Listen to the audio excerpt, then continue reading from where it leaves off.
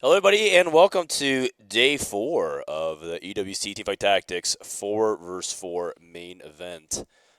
Today is the playoffs. We get to find out who is going to advance to the final day. Tomorrow's the final day of the competition, and it's going to be the quarterfinals. So we got 4 matches for you, 4 best of 3s, and then tomorrow is going to be best of 5s.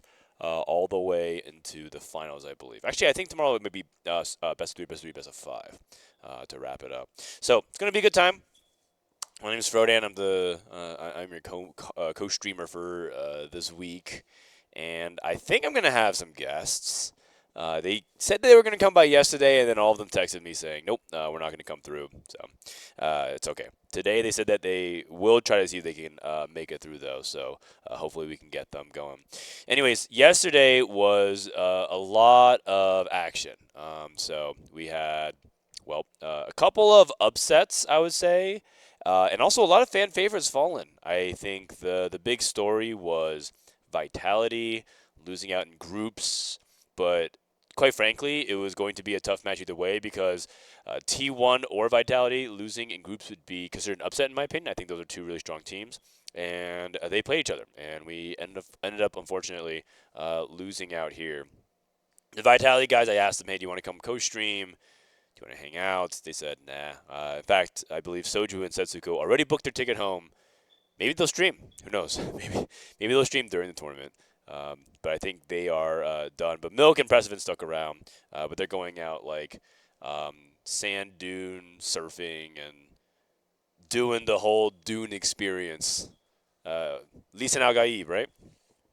So I think I'll probably have a couple of people stop by, maybe some commentators. I asked a couple of other players who were eliminated. We'll see. We'll see how it goes. Hopefully everything goes a little bit smoother today. We had some delays, but I think it'll be fun. So without further ado, let's go ahead and jump into the schedule for today. I believe they did draw for their quarterfinals. So let's go ahead and pull up my browser here. So, wow, it's already day 4, the beginning of the end, sort of. We're almost at the beginning of the end. We're very much in the knee deep. Today we're gonna start things off. Oh wow, that is a banger match to start things off. Okay, so we have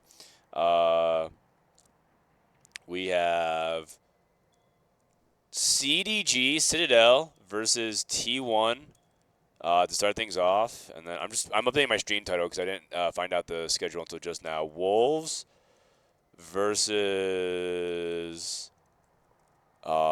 VP, and then we have Weibo versus EVOS. Oh wow, and then AEGIS versus Flash Wolves. Okay, so that's gonna be the schedule for today. Citadel is going to be, I think Citadel T1 is the big headline match here because I think Citadel is one of the best teams remaining. I mean, obviously I'm NA biased, but having seen the way they approach things, I think they've been on the cutting edge of the meta correctly. They are oftentimes some of the first teams to be doing stuff, right? That even goes back to scrims. So I think that this set, one of the things we did some reflection with Team Vitality. One of the things that we reflected upon was that this set had way more meta shifts in terms of a day-to-day basis than we were anticipating. Usually, what ends up happening is after like 3 or 4 days, the meta kind of settles, and then maybe slight innovations here or there. But it was crazy because after the first couple of days of the patch or the set, a B patch came, and then day after day there was like something new coming up. So it would be like we wake up, and then people started playing Cassante, and we wake up, and then people figure out the optimal way to play Katarina, right? Like over 9,000. Then we wake up, and then we would find out about Mundo and Jin, and we thought Jin was a complete unplayable unit. And then all of a sudden, the next day, like Gangplank, the new version of Gangplank surfaced. And then we had like a day and a half, and then we flew out to Riyadh, and it just felt like the meta was shifting day by day, in a really cool way, right? We don't really see that in TFT in terms of like things being like, oh, and there's another thing, and I think Citadel has been on that cutting edge most of the time. I mean, I think I gotta go join here into spectator mode.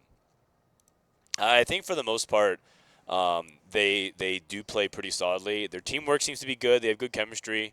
So I think that they're one of the teams here to definitely pay attention to. And I think this past couple days too, a lot of teams have caught on that Frost Touch is really, really powerful. So if you can find a way to get to Frost Touch Juggernauts, then you also have some late game advantage there. So I think a lot of people are still firing optimizations. We are going to be on the 15.1 B patch. We're not playing on 15.2. They did also B patch apparently. I was just curious. I was checking out some of the TFT Academy updates. This is all done by Disso, by the way. He's soloing it while I'm gone. So if there's anything wrong with it, you guys have to take it up with him. Wait, what? Volibear's S tier now? Okay, news to me. News to me. Best comp in the game is Ash Jugs. All right, cool.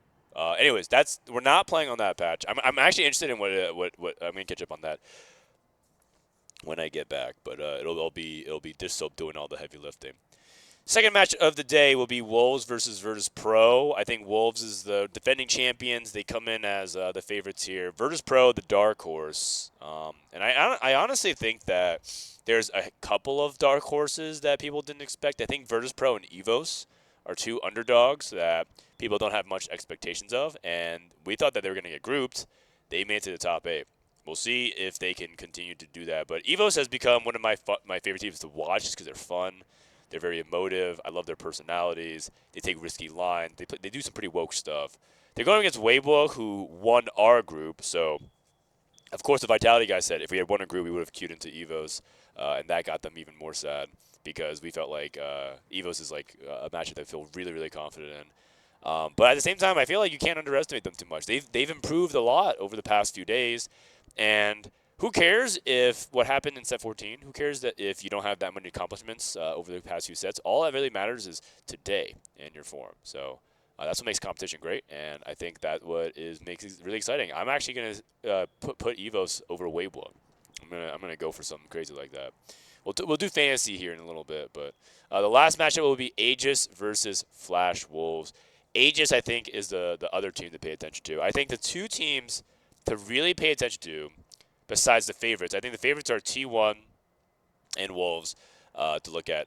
I think Citadel and AEGIS are the two teams that I would not be surprised go into the finals. I think that's actually my pick. I know that sounds like NA bias in full effect.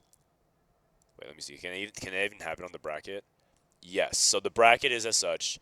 T1 and Citadel. I think the winner of this goes to the finals. And then I think AEGIS is my pick to go to the finals here. Which should be pretty exciting. It should be pretty exciting. I also know that Citadel, the thing is, I think Citadel scrimmed T1 recently, and T1 I think T1 beat Citadel in the scrim. So T1 probably has the edge, but I'm going to go with my heart here. I'm going to go with my heart. All right. So if you guys have been following along and talking about like my predictions and whatnot, as you guys know, I am a prediction guru. And if you feel like you even know more than me, you can play alongside by going to fantasy.esportsworldcup.com and fill out your pick'ems and your head-to-heads for all your favorite games. And that's not even just TFT. You can do it for PUBG, which they're playing as well, Tekken, Rocket League.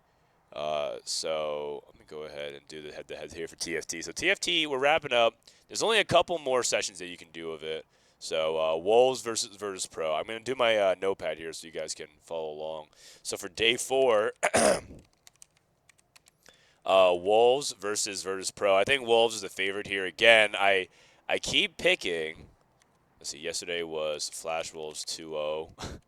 Okay, actually, I know that it says this way, but I actually did that for the reverse jinx because I knew that I wanted Flash Wolves to win. And then EVOS 2-1 over ROC. Wow, actually, if I didn't do that psych out prediction, I would have been 0-4.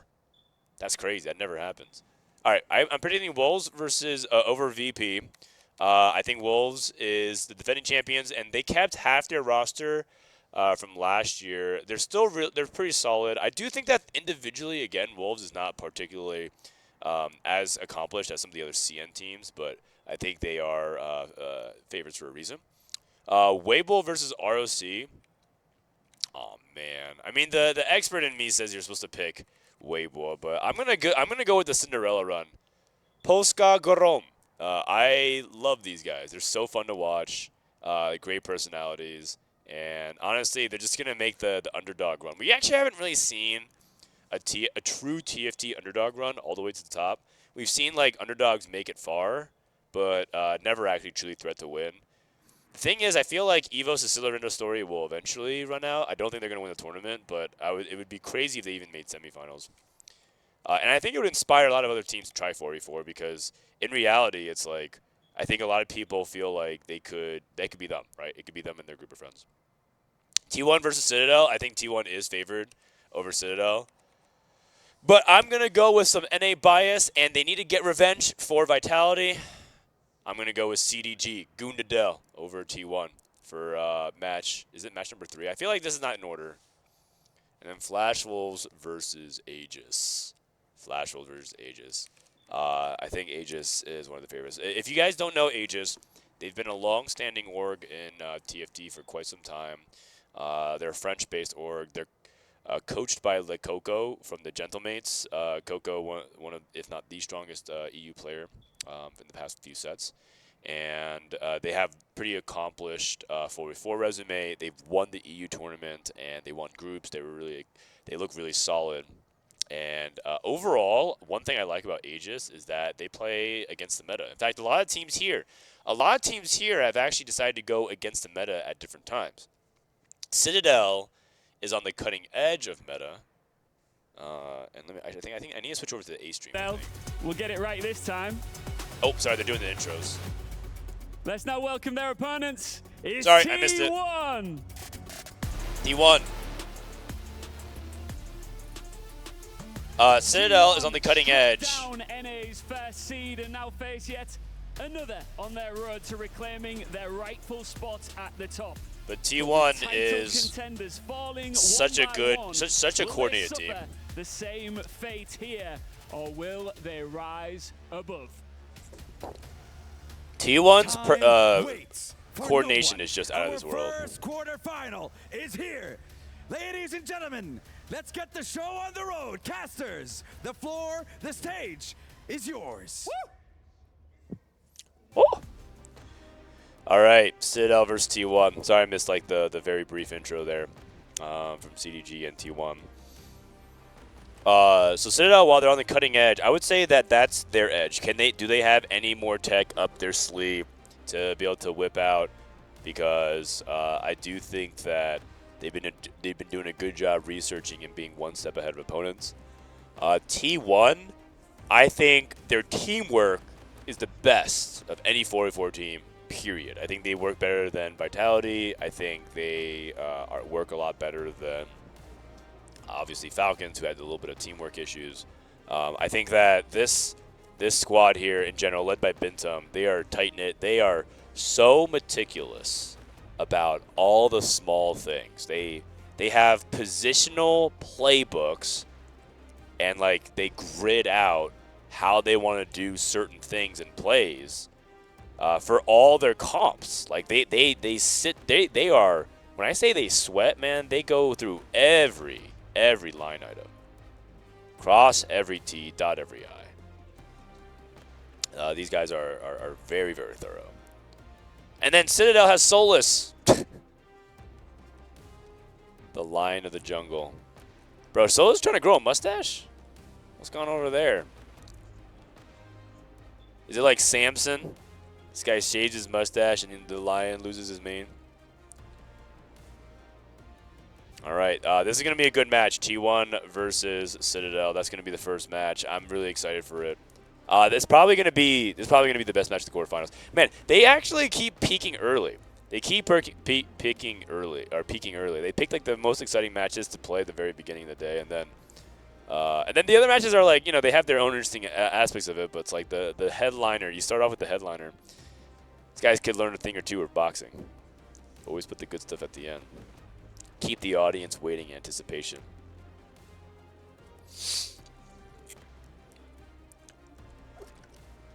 Please don't pick Citadel. No. Don't worry. This time for real. This time for real.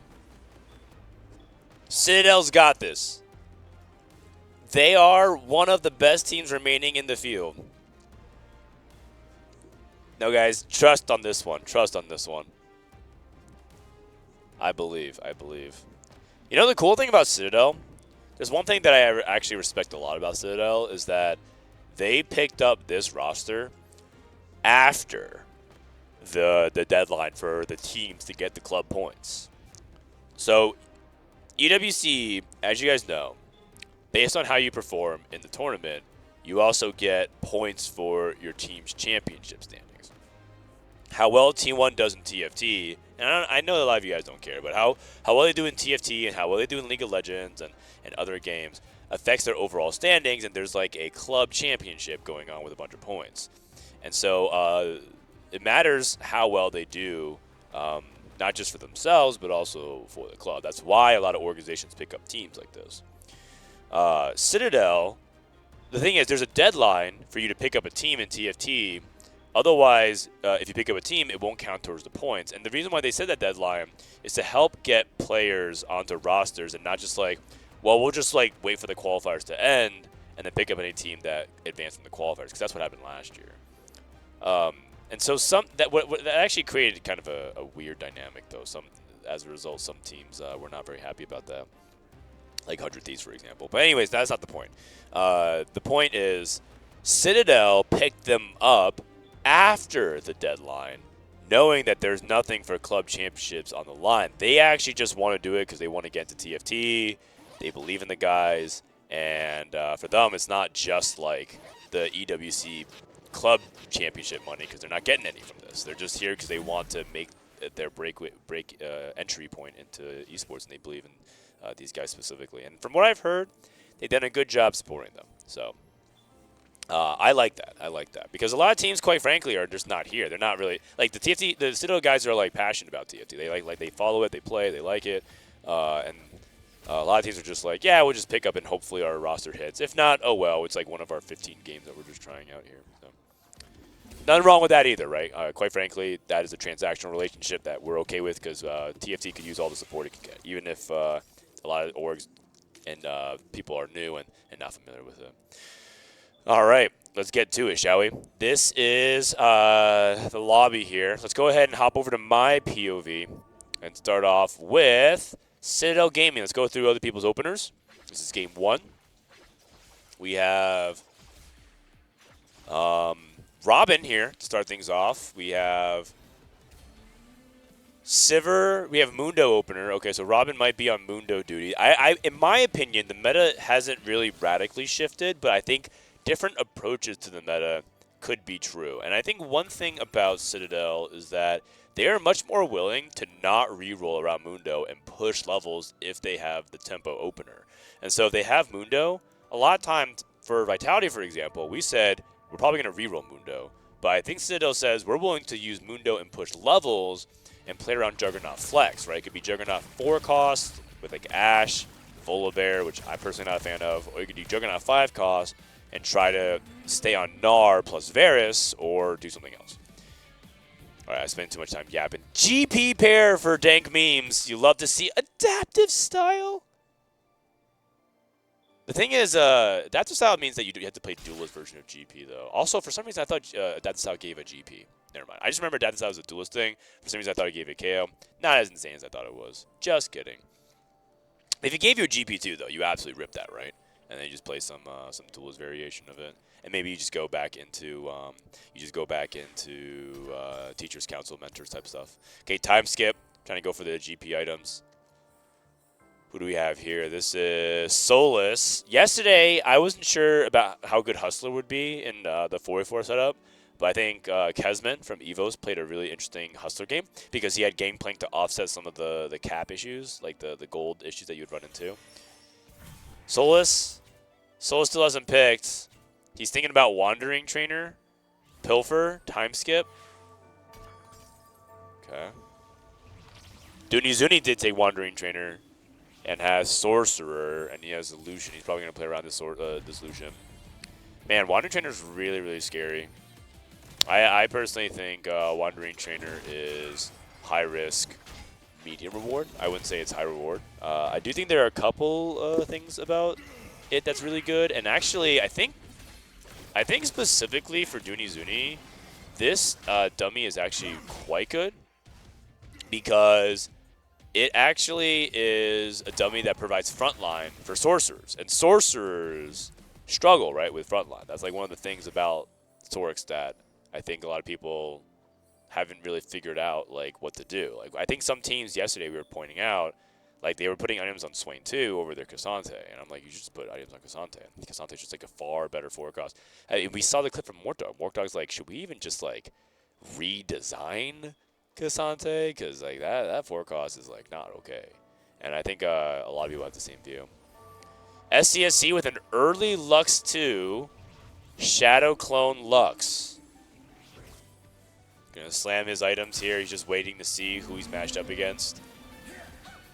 By the way, we haven't talked about it, but Kai Wang is open for it with Scoreboard Scrapper. I think him and Crazy Moving are both open at the moment.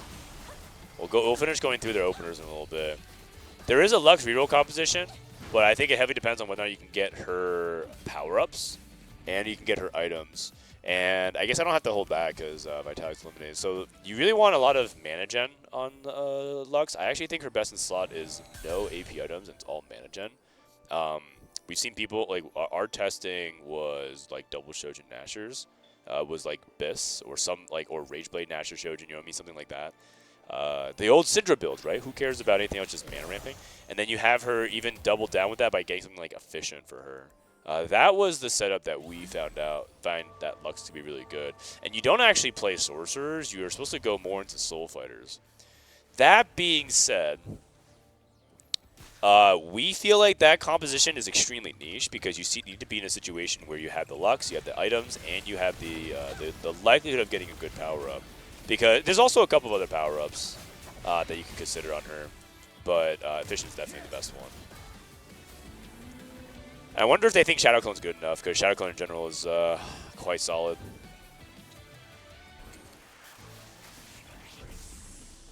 Taking a look at the opening carousel here, or sorry, the stage 2 carousel.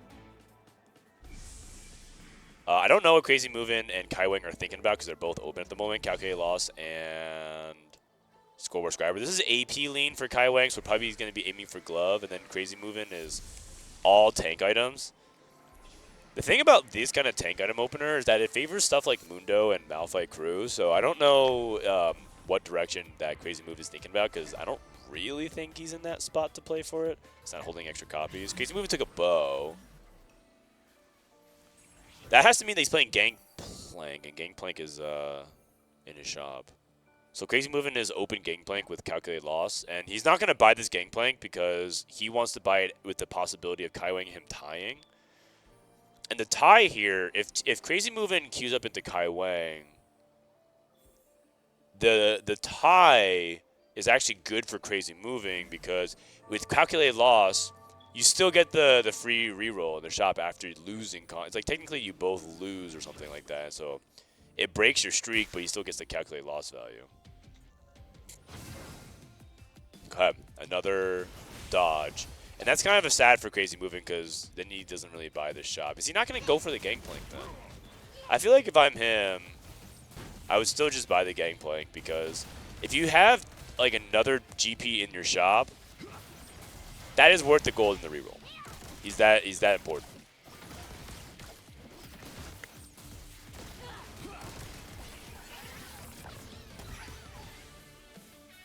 All right, let's see what happens here in the 5th fight. Crazy Moving. Oh, he locks. He's locking for it. I see. Wait, actually, that's just smarter because then he gets to the thing. Okay, yeah, sorry. Brain's not firing on all cylinders right now. Oh, that makes sense. Good play, but good play. Either way, he is GP. Oh, wait. Wait a second. I did not even know this was allowed. Bintum took aura farming. And he 5-streaked. I guess what Bintum did was he saw that there were 2 open players and recognized that it's likely for him to survive and get to the 5 cost. And there are a couple of 5 costs with aura farming that are very, very good. Like Gwen, for example, is absolutely insane. So if you just see that on the other end, you're like, okay, I'll play for it. The problem is there are a couple of 5 costs that are absolute cheeks.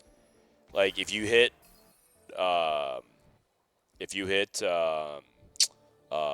Yone, you're not happy about Yone at all.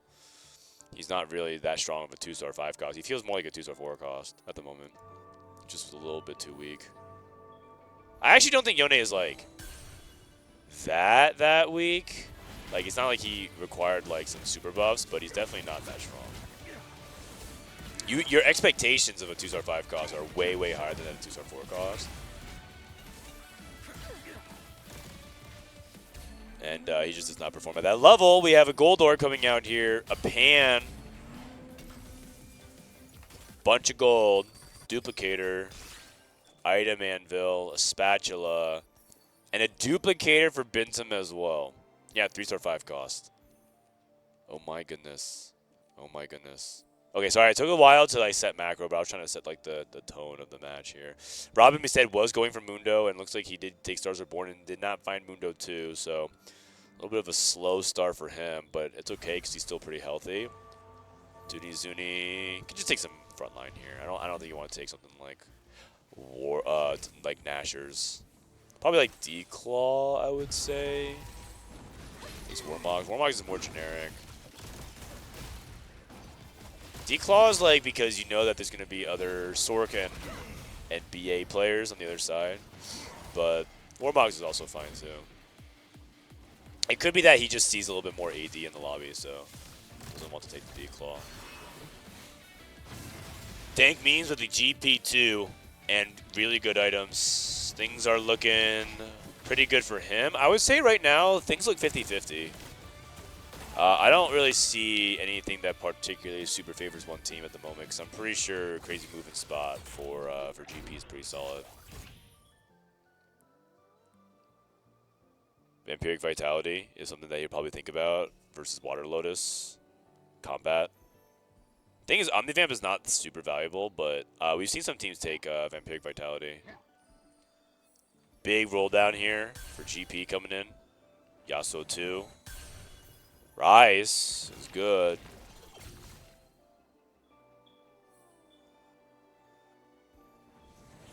Kaisa 2, okay. Kaiwang has Prodigy emblem main, so looks like he's going to commit to BA Prodigies. No GP2. Wow.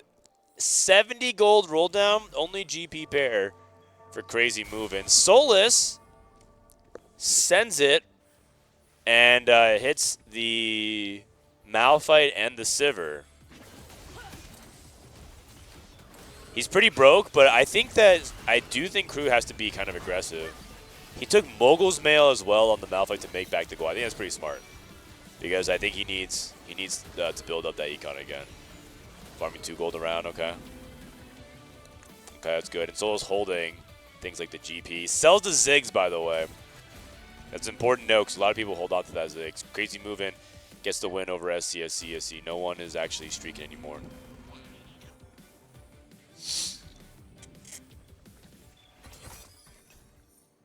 How do you build a game plan around Braum with aura farming?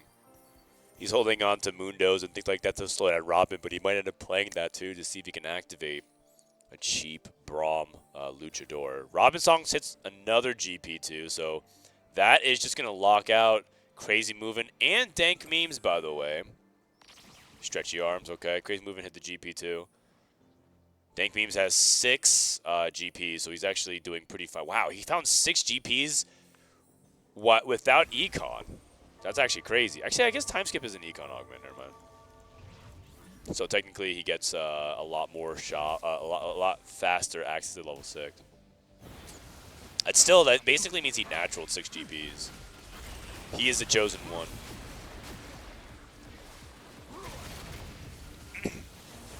Dank Memes' story in TFT is kind of interesting.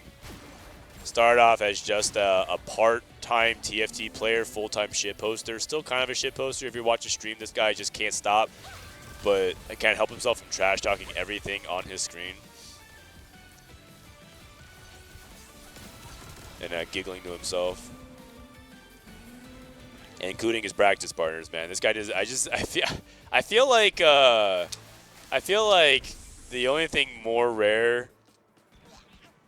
I feel like Dank Memes just keeps he like loves to talk trash about the game, but the only thing they like to talk trash more about is his study group. I was trying to figure out the way to say it, but he just loves shit talking his friends. That is his love language. All right, on the carousels. Back over to Kai Wang. Kai Wang's a player that I am most worried about. I think that Schoolboy Scrapper into Battle Academia Prodigy is not reliable. I actually think Loose Streak, I think yesterday solidified. I think Loose Streak AP is not preferred. I actually think that it's better if you try to play around something like Cassante instead. But I recognize that I think his items do not line up for it. He looks like he has too much Rod and AP skew. He had like Rod and Tears, no Swords and Gloves. You can't really play Cassante off of that. But I'm pretty sure that BA Prodigy is not as consistent unless you hit very, very hard. And he did take Slammin to try to offset that. And it is gold subscription. You know, it's a higher econ resource portal. So it is possible for him to achieve that. He's going to have to roll at 4-1 and spike decisively. But I just feel like, in general, this spot is always a little bit on the sus side.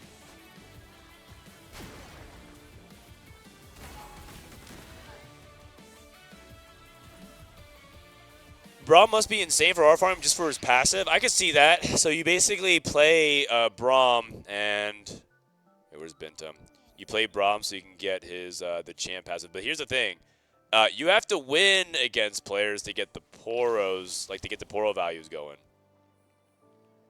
So if you don't really win, not really getting much out of Braum. But he is still a pretty decent unit to get at 2-star. But Bentum fall off is very real right now. He also took explosive growth.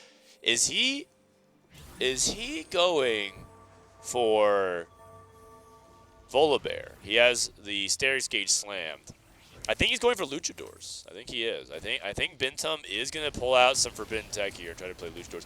Heavy is the crown for Robin. We've seen this already a few times. Heavy is the crown, good for Mundo.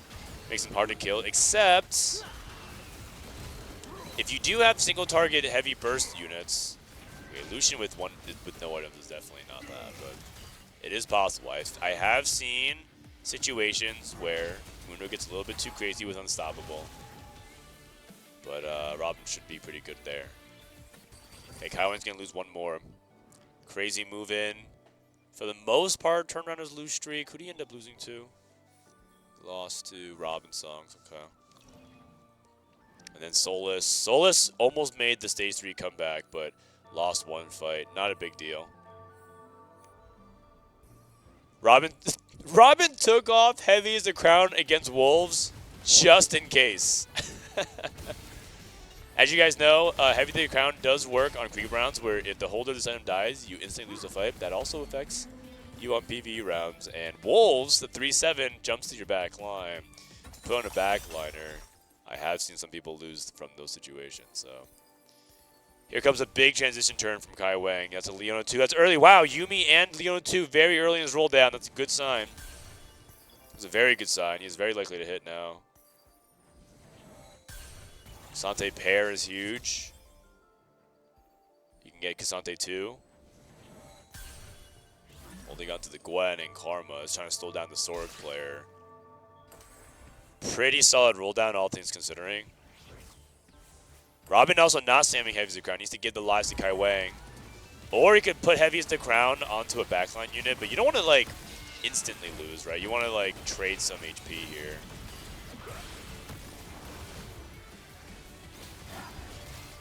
Just takes regenerative. Doesn't really need inner fire since he already has red buff. All right, so good trade there. Bintum losing again. Guys, I'm kind of worried about Bintum. Is he going to be able to get to his aura farming?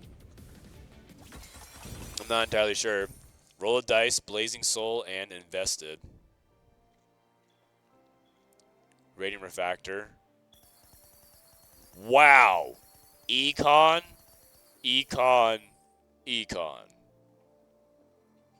Holy cow. Bintum, he's going true fast 9. He's going true fast 9. Wow. This is Prodigy Circlet. I think Wanderflow makes a little bit more sense. He's going to take... he's going to take another Prodigy +1. Wow. Okay. Is it because it gives Yumi? I think that's why. Yeah, it does. Okay, that makes sense. Dank Memes. Bronze for life. GP3. That's really good. Dank Memes holding strong for Citadel. I think they're looking good for Citadel. I would say that Citadel has the edge right now. I just am not sure about this Bintum. I think Bintum's likely to go 8th. And I think Citadel has all the tempo on their side. Short of SCSC. And I don't think Crazy Movement is hitting Gangplank 3 anytime soon. I think Citadel, did they sell their 2-star GPs? They did. So it looks like Citadel has caught on to some elements as well, which is, like, you saw that Robin Songs was holding a GP2, right? And Souls was also holding GPs. They all sold for Dank Beams to hit. The evolution of griefing your teammate to help them later. Volibear 2 for Robin Songs, and he's holding Volibear on the bench to deny Bintum. They're targeting Bintum, who's trying to go for a fast 9 here. Bintum rolls. He knows he's probably going to die soon. Oh my lord. It's on Volibear pair. Oh, really hard turn. He has 2 dupes, by the way. Oh my god, he has 2 dupes. And he's going to go down. When he loses here, Dooney's going to need a sack for him, I think. But I don't even know if the sack here would have helped, quite frankly. Yone 2. I would say that turn wasn't good enough. That was a good attempt, but not good enough. Robin Song's bleeding out. Okay, so Robin's going to probably be bot 4. I think Citadel's going to sack Robin, and hopefully the rest of them can place high enough to play for triple top 4. Bintum probably wants that Varus, but I think Kai Wang could deny it. Kai Wang chooses not to. Bintum, he was thinking about Glove, but I think this Varus is too important because he has a Shojin that he can make for it. He needs to think about the way that he can get to Braum. If Bintum loses one more time, I think he's dead. He technically gets Braum at 4-6, and it's 4-5 next turn. And he's at 11 HP. He could take a 2-unit loss. But this would be devastating. Oh, he hit a Volibear too. Okay, and he has 2 dupes. I think you have to pull a trigger on something here. TF. Gwen. Lee Sin. I mean, you have dupes. You got to pull the trigger here. Probably Zyra too, and then something. Okay.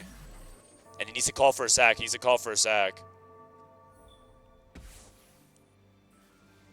Oh, it's Dank Memes! Does Dank Memes have stretchy arms? He does! Oh my god. This might be it. GP is very OP. Or Dank Memes might just win by like 1 unit instead. Oh wow, it's not even close. Oh, holy cow. I guess Dank Memes is still under-leveled. He's level 7. He's level 7-0. Oh my god, he survived the Braum. Oh my god. He survived the Braum. Wait a second. Bintum is him. And now he's going to be able to turn around because he can have Braum absorb the damage with the Poro fans. Bladenato and Efficient. You got to make Lee Sin here, right? Oh, I guess he doesn't have to because it's 3 Juggernaut if you wanted to hold on to the Jarvan. Okay, he's going to be against Kai Wang. These are 2 crucial fights.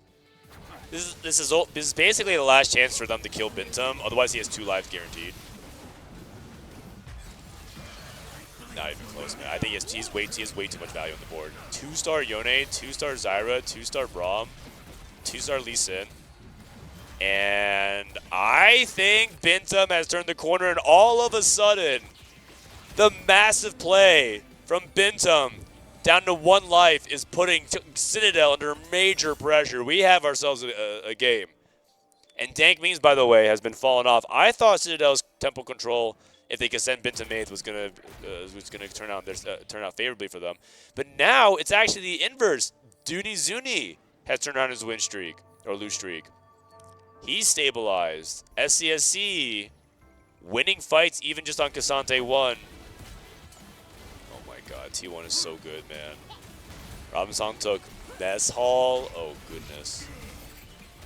Oh goodness gracious. Me oh my. If SCSC hits Cassante, I think T1 is now significantly favored. What a reversal of 1 stage. Stage 4 was so crucial for these guys. Level 9 for Kai Wang. Okay, misses on the Cassante. 5 Cassantes. And Bintum hit again. Oh, jeez. Oh, jeez. Crazy move in. Crazy move in could... He actually can just take like a 5th here. He doesn't have to be the star player because Bintum is their win out. Bintum is their win out. And Crazy move in should not be that strong. He actually moved by himself GP. Robin. Now the question is, does Citadel just sack Robin? Robin's actually just die. He doesn't even have his items equipped. I think Citadel's identified Robin's not worth saving. He has no future potential, especially because it looks like 3 to 4 people in the lobby are very, very strong. Bintum now has effectively 15 HP, so he can't die.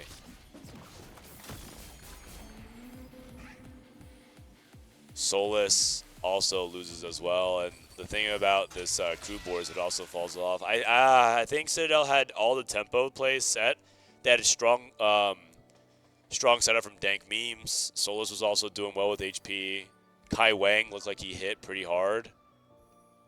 If there's anything that I'm not sure about this Prodigy Circlet, but I understand why he took it, because he wanted to like stabilize right here, right now, and then start putting wins together. But it doesn't look like it's paying off right now. Another thing too is that he is scaling. He is scoreboard scrapper scaling. This is Solus versus the legendary board, and I think this legendary board is just too strong now.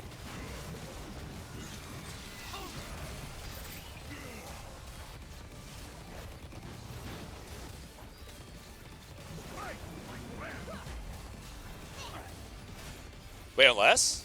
Wait a second. What the heck? Solus is kind of strong. Oh, what the heck? Wait, Solus beat Bintum.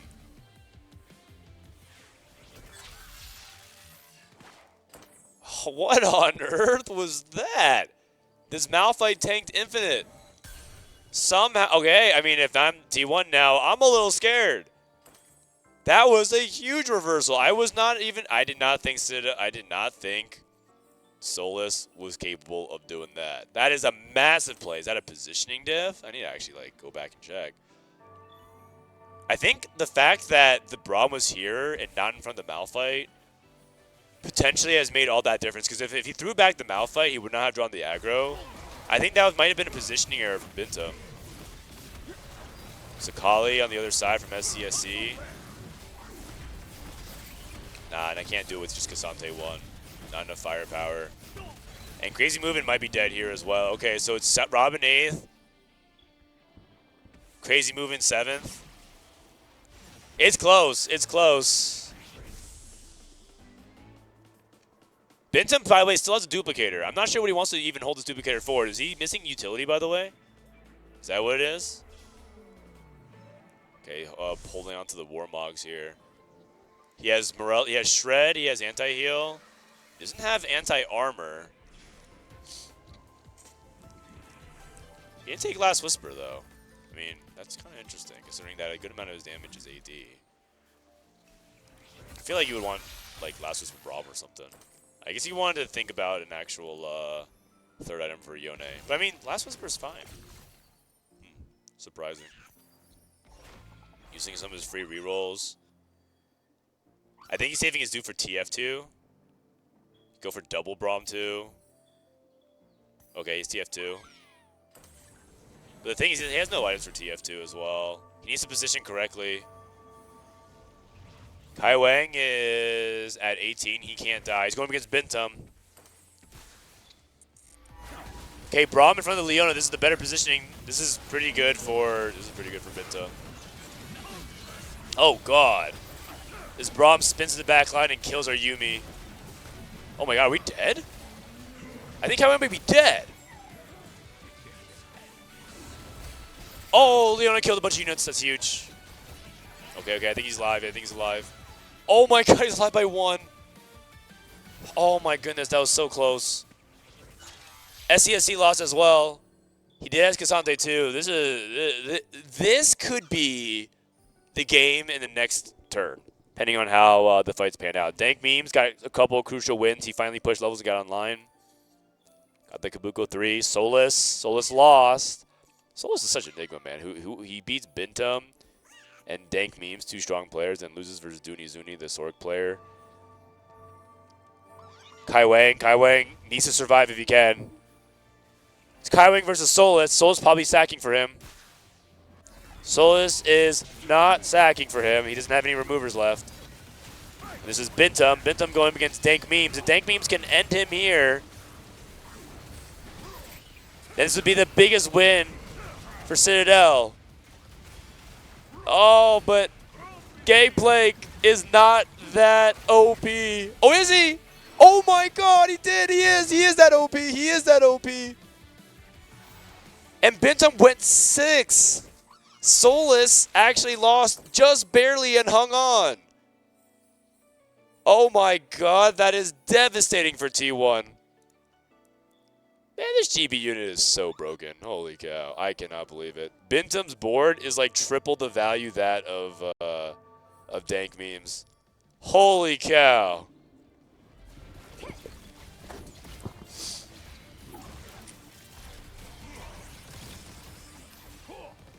Unbelievable result in game 1 already. And everyone from Citadel hanging on by a thread. Now, that being said, if Solus or Kai Wang loses, it's whoever wins. It's not over yet. Believe it or not, I actually do think the win-out potential for T1 still exists because of Gwen 2. He is Gwen 2. He has dupe. Is he rolling for 3-star of any kind?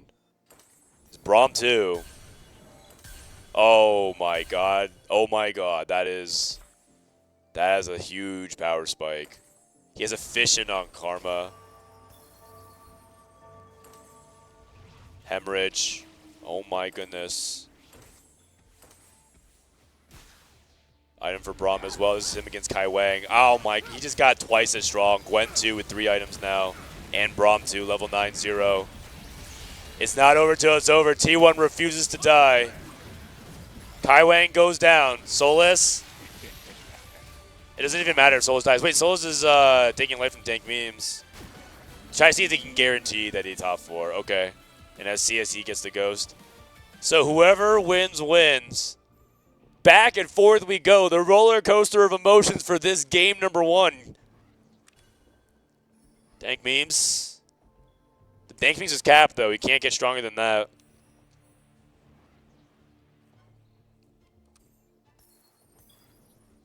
Solus does have Twisted Fate 2, but he doesn't have any kind of mega setup here. He also doesn't have Ziggs 3, so I think he's on borrowed time here, unless there's something I'm missing about the positioning here. Okay.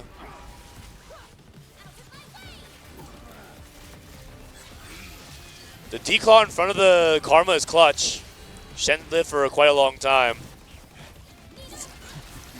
Oh god, the Gwen needles are just too much. Solus is down, SCSC is down. And it comes down to the final 1v1. Whoever wins this between Dooney Zuni and Dank Memes wins the first game. He even hit Rise 2. Dooney Zuni is capped. Dank Memes is capped. And it comes down to 2 of the comps that we've expected and seen some of the most. in the form of mech sorcerers and gangplank. But man, what a journey it was to get to this point. Excellent game from Solus, excellent game from Bintum, bringing their teams to even be possible in this spot. Dunizuni not really repositioning. He's going down to the center. He's going towards the center. Braum towards the right side. Braum in front of the Kabuko. He's trying to position around Kabuko to make sure he doesn't get CC'd by it. Kabuko with Unstoppable. The ult goes on Karma anyways. GP getting completely torn up. It wasn't enough, and T1 clutches it in game number 1. Oh my goodness, man. Oh my goodness. What a game 1. That was just such a roller coaster. Huge clutch. I cannot believe they ripped Aura farming, almost brought it back, followed by a back-to-back clutches from Solus and Dank Memes into the duel, into the level 9. Oh man, T1. I gotta say, man, this T1 crew really brings it to the edge, and I did not think that Aura farming was gonna work out. And then it did, and then it did not.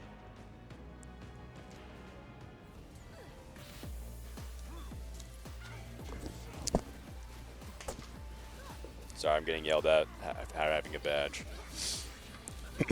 Guys, please don't copy my badge credentials. We have security issues here otherwise. Woo! That was, I mean, listen, if you're not going to enjoy that back and forth, you're never going to enjoy 4v4. That was good stuff. That was good stuff. I mean, I was cheering for Citadel, but you can't even be upset about that one. T1, there's a reason why a lot of them consider to be the strongest team remaining, and I think they showed you why. That was an incredible game.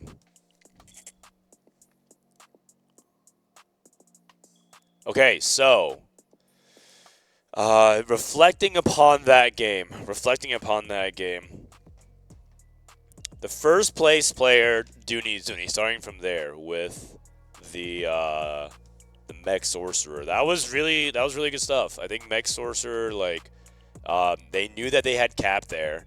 They also tried to play around Bintum as the cap, and then Crazy Moving was playing GP, but he wasn't that big of a threat. And SCSC played Cassante. So they actually played Fast 9, 2 level 8s, 2 4-cost comms, and basically just GP reroll. And you know what? You know why that's interesting? Is because T1 at the beginning of the tournament and going into scrims,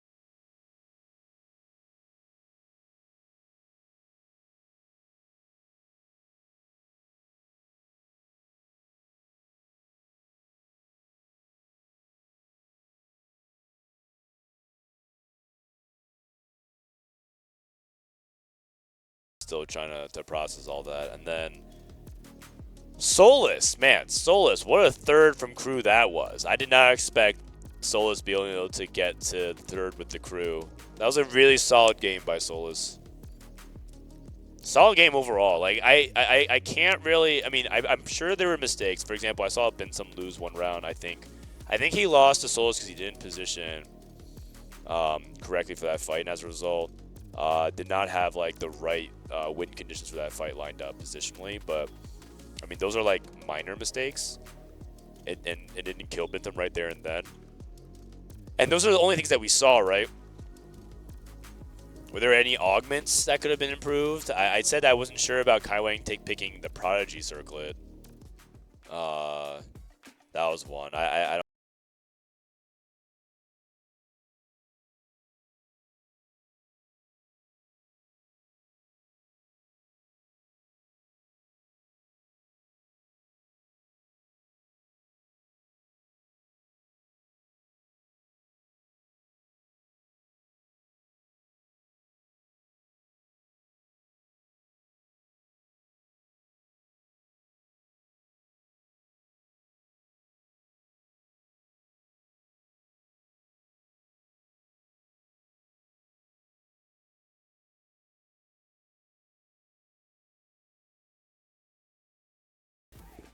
All right.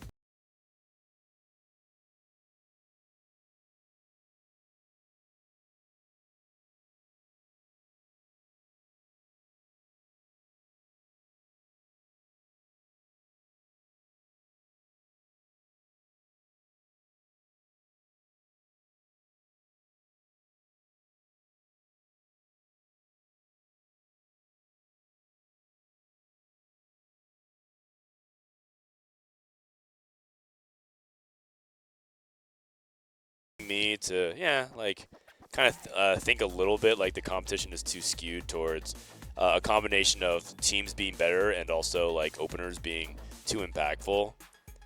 But what we just saw, I hope you guys can appreciate that. What we just saw was sort of the beauty of 4v4. I think some people are they're all pretzel. They're still so twisted about the metagame. Some people just can't get over the emotional fact that Sorcerers and GP win. And so they're like, I hate this! Riot Games! Why does Sorcerers win again? Terrible company. Fire the devs. And then they watch their favorite League of Legends team pick the same composition and win. They're like, Faker's the GOAT. They played the same composition, again, on the blue side.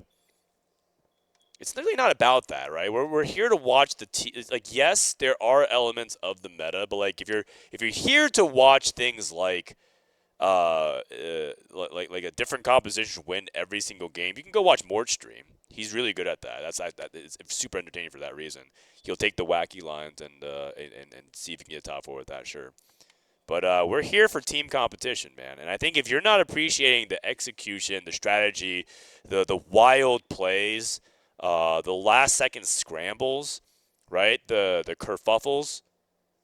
Then I don't think you're going to enjoy 4v4 very much, just in general. Just putting it out there. I'm not trying to just like lecture you and sit down, but I mean I do feel like I do see some people saying like, man, this is terrible. Once again, Gangplank won. It's like that's just what the meta is. The best teams are going to shoot a lot of three-pointers in the NBA. Baseball is still going to have people shifting on defense to try to play to players' percentages.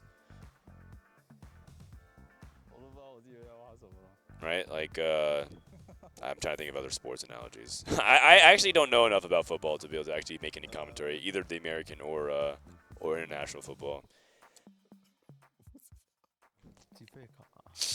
That's just what the meta is. TLDR, get over it.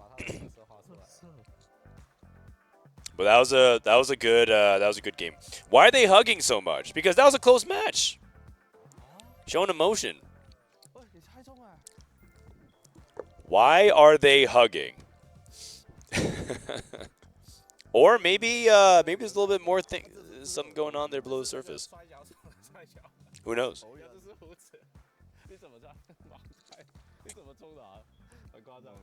It's kind of a shame that's a best of 3, right? But it's okay. It happens. I actually think best of 5 is really good too, because the thing about best of 5 is you get to see even further developments, because you might see some micro adjustments in the middle of the series. as teams learn things. I am really curious to see if T1 can go for another Fast 9 strat. I will. I mean, listen. I'm not here defending. I don't want people to have the impression that I think the meta is good. I'm not. I don't. I don't think the meta is good. I think this is yet again another EWC back-to-back years where it was heavily skewed by a 2-cost that was overly polarizing. For the like it basically skews the lobby towards GP. I think it chokes out a lot of the meta that could be interesting. That being said, we still have a lot of interesting things happening. I don't think it's. I think this is probably overall a pretty poor meta.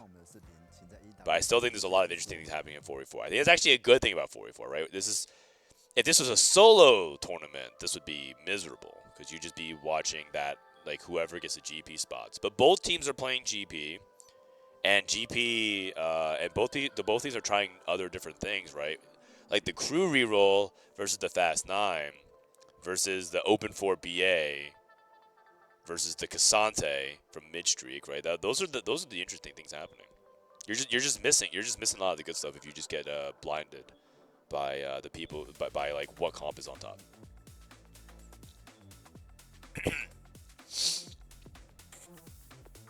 All right, 10 seconds till we get into the next game here. Getting ready for game number 2.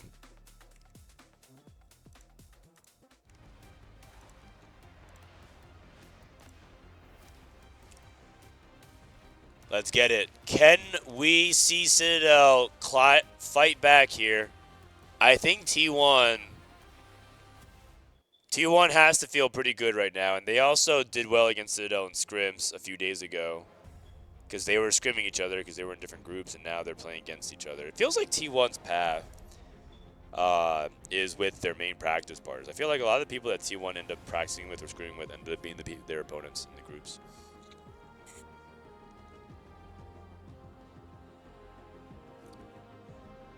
Is this double elimination? No longer. Nope, it is single elimination here. We are single elim. This is a playoff. Everything is best of 3. It's a big deal to be up 1-0, by the way. Just probability tends to favor you. If you assume the teams are equally matched, which I think T1 is slightly favored. I wouldn't say they're hugely favored. I think they're slightly favored. I'm going with Citadel though. I'm picking the under. Let's go.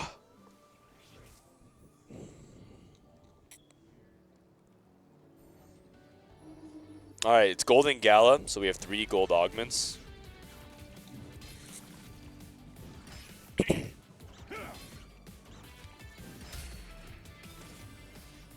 Two Caitlyn's. Oh wait, let's pull up my POV here real quick. We'll do quicker scout. I think last game, again, my first games when I'm scouting like a series, I try to like do a lot of intro of stuff, and I think I kind of missed the macro. So I need to improve my own observing skills. Early Lulu for crazy move-in.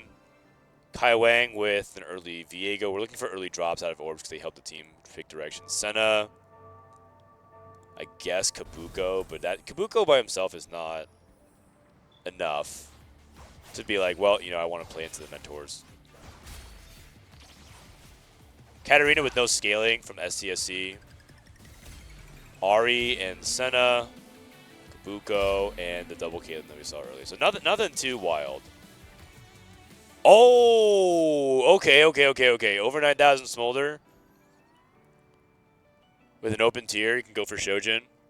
If he gets a sword here, I think if he gets a sword here, I think you send for Smolder. I actually do think over 9,000 Smolder is quite good.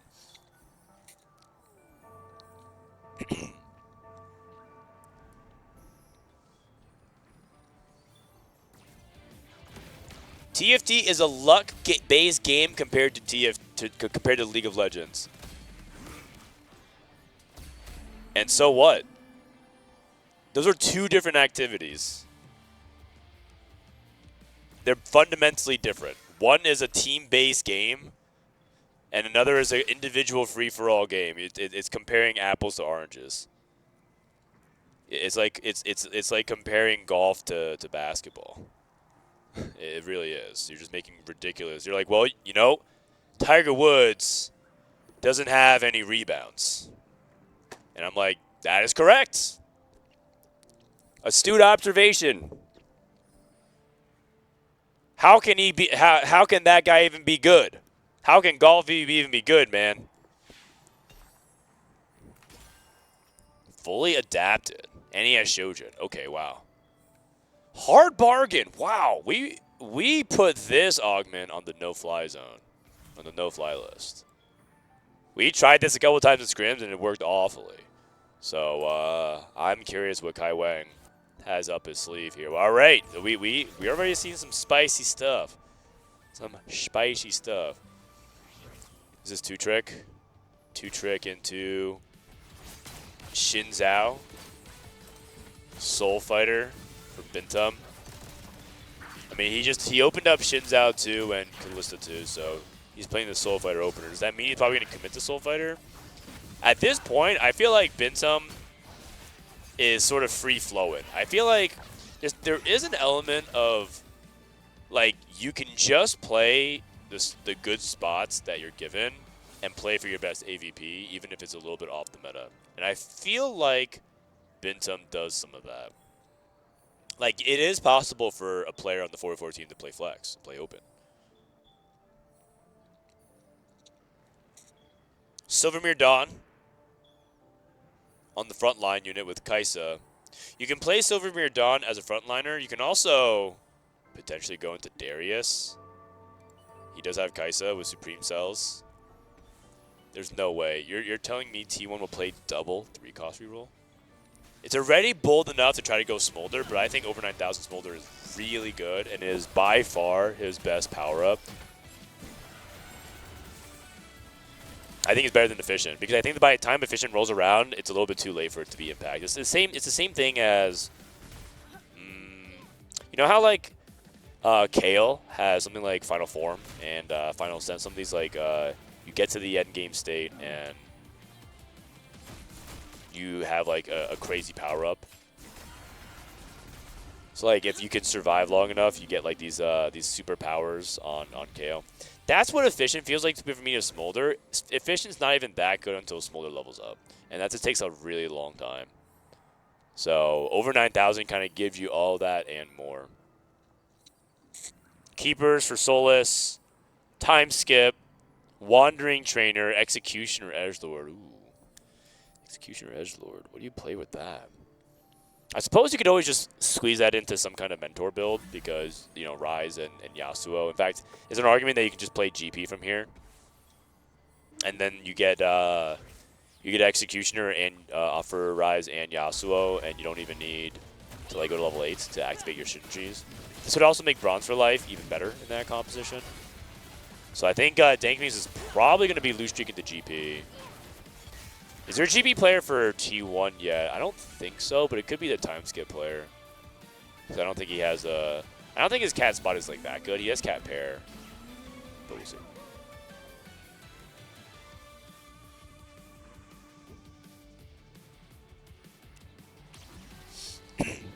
In TFT, you just go for the strongest comp and you win every game. I think this guy is just rage baiting. Because you sound... like you have no clue what you're talking about. But you know what? You're good for chat engagement. Keep that guy around. No timeouts.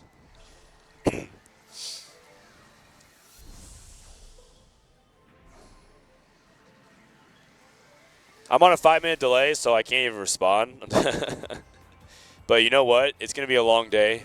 Another 10-hour streaming coming, so got to pace ourselves here.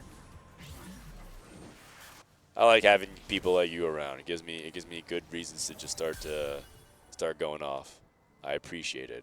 Hard bargain. So is it hard bargain into Battle Academia again for Kai Wang? That feels like okay. So the argument for this is that hard bargain gives you HP for the team and that you can lose streak and you get a bunch of resources and hit your board. The downside is you don't get to pick your carousel, and in general, you don't have combat for a while. You don't have like you don't get a payoff for this for quite some time.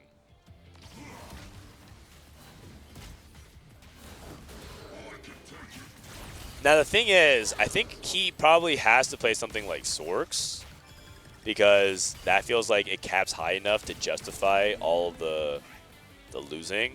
Because if he he takes like a loose streak line with Hard Bargain and then chooses to play something like Battle Academia Sorks, he's not gonna be that strong, and he just ends up losing anyways in like third or fourth place.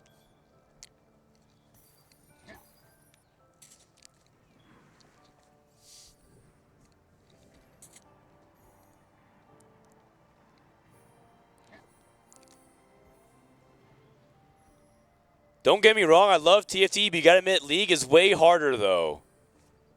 No, but that doesn't matter. So what? Like you're running up to the athlete who had like you're going up to someone like in football, right? Let's say somehow against all odds, the New York Jets. I need to take an extreme hypothetical that ever happened. The New York Jets make it to the Super Bowl and they win it. Then you'd be like, you know what? Astrophysics is just a way harder subject. So so what you did is not even that important. Again, no one asked, and your comparison makes no sense. You're making asinine comparisons, and this conversation is just ridiculous. You're doing the like people are enjoying their fandom. They're saying like, man, I really don't know who's stronger. Between like X and Y, and you're just coming, you're pushing up your glass and sticking up your nose and just drawing different fictional comparisons that don't even make sense.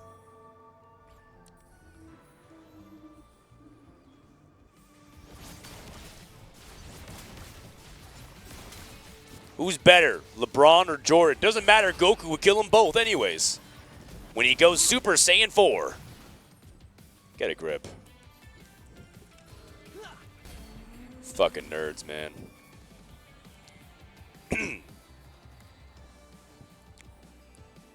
Anyways, I like that guy. Keep him around. It's good. It's good. We're gonna be here for like 9 more hours, man. I need more of that. All right, here we go. End of stage 3, or beginning of stage 3. Bentham still on a win streak. I think he actually might be Soul Fighters. He also could just transition to Sorks, but he's not really holding anything besides just Lucian. So he's open. He's open to being able to play that. I think it depends a lot on his items and whether or not he can even natural some copies. If you hit an early Samira, I think this is a spot where he would play Soul Fighter into a top 4. SCSC does have GP2.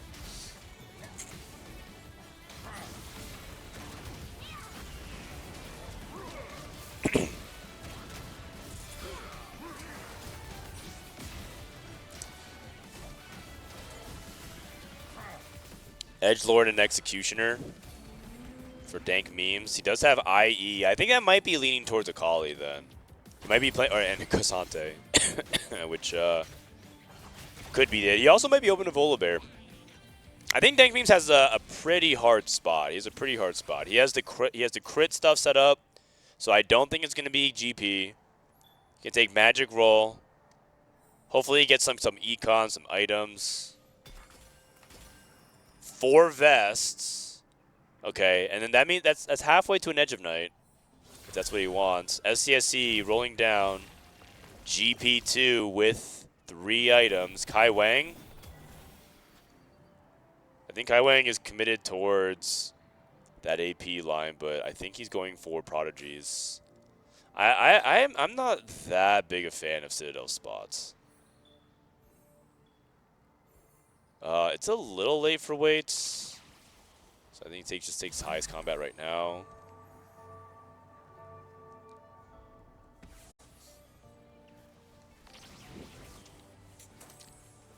Okay, so what do we have?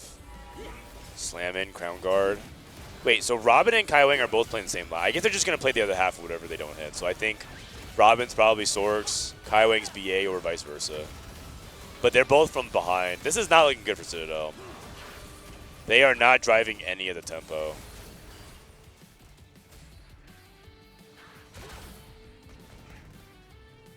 Solus is the GP player as well.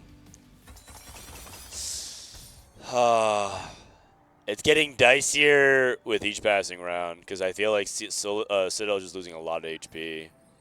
Oh no. Oh no.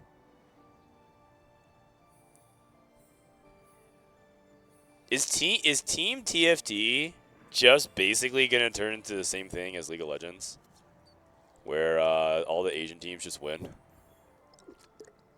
NA and EU just get washed. We're out in quarters again. Hope you can eat some lunch today. I probably not. I'm probably not gonna eat some lunch.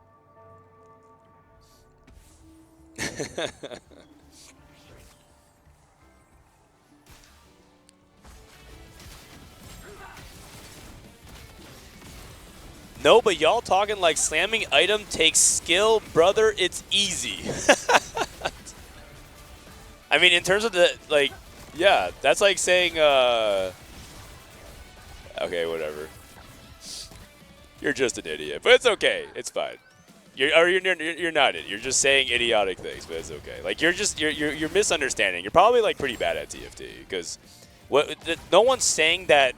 Like the act of combine, like you know what you're doing. You're basically you're saying mechanical skill is the only skill that matters. What you're saying is mechanical skill is the only thing that matters to differentiate a player better than the other player, and that just means that you are incapable of understanding fundamentally the difference between strategy, like strategy and how games can be played with your mind, and like you might think chess. You probably think chess is an easy game, or rather, you would, by your logic, you would say chess takes no skill. Because brother, I could do the same thing as Magnus Carlsen. I can move a knight.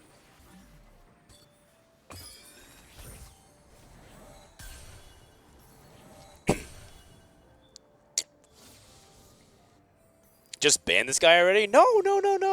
Wait, don't time him out. Don't time him out. Hold on.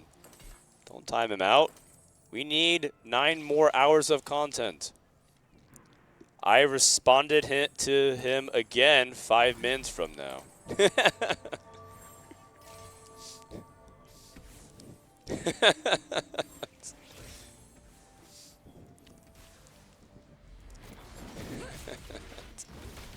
All right. No, we're good. No, I think. Look, listen, man. We're not gonna ban people here for disagreeing with us. I mean, in the end of the day, he's just gonna disagree.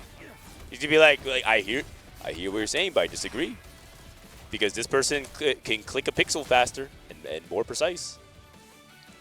That's a game of skill.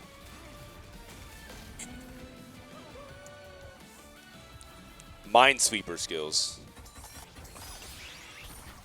Also, believe it or not, I don't know why. Can we actually be real for a second? All jokes aside, on a more serious note, all jokes aside, this game is not looking good for Citadel, by the way. That all 4 players in the bot 4, their tempo is all in disarray. I'm trying to hold out for any hope here, but all jokes aside, does anyone else feel like this set actually is far more mechanical and APM intensive? But between like the transition turns of rolling down, positioning, itemization, swapping, fruit, getting your fruits on, right?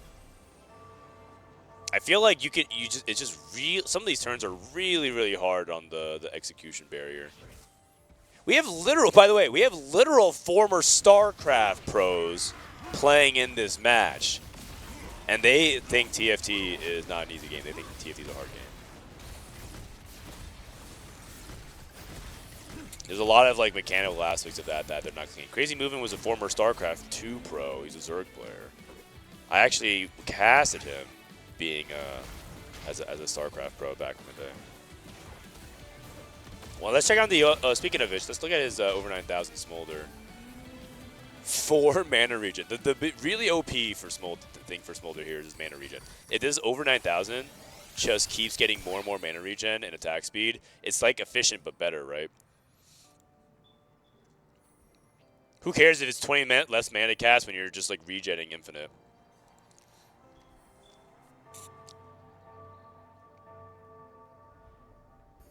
What's the score of the game? It's 1-0 in favor of T1.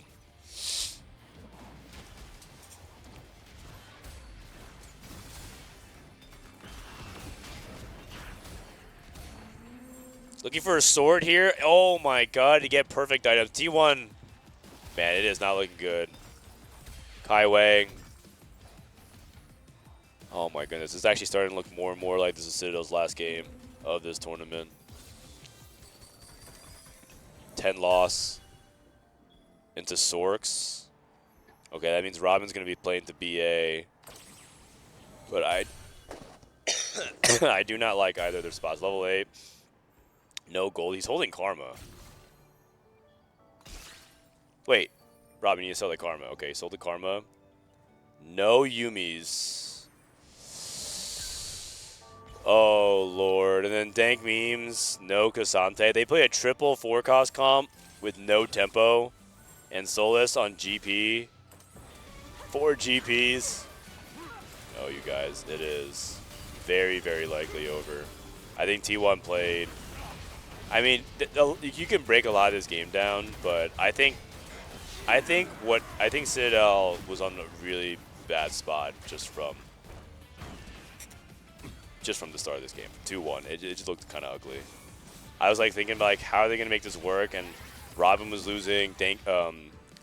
Robin was losing. Kai Wang had to be losing because of hard bargain. And Dank Memes had like a dummy that he couldn't get any tempo off of, so he was loose streaking, triple loose streak into triple 4 costs into like not a lot of econ because it's Golden Gala. Last chance. This is last chance for Citadel. Their last stand. They need to like all hit right here, right now. Otherwise, this series is over. They have like 1 or 2 more rounds to figure this out. Okay, Gwen with Fusion Dance. Okay, that is good. That is good. Okay, don't eat the Swain.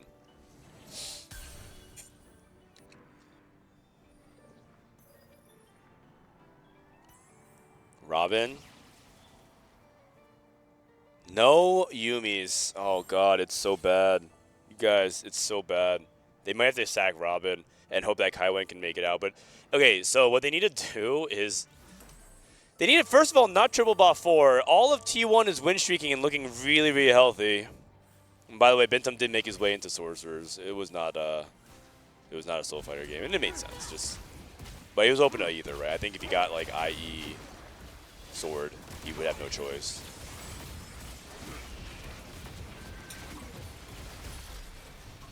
This is him against SCSC, finally playing against each other. Robin's win is against Solus. Kai Wang loses to Dooney Zuni. Citadel needs to start beating T1. Right now, their wins are against each other. SCSC, 6 Gangplanks.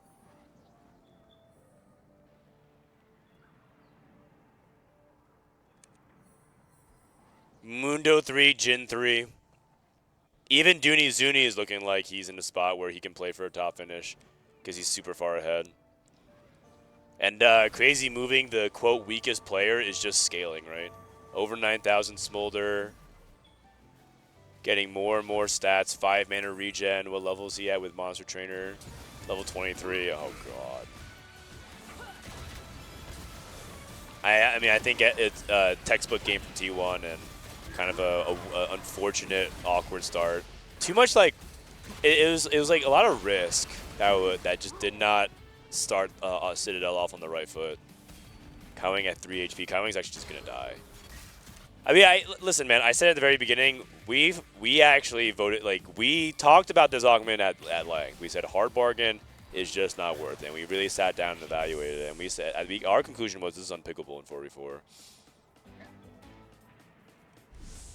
I'm really, really surprised that that ended up happening. But it wouldn't be as bad if it was like Robin was able to tempo with Slammin, and Dank Memes didn't have Wandering Trainer and said he had something else to get tempo, but they might have truly got an augment gap. But here's the reality of the thing, is that we only could see like 2 people's augment choices. We couldn't even see everyone. The reality is they could just be augment gaps completely.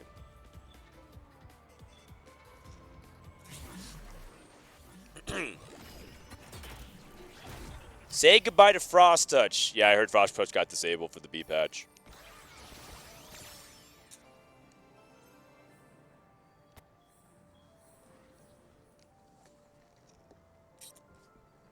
Yeah, I'm not optimistic here. Kai Wang, if Kai Wang has to win out, so basically now we're at the territory where they need good matchmaking and they need a hit. Increase moving his Smolder 3. Like, Citadel was too poor to even deny a 3 cost. Actually, no, you can't deny Smolder, never mind. But they're like too poor to even try to really truly deny. Sag. This is Kai Wang. I think Kai Wang is sadly dead. Solus gonna kill him off. No!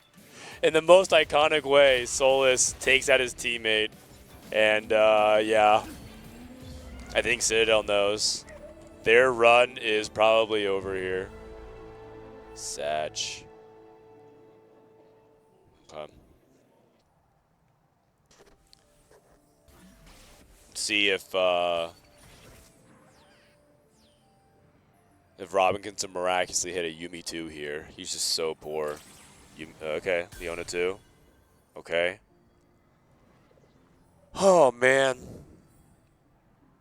Depressing.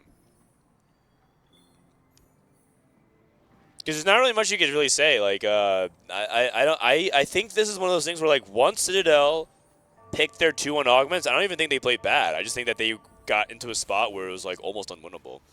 I think it was it's a macro issue. Does denying Smolder work? I don't think so, actually.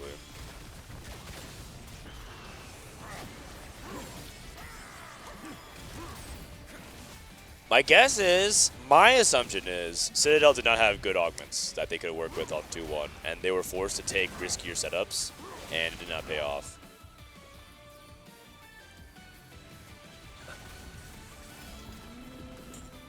Like, they probably looked at the 2-1 augments and said, like, I have to take, like, Wandering Trainer, or I have to take this, like, completely awful augment that nobody wants. Like, Warpath or something. But even then, you could argue that Warpath would have resulted in not an 8th for some of this. Like, I think Warpath is better than Hard Bargain. At least it gives you a 2-star 2 cost. It's like 2-trick, but way worse. What if it gives you GP2? Hard Bargain, I feel like I have no outs for, but at least I can come up with a couple. You hit Mundo 2 off of Warpath, at least you can get some win streak going, and that generates value for your team. I don't even know if Kai Wang won a single fight the entire game. Oh, he won at 4-1. Kai Wang won one fight the entire game, and he just died. Because you have to remember, Kai Wang went 8th with Hard Bargain while gaining HP. He actually had, let's see, he had 112 health this game. So, yeah, at least Warpath would win you a couple fights. But obviously, he didn't know that it would turn out that way. So, if you like have the foresight, say you click this and you go 8th, you'd be like, well, yeah, obviously not.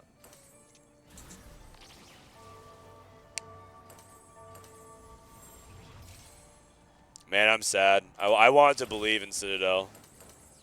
But T1 is just too consistent, too strong.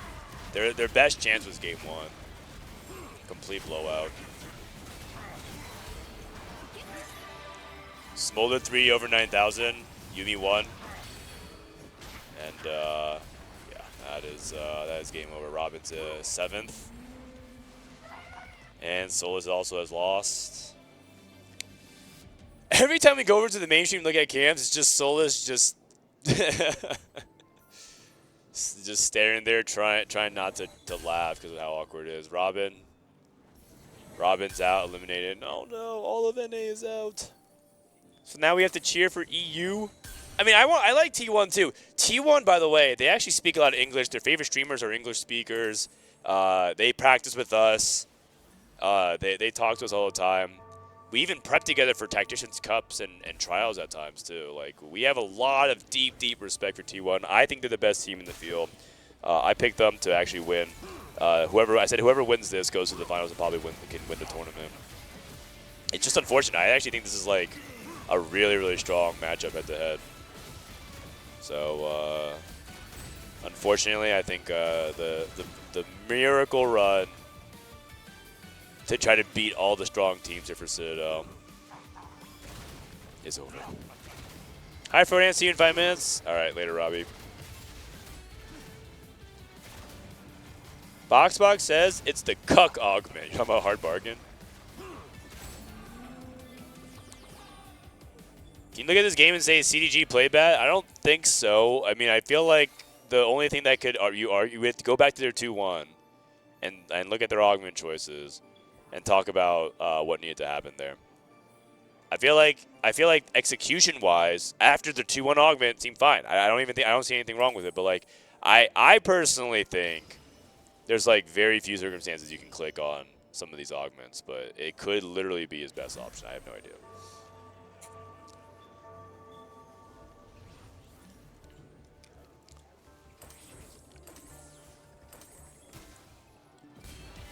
Now losing the VP after Falcons was heartbreaking. Yep. Man. T1 better go and win now. At this point, T1's my team to win. I want T1 to win now. T1 or I guess AEGIS. I'm not rooting for China this time. They already won. I'm down for a new winner. And it'd be kind of cool, you know, because T1 has a lot of history in League of Legends. It'd be cool, and this T1 roster is like Bintum in general is very, very strong. It'd be cool to see them go really far. Curse of Frodan. Yep, it's all me, guys. Is Citadel out? Yeah, this is playoffs. Sadly, I think it's 100% now. I literally don't see any permutation of possibility.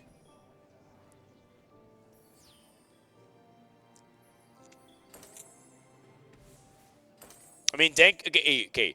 The way it could work is Solus and Dank memes literally win every fight for the rest of the game except against each other. Even then, I don't even know if they have the HP to do that. It just, but like they need perfect matchmaking. They need to win every fight, which is not going to happen because Solus doesn't even have. He doesn't even have stretchy arms. He has colossal GP.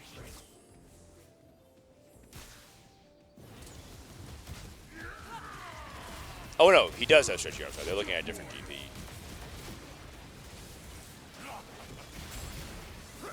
And he has GP3.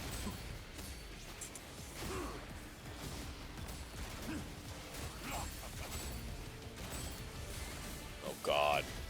Oh no! Oh, I lost a mirror. And there's high fives all around from T1. And that'll do it. Dude, you know what? They're going 5, 6, 7, 8 to wrap it up as well. No, not the 5, 6, 7, 8. Oh my god. Not the 5, 6, 7, 8. Wait, so you're telling me they know that T1's already the winner?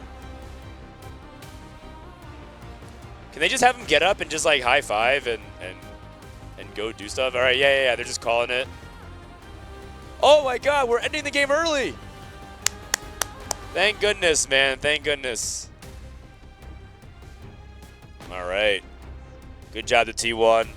Honestly, they are the favorites. It's hard to pick anything besides T1 right now to be the winners.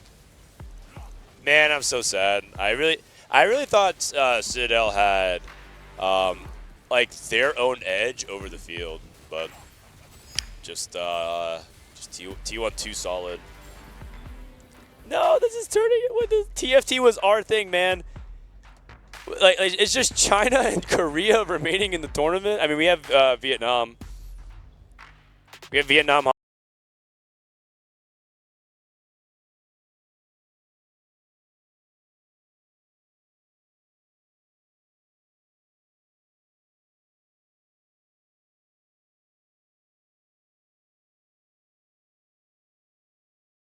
Really went through the gauntlet. They went through a lot of the harder teams. Your semi-finalists, the first team to lock in one of those coveted spots. I'm standing by with Dooney Zuni and our translator Maddox to talk through what just happened there. That is it feels like a statement win, taking out the flawless Citadel. Do you feel like you've made a big statement to the rest of the teams here? 일단 도니준이 선수 승리 축하드리고요. 첫 번째 질문은 어떻게 보면 무패 행진을 기록하던 시타델을 이렇게 정말 완벽하게 꺾여내셨는데 이 승리야말로 다른 팀들에게 좀 메시지를 확실하게 전달하는 게 아닌가 싶은데 좀 어떠신가요? 네, 사실 뭐 지는 건 계획이 없었고요.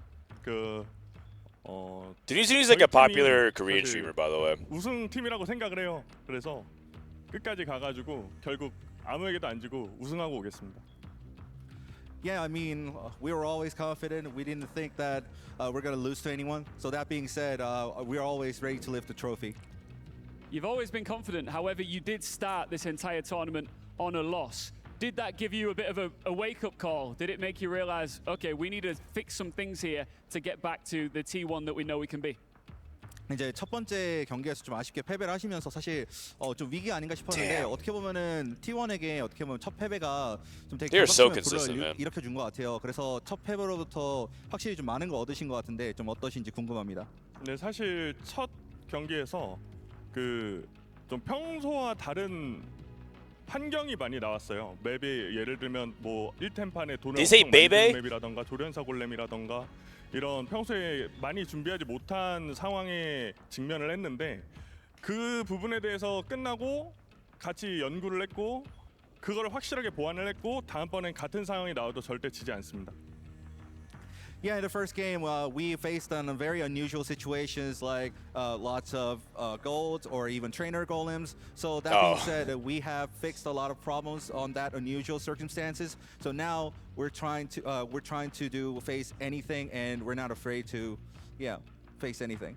2 wins away from potentially raising this trophy this year. You came agonizingly close in 2024. How much did that loss drive you on to make sure that you never lose this opportunity again? 이제 작년에도 사실 우승을 앞두고 좀 아쉽게 패배를 하셨는데 이제는 2승을 남고 They got second last year 그래서 to Wolves. 이번에는 좀 얼마나 간절하시고 또 어떤 자신이 있으신지 궁금합니다. 사실 지난번에 이 준우승했을 때가 아직도 기억에 생생한데 이 트로피를 눈앞에 두고 지고 상대팀은 기뻐하고 이 모습을 보는 게 생각보다 되게 쉽지 않더라고요. 그래서 이번에 그만큼 열심히 준비를 했고 절대 지지 않을 자신 있고 반드시 우승해서 트로피 들고 한국으로 돌아가겠습니다. Yeah, last year I remember vividly. I mean, the feeling that I have to stand and watch the other team lift the trophy was not easy. So that being said, I'm really, really passionate and ready, and we're not going to lose to anyone, and we're going to lift the trophy this time. I love that confidence. And you didn't lose to Citadel. They put in a phenomenal shift here at the Esports World Cup this year. And you can see behind us the key crusher. Unfortunately for them, this is where their journey ends. Are you ready to crush a key? 이제 시타델의 여정은 여기까지인데 This 이제 gimmick is so 시타델의 funny 키를 to me. 부술 준비가 The 되셨는지 key crushing. 궁금합니다. 당연하죠. Absolutely. The players always love Oh, this they gave part, us and so our do key, we as viewers. and It makes I me a think little bit guilty, if I'm being I think we honest. might take it. I think they might Congratulations steal once it, again to the take it home. magnificent T1, deservedly booking their spot into the semi-finals. I'm sure that you agree, Jeannie. Yeah, is anyone still surprised that we finally actually ended the game when it was over, instead of just like making them play it out? I think they wanted to capture that winning moment and move it on, because yesterday they were like, holy cow, it was a 10-hour day.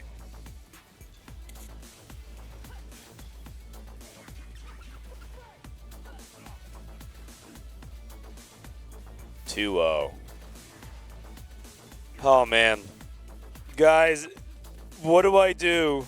What do I do? All the teams that I want to win are losing. I did predict T1 to beat Citadel, though. To be fair, that one was not on me. Before, let me pull up here. Before, I was pulling up my chat here, because I know you guys want to delay. But before the tournament started, I had my predictions, and we were doing our fantasy pick'ems. Once again, fantasy.esportsworldcup.com.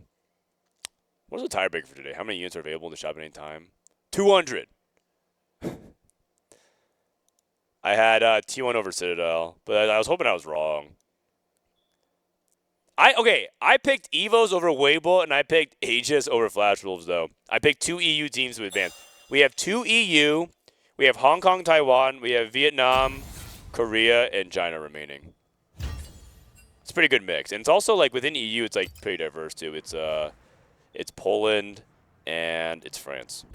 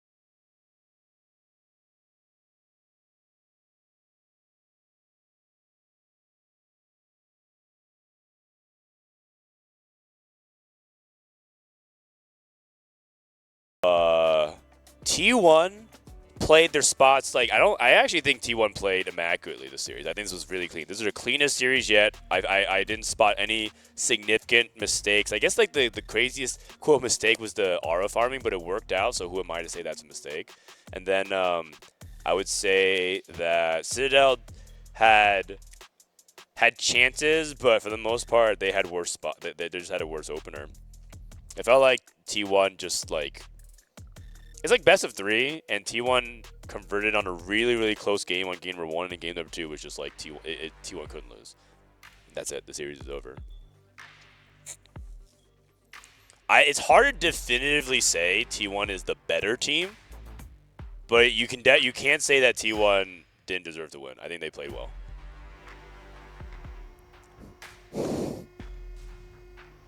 No, not the... Oh, wow, that like snapped. That was like kind of violent. Bro, the Keymaster never smiles. He always just stares just at the camera. So he's just so intense.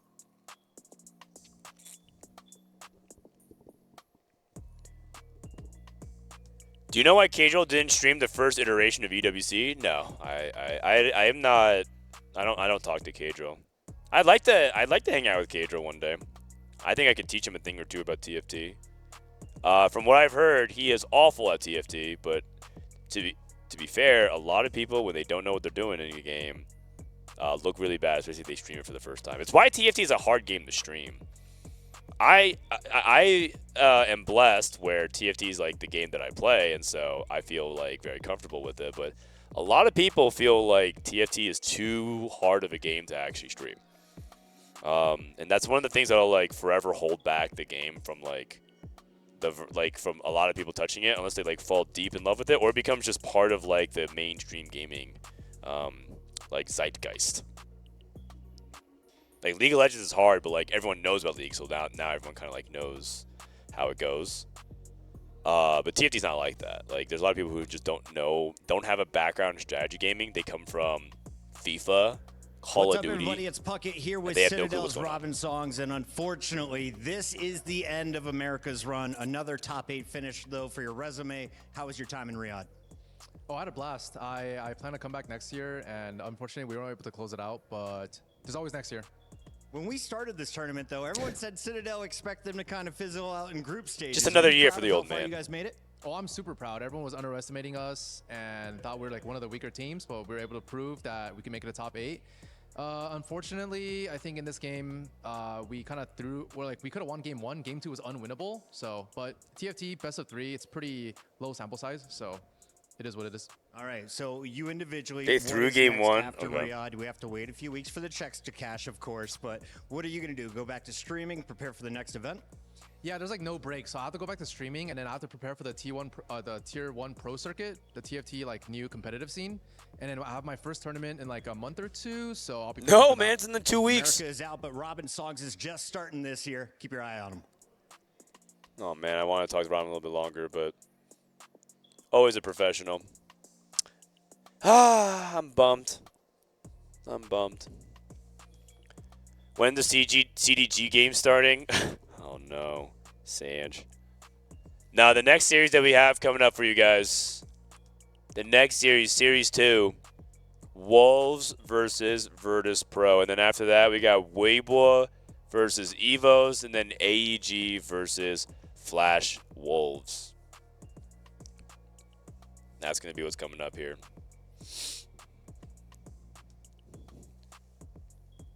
Cage legit watches League every day, and people got mad at him for wanting to watch. I swear this Dehua is restarted. Sorry, that's just a funny typo. I know exactly what he meant. It's just funny that... I guess autocorrect could be funny sometimes. What? It's kind of like... another version that people say, like, because you're not allowed to say that on Reddit, is like kind regards or something like that. I don't know. There's just people are just being silly. But obviously, let's not just throw around slurs like that, please. Anyways.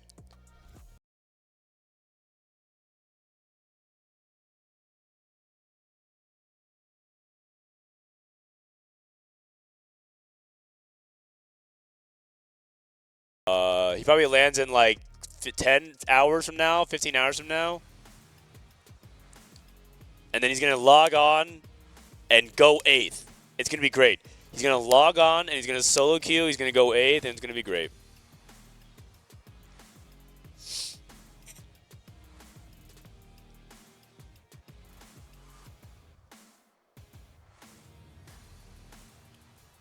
Curse of Dan picked T1 for tomorrow. I actually like T1 though. I want T1 to win, and I think that they're the best team in the field here.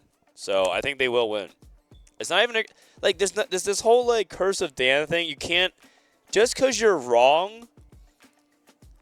Like just because you went 0 out of 4 3 days in a row on predictions, doesn't mean that you should change your philosophy on things. It's just variance. I lost 12 coin flips in a row. It happens. On to the 13th. T1 is going to take it all. EU, actually, to be more precise, EU versus T1 in the finals, and EU is going to win. That's my new take. That's my new take. All right. What do we got? We got Virtus Pro, and we have Wolves. I think this is... I think this matchup is Wolves favored. Wolves are defending champions, so you guys will get to see it. Also, it's big for Vietnam. A lot of people don't really know much about Virtus Pro, but they come from the Vietnamese scene, and I think that they got out of the group of death. They like Mao's and Falcons and like those were the teams that I thought were going to advance, but AEGIS and VP were the ones who advanced from the group. It was kind of a crazy upset. See if I can pull up the feed here so you guys can see. Does Clement actually have stats for days 1 and 2? Let me see. For the first 3 days. Nope, he only has stats for day 1. Okay, well, either way, with Virtus Pro, the thing about Virtus Pro, Maris, Milo, Kian, and NCC, not really well known, but Maris has actually pretty accomplished for his short time he's been competing. He's made it to Worlds before, and I would say that he is a really strong ladder player. I believe YBY speaks really high of him. He's also, I think, one of their their flex ace players. He went to set 14 Worlds, and he went to set he actually went to 12, 13, and 14. Oh, no, sorry, this is Golden Spatula. So he went to 12 and 13, and then barely missed on set 14. He hasn't made that big of a splash at Worlds, but he's done well regionally. So he's like the leader of the squad, and I think that Virtus Pro is the underdog. Meanwhile, Wolves, returning champions. They are the returning champions, and they keep YGQF and Saren, who are the winners from last year. Honglin and Pseudo-Wudo step in. If you guys don't know Pseudo-Wudo is a former League of Legends professional player, formerly known as Coral, who competed at League of Legends Worlds and beat T1 like 10 years ago when he was a top laner for them. So he's actually a former League Pro. Who's the guy in chat who said League of Legends is harder? League of Legends is better? League of Legends, League of Legends, League of Legends? Well, there you go. You have a League of Legends pro competing in TFT. What are you going to say when, he's a forerunner. I hope he wins also, so that way other League pros who play TFT will also retire and play. If you guys know, Faker plays a lot of TFT. Believe it or not, he actually plays a good amount of TFT. You want to hear something else? Bonus kicker. TFT, he actually uses his skins in TFT. You know, in League of Legends, he doesn't use his skins.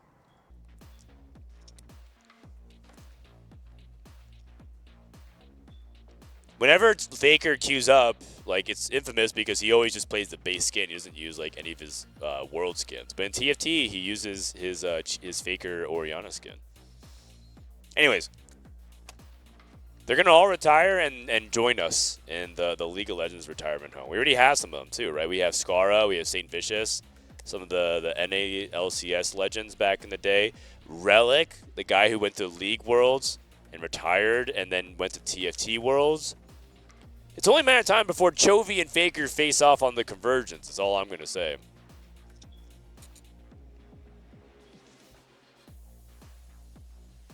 Dan successfully reads every rage bait.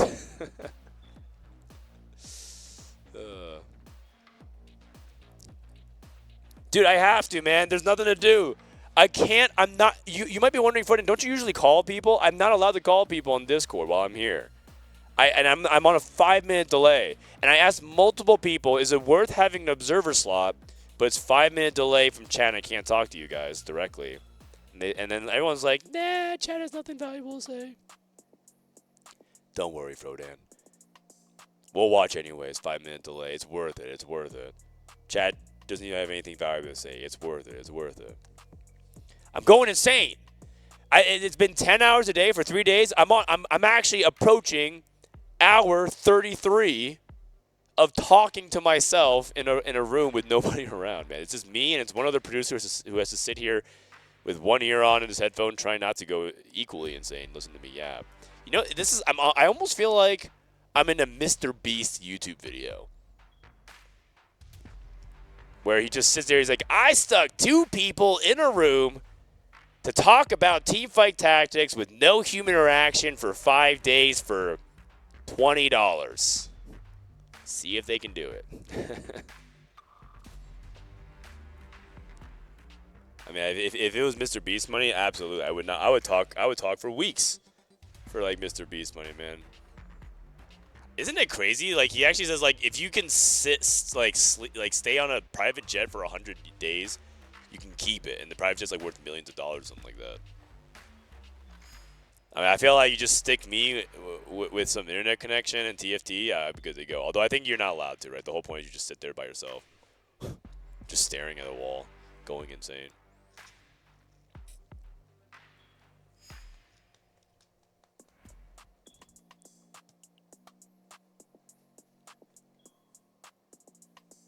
He said T1 were their favorites. Isn't that the curse? Yeah, T1 are the favorites, you guys.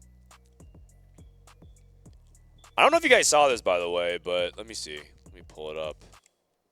Chovy, Faker, play TFT.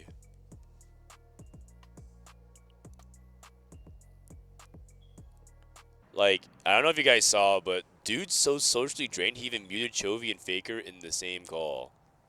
Kama UC and I think Kiria was also playing it. Doran. They're just playing TFT, man. Playing Vex is set 13. Dude, they play I mean, I think T1 plays a lot of TFT. Chovy and Peanut knows that Doran refused to play TFT. June doesn't look like he's the person who's going to play LoL. He's really the man of his word. He's an all type of guy. 안 하겠죠? 롤체를? 아 절대 아니에요. 천천히 절대 안 할 것 같아. 진짜 그럴 것 같아서 제가 안 물어보긴 했어요. Do you want to play TFT? 롤체는 안 하세요? 아 롤체? 아 저 지금 들어갈까요? 아 근데 네. 아니 다치는 하세요. 아니 아 근데 He dodged. 사람 있어요? 아 그 비면 좀 연락 주시면 제가 바로 들어갈게요. 들어가세요. Bro, he turned down an invitation to play TFT with Faker. 아 잠깐만 아니 이거는 근데 좀 당황스럽네. 롤체 배워볼게요. Yes, wait, this is awesome. This was 2024. The way he was willing to play TFT, he was learning it because of Faker. Bro, isn't that fun? T1 pivoted to TFT. Look at the number of games these guys have played in 2 weeks. Chovy played 107 games. I mean, Faker's played 27. But versus how many? Okay, the thing is, how many league games have they played alternatively? Owner played 76. Chovy played 107. Doran played 46. Gamma UC played 74. Faker played 27. Bro, I have a feeling that Chovy clears Faker in TFT. I'm afraid. Sorry to all the Faker fans. I'm afraid Chovy clears Faker in this regard. Oh, man. So when League players get old and watch, they go play TFT. I mean, look at the graphic. I mean, this was a while ago. This wasn't recent. This was like I think this was during their off season. 8 months. Yeah. So after Worlds finishes, T1 won again. They played they played a lot of TFT. But Chovy, man, he grinds. Imagine Faker's screen scouting. Dude, the thing is, no one is good at TFT if they only play 27 games in 2 weeks. No one. Unless he's like a mastermind genius, like just that researcher stats. But what about their average placement?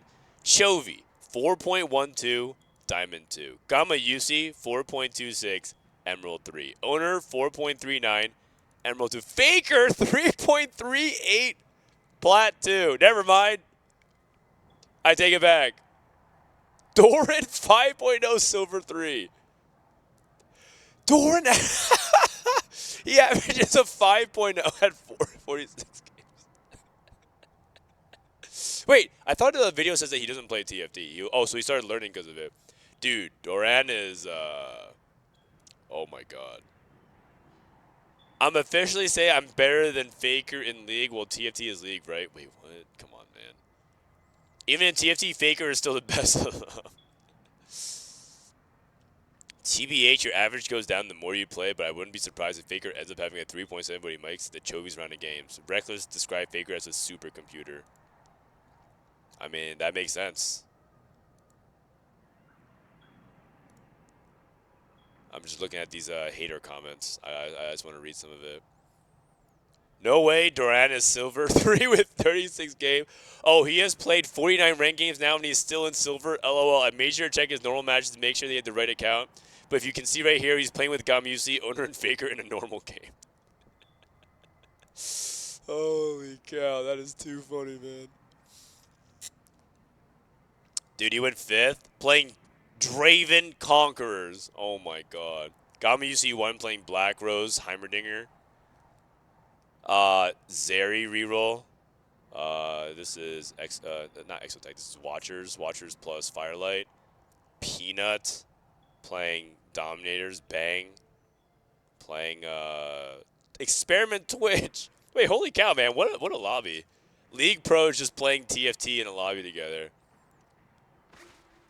Wait, he got the gold. He got the gold. He ended gold in set 13. Not bad. All right.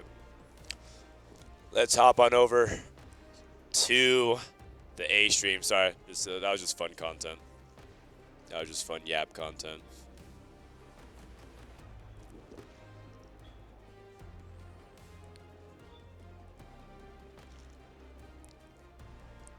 The GOAT Cutie Pie. That's right. I can't forget about Cutie Pie, man. Keen. Yeah, these are the former League pros. How did Robin do? He didn't do that great. He lost, unfortunately, today.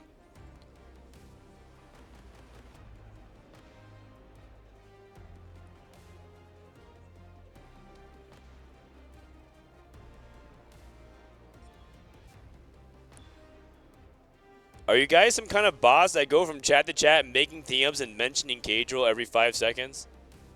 Is that how it works? I need to start getting that. I need to start making some bots that talk about Frodan and other people's chats just for no reason.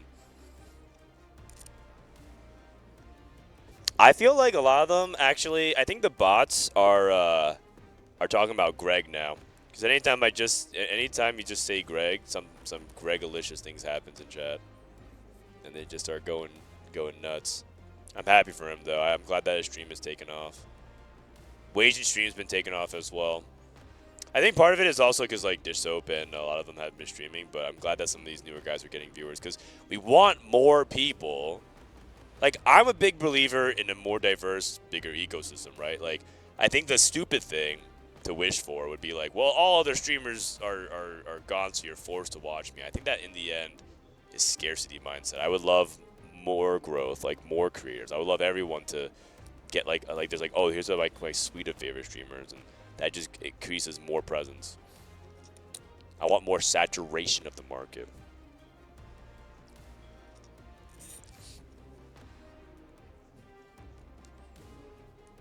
TBF, the Arcane set brought in so many people. I heard that was true, except I think that for some reason in Korea, it like mega exploded in set 13.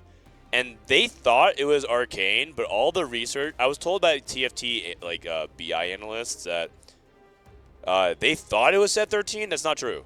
They don't know why. I think it's just like it just became more of a social thing. Like people just play TFT socially now, just to hang out. Like we're TFT sweats. It's kind of it sounds impossible for me to like try and just queue up TFT just like if like I don't know if you guys knows, but Sea Dog is a big TFT fan. Oh my god. No. Trader Golems. Oh man. Alright, here we go. Let's see it. Wraith, Sniper, and Star Guardian. You know what, honestly? That's like semi-playable. Alright, let's go to my screen. Let's just run through it. BA Sorcerer, Crystal Gambit, we have a CG. Crystal Gambit, Bastion, Edgelord, and Wraith. Edgelord, Duelist, and Luchador. Okay. I mean that's I guess that's Volibear. We have a Kaisa plus Heavyweight. This is good for Supreme Cells. You can also play GP. Wraith, Sniper, and Battle Academia. I mean, maybe you could play a Sniper setup. Maybe the rare like Caitlyn. The very, very rare Caitlyn setups. Maybe just play like a standard Sniper. Who knows? Star Guardian, Prodigy, and Edgelord. That one just looks like it's gonna be Star Guardians because Edgelord is can tie with Xayah. And then we saw this one before. Oh no, we saw this one before. Wow, a lot of Star Guardian, Sniper, Wraith, and then Wraith, Duelist, and Star Guardian. A lot of Wraith, a lot of Star Guardian. Okay. I think I put the onus on Maris for the Crystal Gambit. See if they can get the 7 Crystal Gambit going.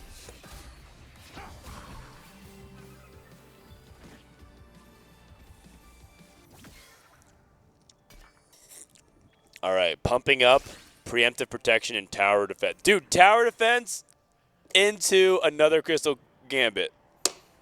Ship it.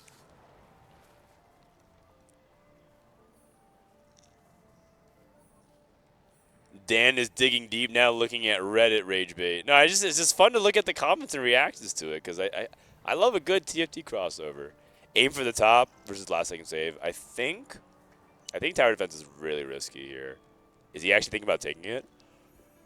He's picking kind of slow. I think he's gonna check with other people, right? Like see what Kian got. Kian got Gold Destiny into Hero Grab Bag with a dupe already. He's cheating. NCC took Trade Sector. We see aim for the top. Okay. Knowing who you're going to play would be really crucial. And then Milo. Milo took Treasure Hunt. Probably going to re-roll then. Let's take a look at YGQF. Raining Gold. Only in all that Shimmers. Pseudo Wudo Replication. And then Saren with Portable Forge. Portable Forge into Infinity Force. Okay.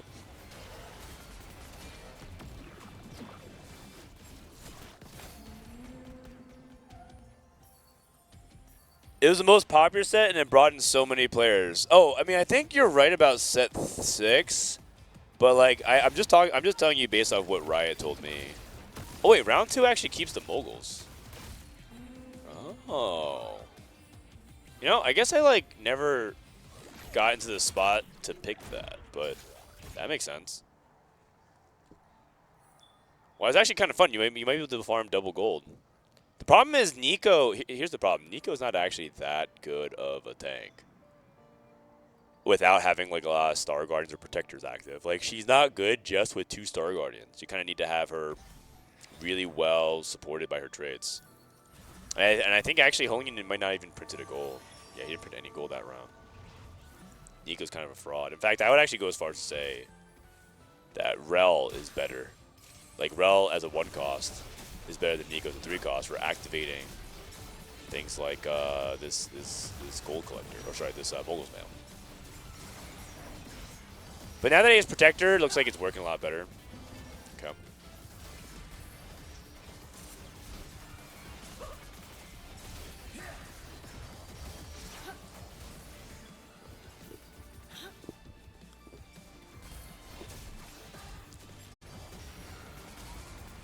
Okay, so for the most part, it looks like Maris is already committed to AP. Maris slammed the Void Staff. So I think he's going to be leaning into the Sorcerer aspect of his Trainer Golems. Okay, that makes sense. And then let's take a look around here. What is NCC? He's probably going to be playing Gangplank then. We have Fusion Dance, Katarina. Although, oh, he has Treasure Hunt, so he's probably going to commit to Katarina then. And then Kian is going to go for Mundo. Okay, so that makes sense. YGQF. YGQF is probably going to be the Gangplank player. Honglian, probably Star Guardians. It's pretty good for Star Guardians, to be quite honest.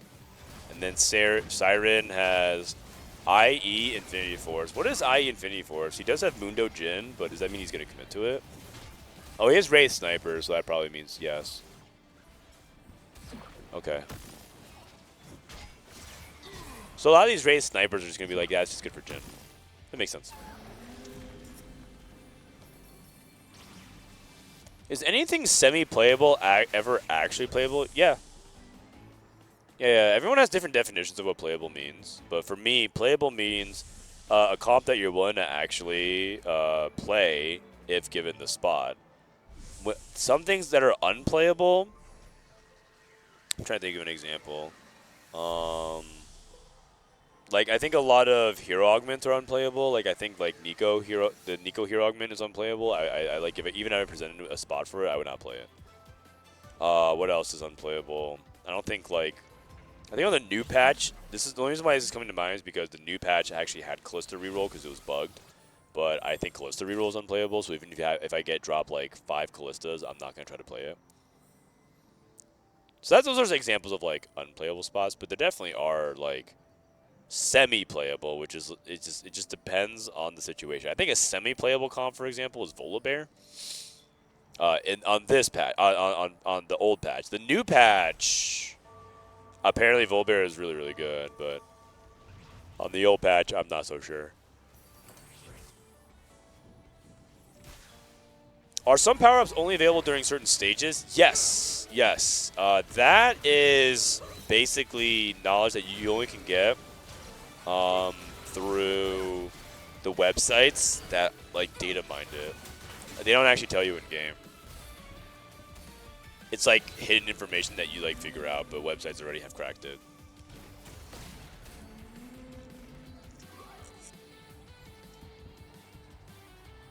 I don't mind that. I think some people, like, get frustrated by that. They think that's, like, hidden mechanics that, like, that they should tell you, but the reality is, I'm telling you, just pull up the power-ups charts, and you're already going to be like, this is so dizzying. Like, I don't even know what to look at, right? And they don't want that when you're playing the game. Things for Wolves look pretty good. They have all the tempo right now. They're winning. Things look pretty solid for the most part.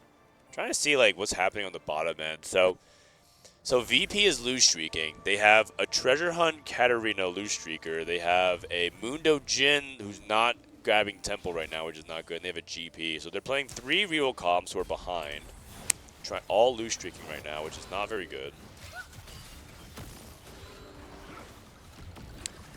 How do you get back into things? I guess, like, they're just gonna you're gonna see, like, a really big 3-2 roll down then.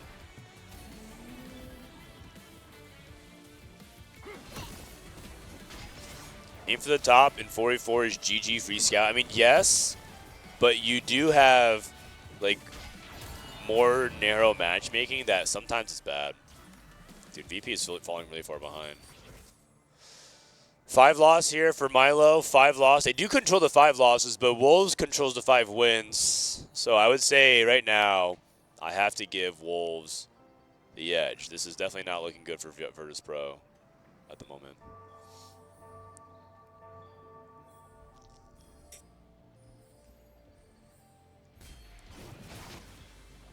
Round 3, Moguls starts at 0 stacks again.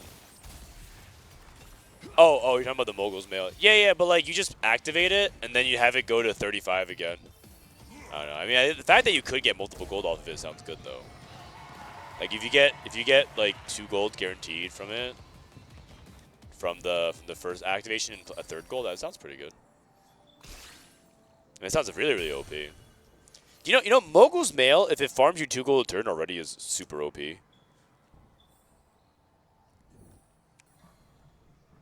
The fact that it can farm you a third is really, really huge.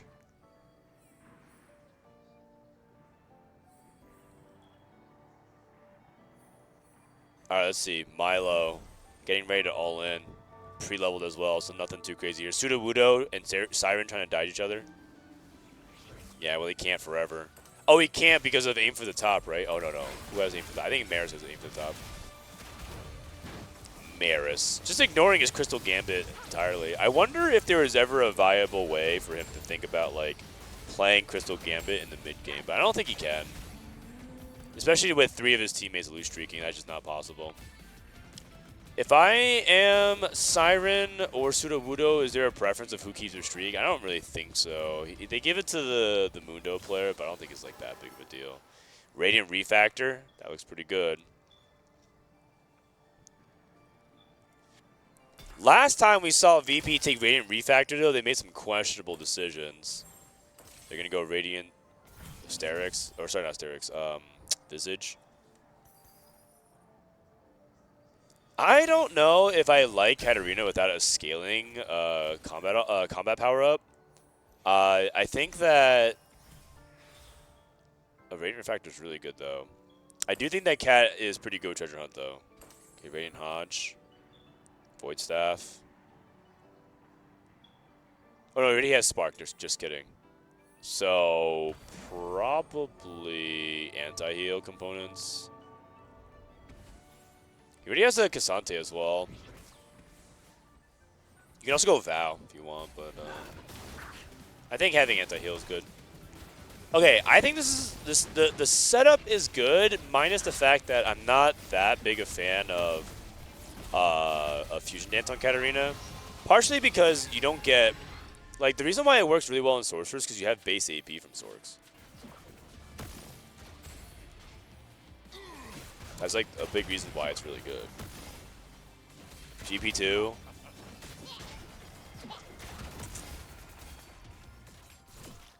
Dang, this Radiant Visage Mundo is kind of a beast. Okay, let's see how other people's level 6 went. Siren keeps up his win streak. Radiant Refactor on the Mundo. Radiant Refactor in general is just really good this set. Prodigy Circlet to get the early Yuumi for Holian to keep up his tempo. I see a Gangplank 2 and a Mundo 2 on the bottom. Star Guardians for Sudowoodo. Wolves really, really far ahead right now. They're just firing on all cylinders. Good play at the moment. Fusion Dance still, like we talked about. And then Sword Overflow for NCC. Sword Overflow. Prismatic take a GP. Double Econ GP. Kian's also kind of close to hitting with the 3 duplicators, so he's close to hitting Jin if he finds 2 more. But I feel like this composition is mainly around Mundo. It's actually kind of a shame because I think what really drives stage 3 tempo are Mundo items. Like, you could get away with 1 backline item if your Mundo is super stacked. Okay. Looks like it's an easy win here, though.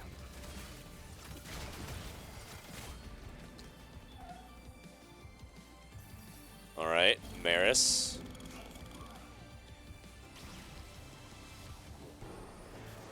A spatula in Trainer Golems. Now that's gonna make it real chaotic. YGQF immediately goes for it. Also, he denies the Yuumi as well. What does he want to use this for? Oh, I guess he could just use it for, I don't know, strategist or something.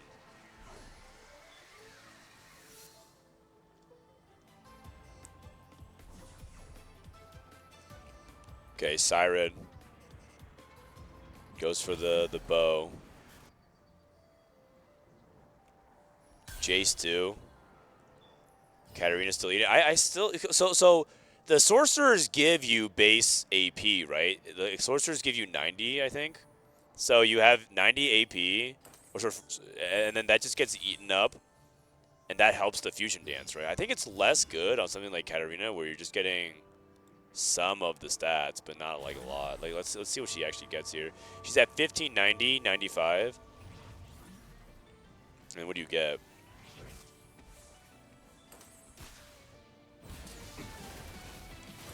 Oh, she still gets 182.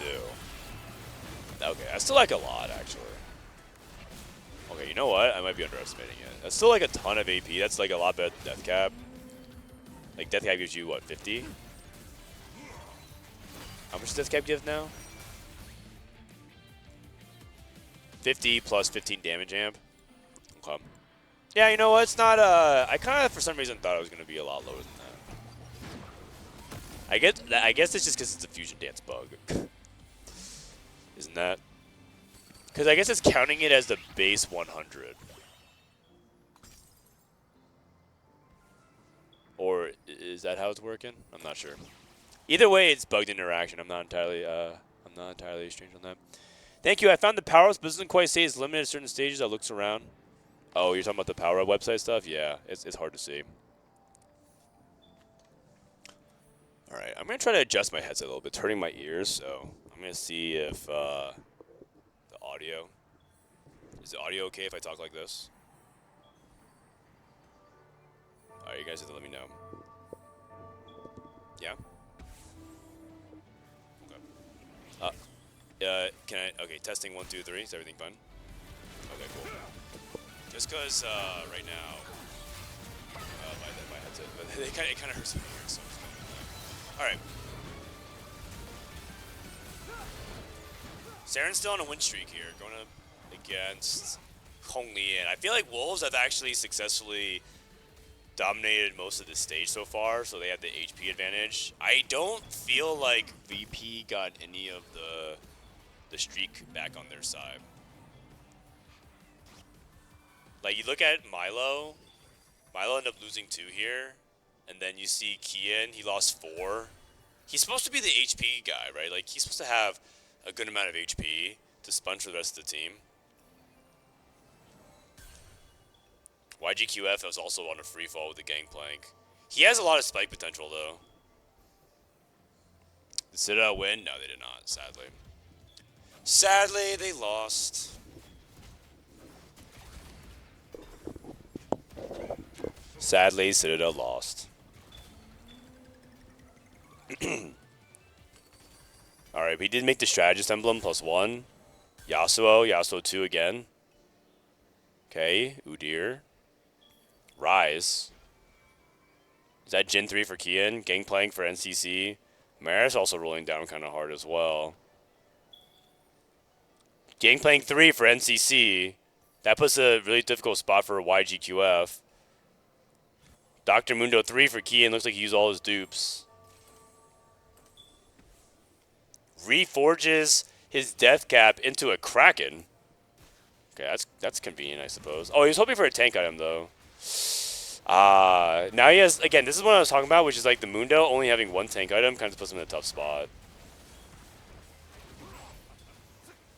He's only been dropping carry items the entire time. Ooh. YGKF loses again, though. Katarina. Okay. Not a bad round for Virtus Pro. Not a bad round.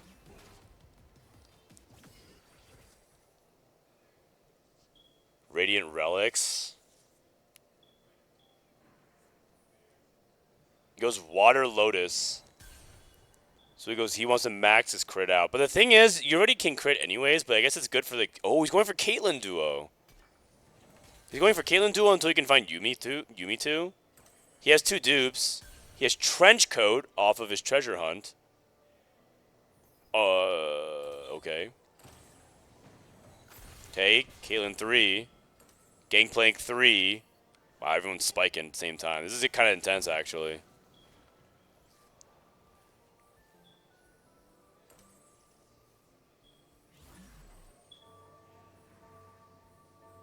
VP loses. Maris does not have coordinated Little Legend. Oh, you're right. Maris is playing like the Aatrox Little Legend while NCC and everyone else has the big... What's this thing called again? Stretchy Arms GP. Looking pretty good, getting the easy win. I think the Windstreakers early from Wolves are starting to fall off. This has been pretty good so far for VP. Their potential was pretty high. Hitting the Katarina 3. Kian's lagging behind though. He might be they might just sack Kian. He unfortunately he has not a lot of prospects for improving because he's playing Mundo Jin, so he's gonna cap pretty low, and he doesn't even have the HP to trade for the team. So I think VP might have to drop him off and then just like all play their own game and just ditch him. So if Kian goes 8, I think that's fine because VP have high win out potential with Treasure Hunt Katarina. Sork player which hit kind of hard, like short of Gwen, I feel like Maris hit everything. He hit good front line. He has Karma too. Siren, sorry. Jinx too. Actually abandoned Mundo reroll, went fast 8 into snipers. Oh wow, he's just playing snipers. Oh, I'm not so sure about that. I guess like this is actually one of the openings that I think VP needs. They need Siren to fall off because he abandoned the reroll plan and he's now very, very weak. He's playing Mundo 1. He's super vulnerable. Okay, so VP will probably start to target Siren then because I just don't think 5 snipers are really good unless you have Varus. Like Varus is what makes snipers really good.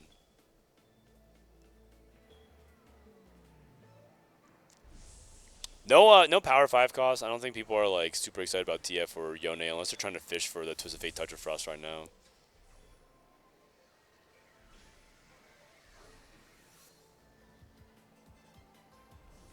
Okay, Maris takes the rod for his Sorok line. Holian takes a sword. What is Holian up to again? Holian's playing BA Prodigies. Is there a delay? Yeah, there's a 5-minute delay. Sorry. Static Shiv. 1 buff, 2 buff. Okay.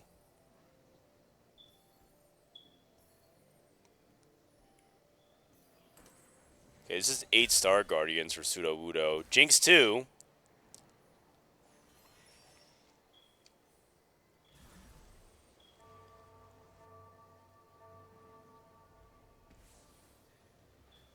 Holian trying to see if he can play for... Holian's trying to see if he can play for like a scam victory here or there, but he's rolling to 8-0, so he doesn't actually have... He actually doesn't really have much going on. He's just going to roll to 8-0 every single turn. Kian trying to steal 1 or 2 rounds on his way out. This is good. Winning this is huge. He finally got 3 out of Mundo. If he can win a couple fights, maybe scam a 7th, that'd be good. Milo lost. Did he trade HP? No.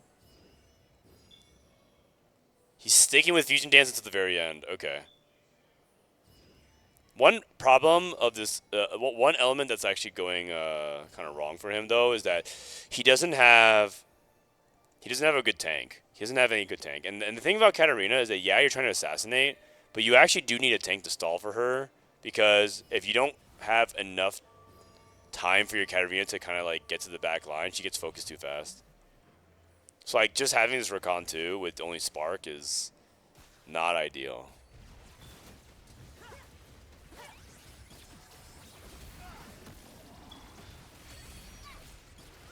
The faster your tank dies, the faster your carry dies.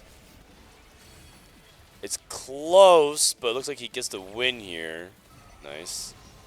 Over Pseudo Wudo. Is Kian dead? Kian's dead.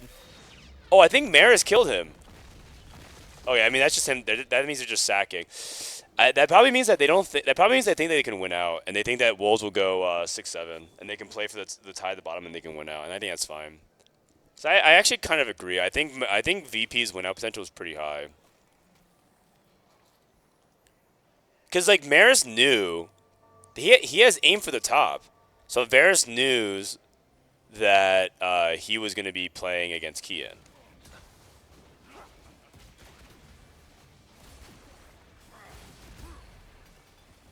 You're the man, Frodan. Don't let anyone tell you otherwise. Who's telling me otherwise?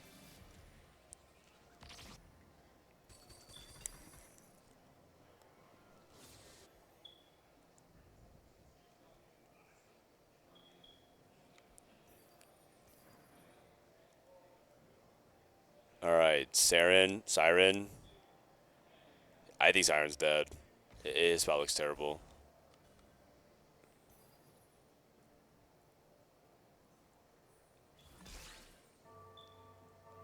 NCC looks pretty strong. 4 duelist variations, so he gets a little bit extra pump and attack speed. Going up against Sudowoodo. YGQF needs to hang on for his team. He has Yasuo 3. Oh my god, he has triple Warmogs, Kabuko.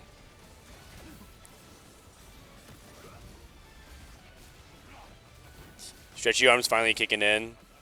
Farming Siren. I think they might just be sacking Siren.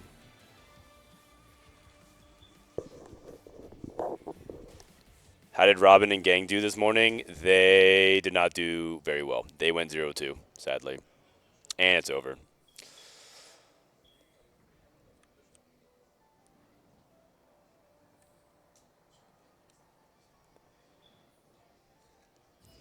Okay, so we finally got the 7, and we got the 7 Battle Academia. That's pretty huge.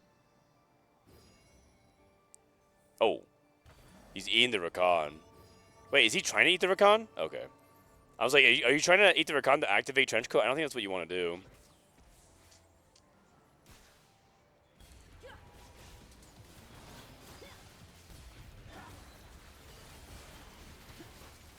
Siren basically just FF for his team. Wait, actually, what happened here? Who did he queue up against? He queued against Sudowoodo, so just intentionally sold his board. Okay, so they're sacking Siren, saying he has no prospects of improving, so because he's playing Mundo Jin. So they basically had two of the Mundo Jin players just like die off and say we need the lives because it's gonna come down to who plays for first. So please let us cap high. 9-star Guardian. Wait a second. 6,000. We might have a Prismatic in play. So Seraphine 2 for Sudowoodo. Okay, what is this item spread though? He's playing Cybernetic Uplink. Okay. We haven't seen a Prismatic trait yet activated so far in EWC. Do you think they should do more 44 tournaments? Absolutely. I think 44 is really fun. I mean, I'm sad that like a lot of pretty much almost all the teams I was initially rooting for got eliminated, but it doesn't mean the format's not fun.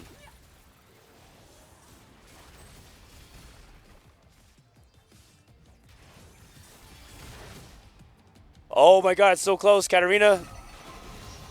YGQF down to 1 HP. Honlian hangs in. I don't know. I think Virtus Pro is in firm control right now, HP-wise. But again, it's pretty close. The thing that Vols has to avoid is the triple bot 4.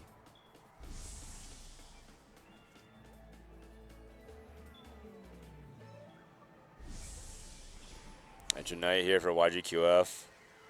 Varus isn't someone playing snipers? Oh no, they end up dying. I think Siren was playing snipers and he died. Seraphine 2 for Sudowoodo. I don't think he can do much more though. Honlian's also not that strong. What are they pinging? Someone's pinging. What are we missing? What are we missing? Does he have 3-star forecast of some kind? Not really. YGQF being this week, he doesn't have Sunder. I'm starting to realize. I feel like a lot of these GP players just like oftentimes get stuck without Sunder, and that's like a really, really big deal because the faster you kill. Oh god, he's getting CC'd on both ends. The GPs will now target each other. Oh. Wait, it's actually the Kabuko and Yasuo carry though. Kabuko, it's Yasuo 2 versus Yasuo 3. Oh my god, the mirror is so chaotic. Okay, crucial win over NCC. Honlian lost. I think Honlian's gonna die here. Still really close. I think Milo wins out though because of Treasure Hunt. If it gets a Radiant Refactor, I think it probably is over. And I'm actually really impressed by the Fusion Dance Cat. It ended up being better than I thought.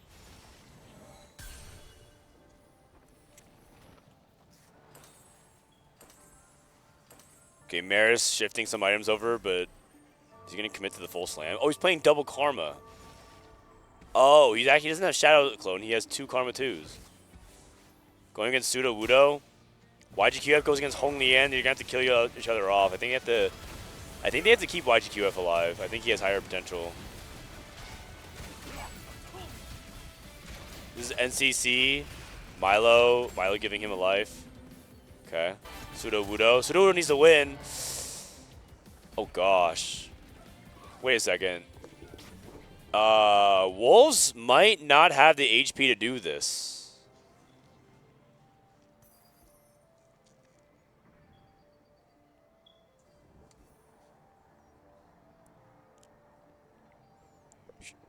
Should the same power-up appear twice on the unit? Yes, because people were trying to game the system too much, unfortunately. Okay, let's actually do a quick chat on Prismatic. 11,000, not even close. Dude, Virtus Pro is in a position to win this first game. How far is this team going to go?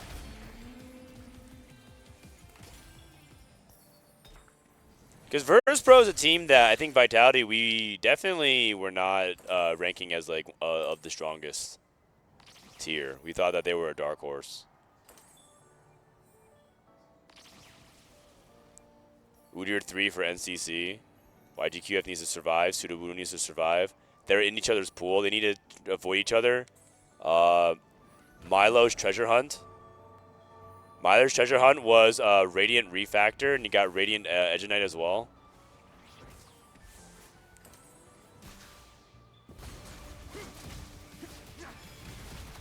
Okay. Oh my god, the Katarina got stunned. Oh, dude, what happened? That was crazy. But the Kabuko strikes back into the Yasuo. Uh-oh. I think Milo lost. And Pseudo Wudo won. Oh, it's actually so close. So, checkpoint 1 faded, which is that YGQF and Pseudo Wudo both won their fights, and Milo and NCC both lost. And so, it's possible for Wolves to steal this game. It's actually really, really close. Wolves needs one of VP to go bot 4 here, and I think the HP buffer, even if Pseudo Wudo and YGQF play, the HP buffer should favor them. They might have to do some weird half sack play. It's YGTF versus Pseudo Wudo. It's Milo versus NCC. NCC is going up against the ghost of Pseudo Wudo, and I think if NCC wins here, it's game over.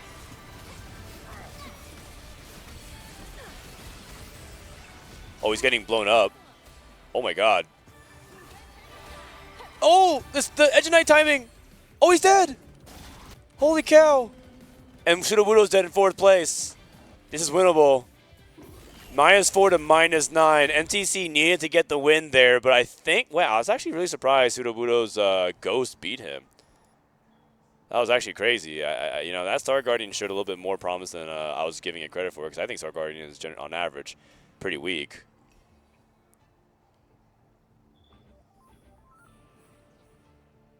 And it comes down to the Treasure Hunt, the GP, and the high cap sorcerers. I think Maris is going for Karma 3. But he's not rich enough to do that. I do like the dual Karmas, though. He's separating as well. He's going up against the Ghost. Milo versus YGQF, another opportunity for Milo to end it right here. YGQF trying to play for an opportunity for the Wolves to get onto the board 1-0. Needs to clutch. Gangplank in the middle to try to dodge the Katarina clump. Katarina got stunned again by the Kabuko. Oh, but the double cast is good, and that is going to be it. YGQF goes down, and Virtus Pro ends up getting the first game win. Dude, Virtus Pro, they're making quite the run. Really, really impressive.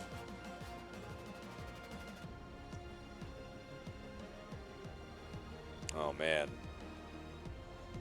Virtus Pro 1-0. I mean, I feel like the reason why Virtus Pro was really unimpressive was that it felt like their macro was not very good when we were playing them in scrims. They were like regularly playing like stuff that didn't make sense.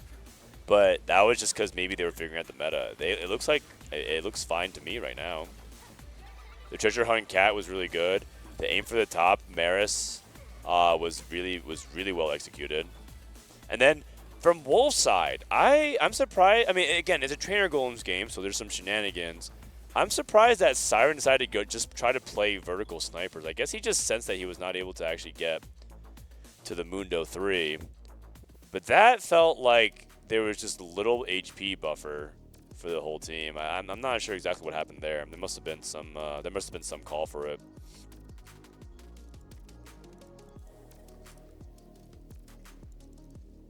So yeah, that's pretty interesting to me. I didn't actually expect that whatsoever. But the Kabuko GP setups for, I kind of expected the GP to win out there, but instead it went 3rd, 4th, or 3rd, 5th, and it came down to the treasure hunt Katarina. I gotta say the fusion dance Katarina was a lot more impressive. I mean, of course it's treasure hunt, but it was one of those things where I thought that if you couldn't get something like the over 9,000 Katarina, I thought you were going for something like Dark Amulet, because Dark Amulet was originally what people were playing for. Now it makes me feel like Virtus Pro has a couple of other tricks up their sleeve, right? And that's what you want to see. You want to see some of like the power-ups and other things that like give these composition angles that you wouldn't have otherwise. That's good stuff. That's good stuff. Really, really close fight. So if Virtus Pros wins here, by the way, trying to take a look at the bracket while we have an opportunity. I'm about to take a restroom break in a minute here. Virtus Pro, if they win this, the winner of this plays T1. The loser is out. Virtus Pro versus Wolves. And then, wait, why did they play it in this order? I guess they really want the first match to be played at the beginning. The biggest match to be played in the beginning, but Weibo and EVOS, and then AEGIS and Flash Wolves. So, yeah, we're gonna go 2-1-3-4. Because T1 won early. I can refresh this this bracket. Let me go ahead and accept this real quick.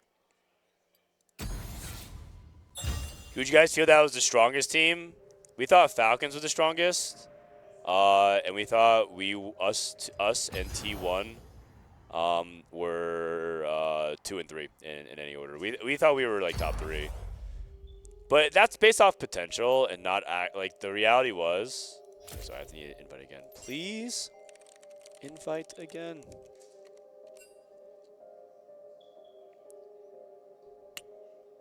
Or is it this one? Maybe that misses this person. Please invite again.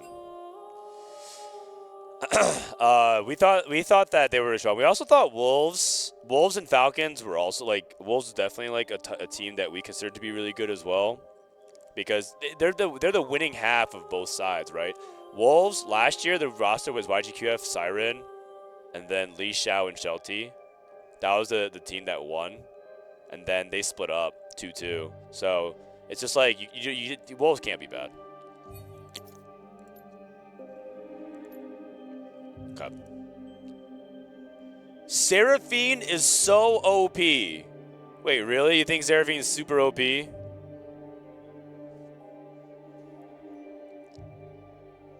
I just need to get the invite here. Alright, I'm gonna put you guys on some highlights. I'm gonna use the restroom. Wait for them to go to a quick commercial break and then get started.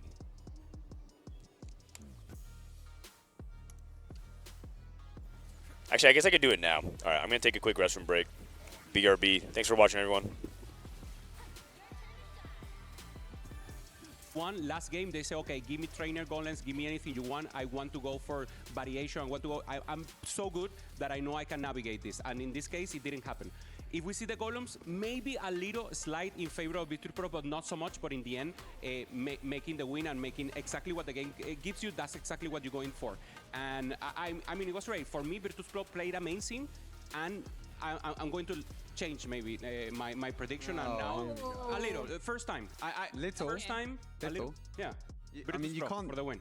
No, I can't. That's not a little change. No, but then like you're gonna curse them, and I think What we really have to highlight here, though, is the fact that this first match specifically, you even said it yourself, Ubesan, you're like, that first match is going to determine very heavily whether or not we're going to be like, oh yeah, VP is still an underdog and Wolves is still a contender. This first match was the taste of what we can expect, and it looks like VP has genuinely leveled up in this lower bracket throughout the last couple of days. Yeah, no, they have the confidence and they know exactly the meta. The meta is very accomplished right now. They have X Factor. They are playing the GP cleanly. One of the few teams that have exactly the person that they want to play that comp in, and they're looking great. Showing emotions, screaming onto the rest, bath mouthing sometimes, and Ooh. for me, the favorites. Yeah, for you, the favorites. Oh, you heard it here first, guys. VP favorites over Wolves, who are defending that title here at the Esports World Cup. This match for them is genuinely do or die, because losing it means you lose your key and you lose the chance to defend that title. Whether or not that's actually going to happen, we're going to have to wait a little bit, because the second match of VP against Wolves of Esports after the break.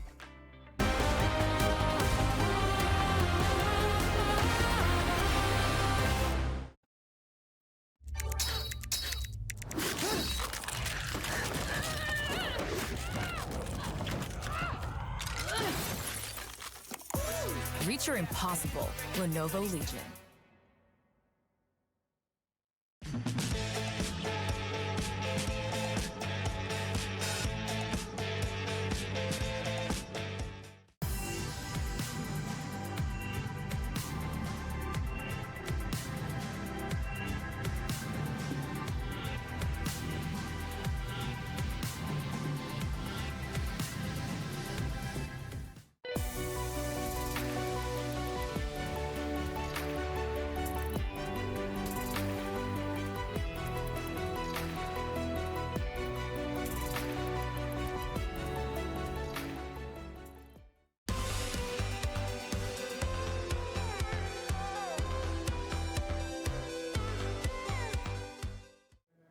Hey everybody, it's Puckett alongside SCSC and Jade, our translator, as well as, of course, huge person behind the scenes at T1. SCSC, I've been staring at you all week, wondering where I met you last. And today, it hit me.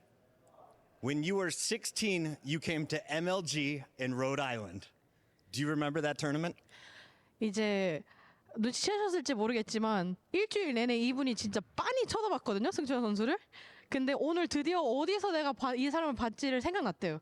16살 때 미국에서 MTG 토너먼트 대회를 하러 왔었어요. 혹시 기억하시나요? MLG를 말하시는 거면 네. 응. 간 건 기억합니다. Oh yeah, 네. I remember. If you're talking about MLG, yeah, I think I remember. Okay, well, you were a pro from 15. I met you when you were 16, and this is how your hair used to look. Do you think we should bring this haircut back? 자, 이제 프로 데뷔는 15살 때 하시고 이때 사진에서는 이제 16살 시절인 사진인데 그 당시에 그 머리 스타일을 이제 복귀시킬 생각은 없는지. 그 당시에는 이제 그 머리가 좀 유행했었어 가지고 그냥 네, 한 거긴 한데 근데 지금도 충분히 길어서 뭐 딱히 근데 별 생각 없는 것 같아요. 네.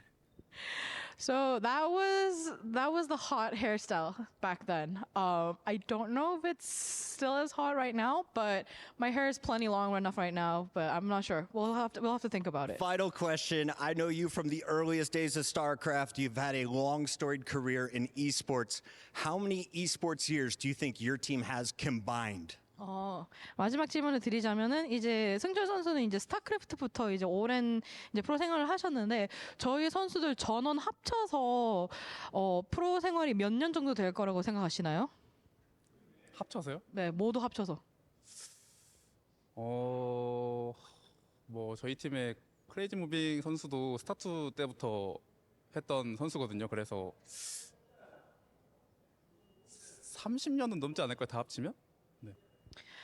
So Crazy Moving on our team has also been a pro since the StarCraft 2 days. So I think we easily passed like 30 years of experience. I was going to say, you have 14, if not 15, Crazy Moving around the same. I'm thinking 40 years, but SCSC met you when you were 16. Great to meet you while you were 30. Best of luck in this tournament.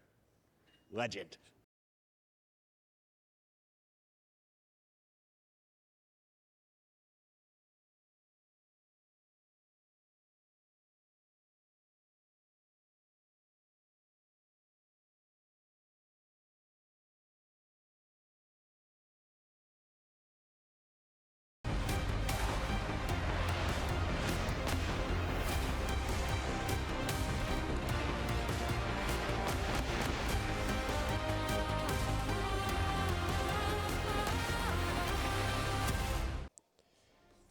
right, welcome we're back, back. on and all to Teamfight Tactics of the Esports World Okay, Cup. hold on. Can we adjust our camera a little? Actually, maybe we could do this. A 2x cam. Ah, okay, cool.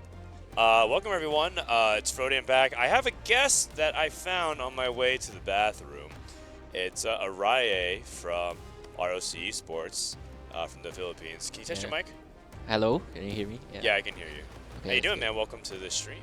I'm doing good after after the Yeah. loss yesterday. So yeah, obviously losing yesterday was not great, but when you have an open opportunity to reflect on your EWC journey, do you have any thoughts that's come to your head about it? Oh, I think coming here, qualifying here is so fun for me. It's like I didn't expect to be qualified for EWC, but Rock picked me up, so it's just a big surprise, and I'm just happy to be here right now. Okay. So in the end, you don't walk away disappointed. You feel okay with everything? I'm still disappointed. I feel like at minimum, I think we could have top 8, but yeah, it was such a disappointing loss. I feel like we could have shown so much more. Yeah, fair enough. I think a lot of people are like that for sure. Okay, well, if you guys are just tuning in, we have the middle of the series between Wolves and VP. Currently, VP is up 1-0. Who do you think would be favored on paper based on your experiences with this? Oh, I think on paper it's Wolves because of their last year's appearance, finals win, yeah. Yeah, but in practice, yeah. who do you favor? I think we haven't screamed Wolves, but I think I believe in VP. We've been playing them since last set, so they have the power of friendship and. The power of friendship? Yeah. Like they're friends with each other? Yeah, I can like in China we scream against them. It's like the next room, so we can hear them. They're having so much fun. Oh, okay. So you think like they're very loud on their comms. Yeah, they're very loud. Who do you think is like the MVP, like the players to pay attention to? Are there any star players you think? Oh, Maris. Maris is such a great player. Yeah, I agree. I actually picked Maris as like the guy. I was just gassing Balak because I don't think people really know much about NCC and Kian. Anyways, so we're getting into it. Chat, everyone, chat's on delay, so everyone just wave hi 5 minutes in the future. I'll say hello, chat. I have a guest. Wave hi in 5 minutes. Okay. All right.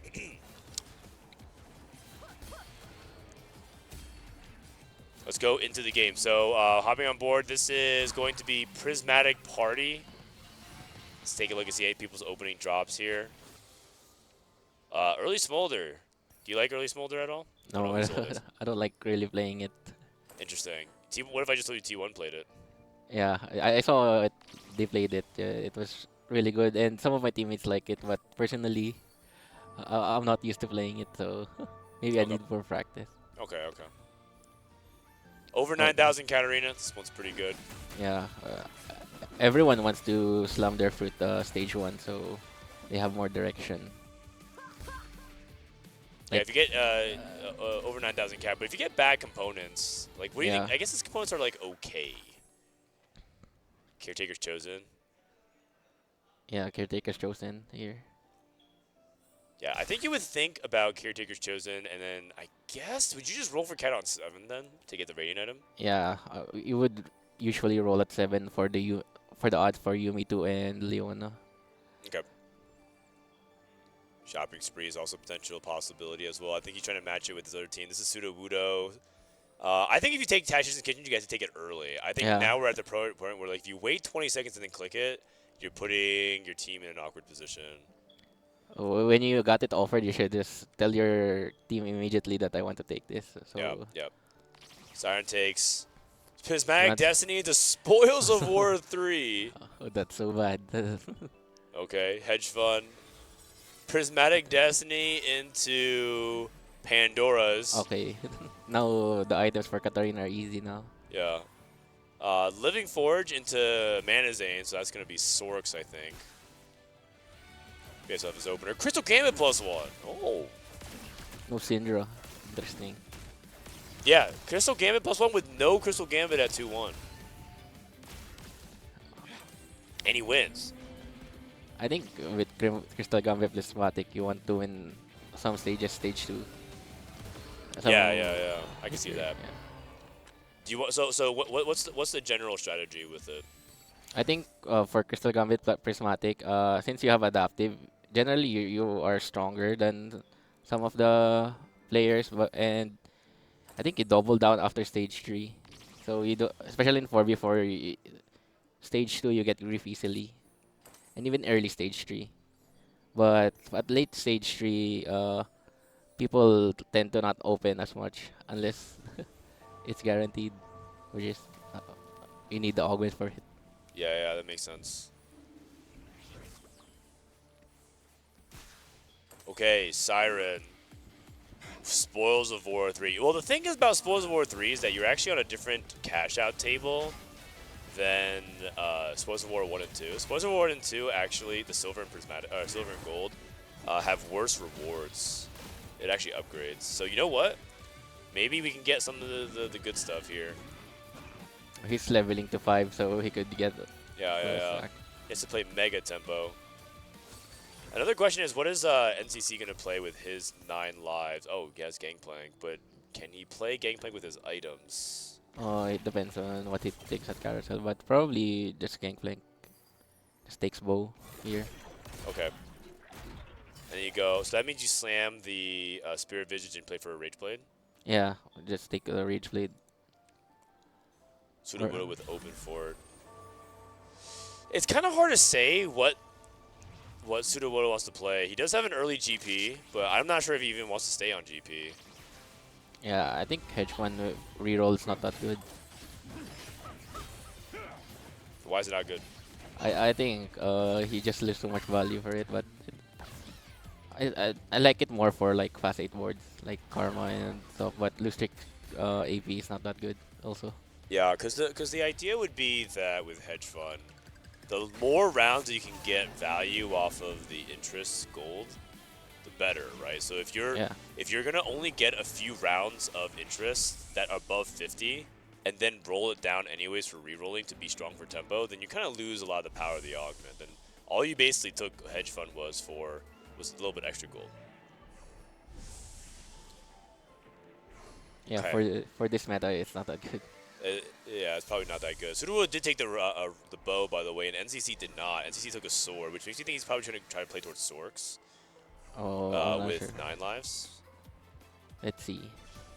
Because he has a tier rod belt.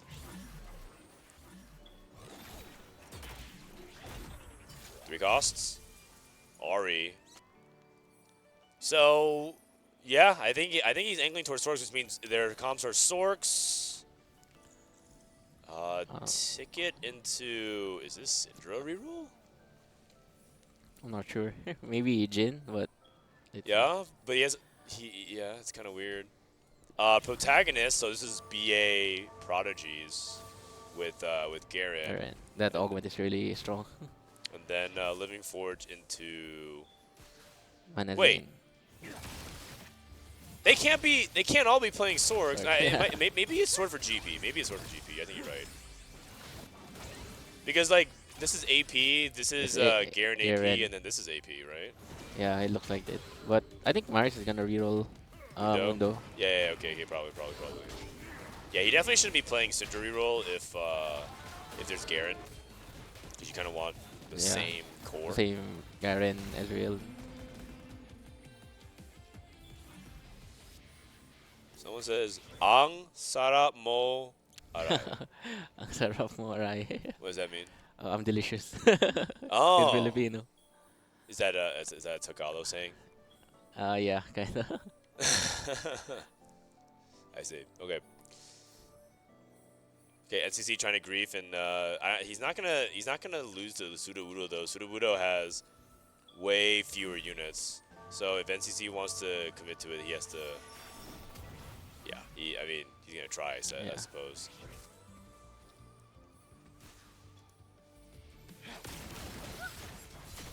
Okay, so the 2 GB players end up successfully getting the 5 loss. Honlin also trapping the Katarina as well.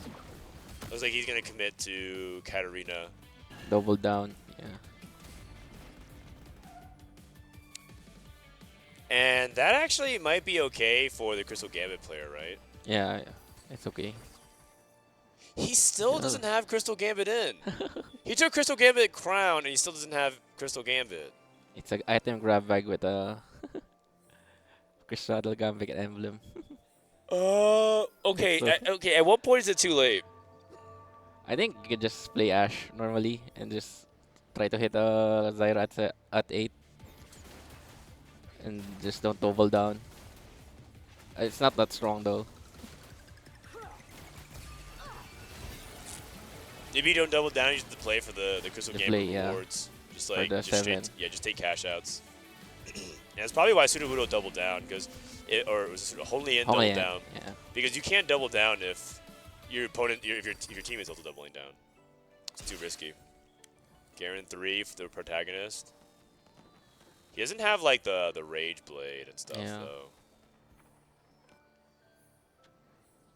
Okay, win streak for Milo. Can go up against Siren. You know, all things considering, you were laughing at the Prismatic Destiny and the Disposal War 3, but he He's level ended up 640. Yeah. What's he playing though? Yeah, if I could go 7.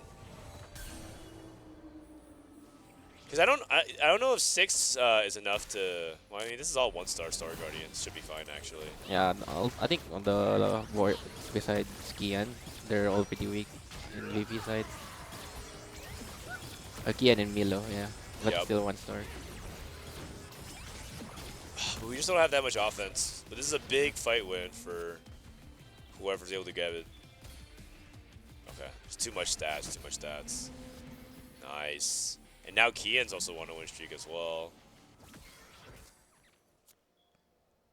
Do you have any quality for quantity tech? No. I don't think I'd ever take it. Okay. It depends on his items, but right now it looks pretty bad. Coordination. Or That's probably what he's thinking about right coordination. now. I wonder if he's thinking about Lucky Gloves at all, because he has already 1 glove, but I don't know. Yeah.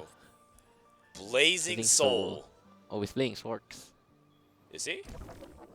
I thought one of his teammates was potentially playing not Swords. Honglian, Skata, Sudowoodo's probably. Oh wait, you're right. GP. Yeah. Yeah, he might be playing Sworks.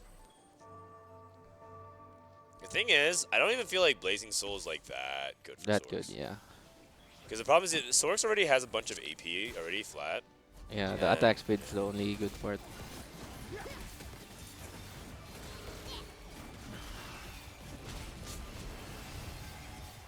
Okay, copy.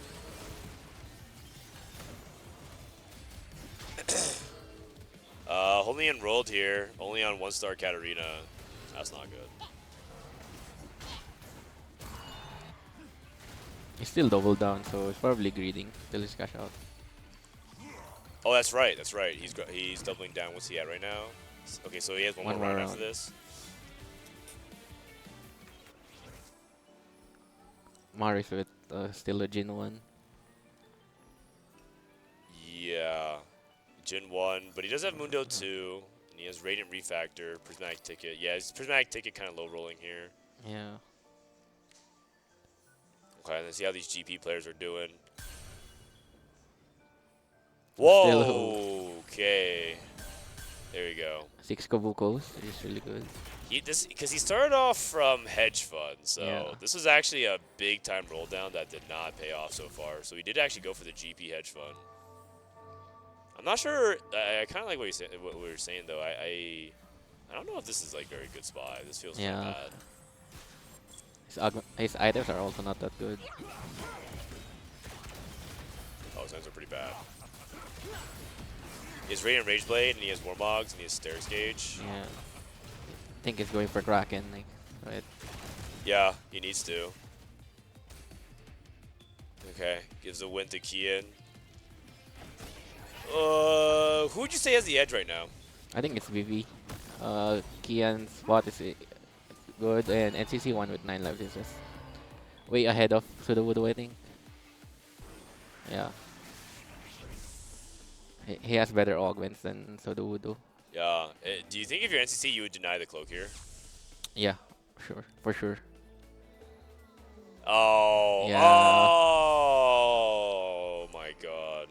Now Sudowoodo's spot is Dude. So bad. That's brutal. Okay. And then no one taking the rod here? Kian staring. Saren's the Swords, right? He's the player that was kind of I wasn't sure because he did slam the Void Staff. Yeah, probably Swords.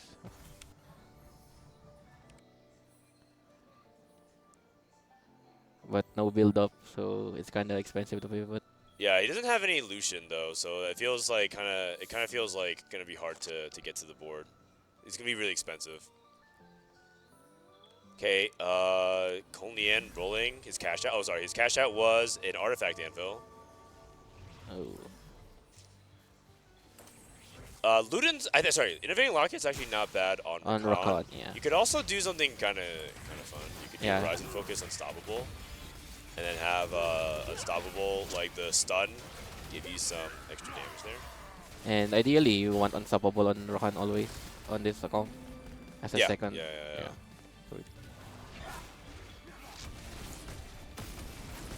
Let's go, Alan Ray. Is that your name? Yeah. By the way, Alan Ray is Araye.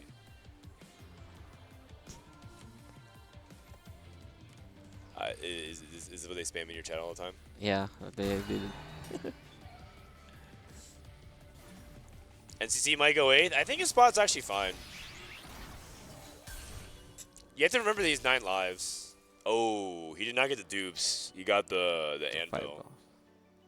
Oh, that's not good. He did not get Kraken. Oh.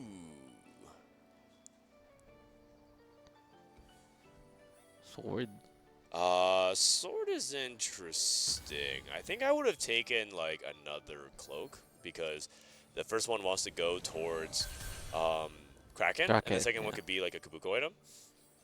Like an adaptive or something. Yeah. D-Claw, because there's so much AP in the lobby.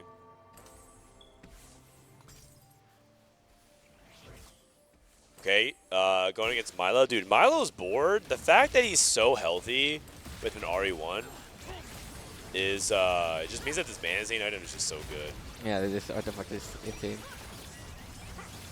Because this board does not look very good at all. I'm surprised he's so healthy with it. I think Ari just kills a lot with Manazane. Like, all the weak units in the front line. That's why he's so healthy.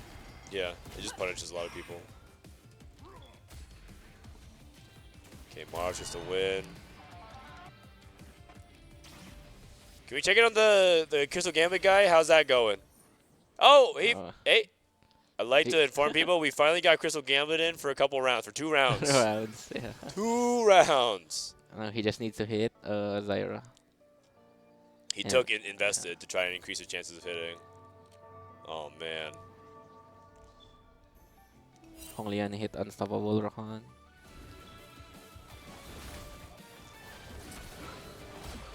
Is there a way to get delay off? The only reason why I have to have a delay is because I'm observing in the game. If you guys would prefer me to not have a delay, I would have to watch the main broadcast, which is just this, and we have to just sit here and just react to stuff, which I think is a little bit worse because being able to watch the POVs that you want is more important. Okay, here we go. Roll down. Right? Okay. Ash, first roll. Why? Janna. Volibear 2. Nope. No. Janna, Swain, Cassante. Oh, Zyra. He needs a buy. But we kind of want to hit Ash too, though. I don't think you want to. I think you keep rolling for a while. He's still missing a buy. Oh, he missed TF. Wow. A little slow, a little old. Yeah, that was too slow. He actually got. Maybe it was intentional, but it was like fortunate that the unit that win was an extra Bastion. Yeah. Like the leader from the bench. Okay. Going up against NCC and his 9 lives. He put IE on Ash, which is not very good because you can already crit already. Like all her arrows are basic auto attacks, and so IE doesn't make her ability crit.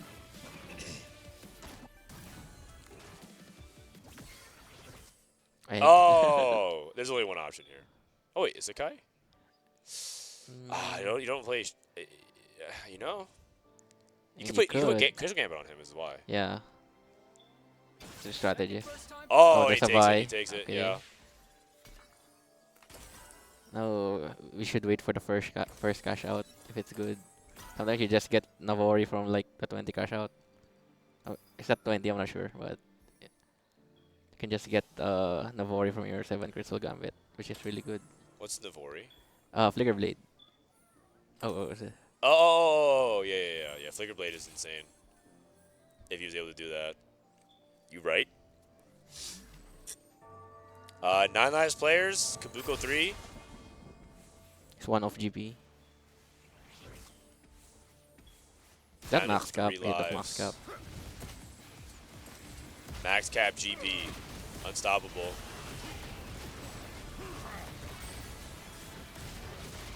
GP2 on the other side for Sudowoodo. Sudowoodo looks cooked. I think this guy's Yeah. 8th. So augments are just not good. Yeah, hedge fund into GP. And the fact that your GP player goes 8th just means that I don't think you're supposed to play it. I think you're better off just holding GP and play something else. He took hedge fund max cap too. We had 2 max cap players. This guy took hedge fund into max. Wow, that might be the first time I've ever seen that combo. Oh, he wants to hit. And he didn't. He hit Kobuko. Stretchy arms. Still no rise though, which is really huge. Oh jeez, not good, not good.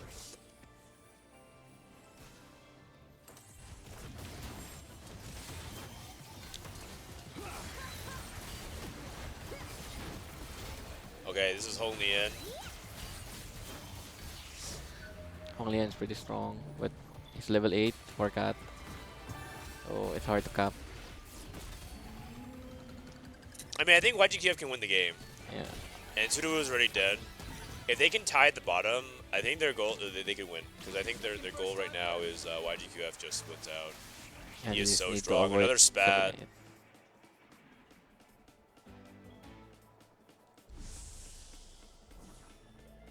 Spat from NCC.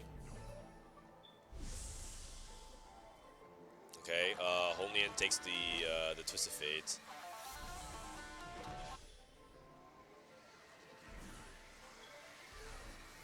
What is Milo playing again? I was playing the Sorcerers, swords, yeah. It's so 5 he swords. has he just took the sword. He want the Braum? I think he's still missing Karma.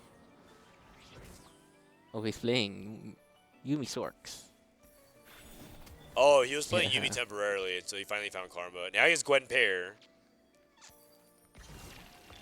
His artifacts are really good. Okay, nice. He's not playing mech right now because his front line is just really bad. Karma Pair. Fusion Dance. Mana Zane. Oh, we put Void Staff on... Oh. He just wants to go Wait, into really? carry. I'm not sure what. I thought Mana Zane's a lot better on Karma. Yeah, I think it's also in Karma. Oh. Okay, well it worked out now. My thought would be Jewel Gauntlet, Mana Zane on Karma, and then Void Staff. Sniper's Focus, Void Staff, Morello on Gwen. That's one of the person. That's the usual one. Yeah, that's a very strange combo. He's gonna roll again. Okay. YGQF with 7 Crystal Gambit. Frontlining stuff like his Jeondding, by the way. Just really afraid of his bad front line at the moment.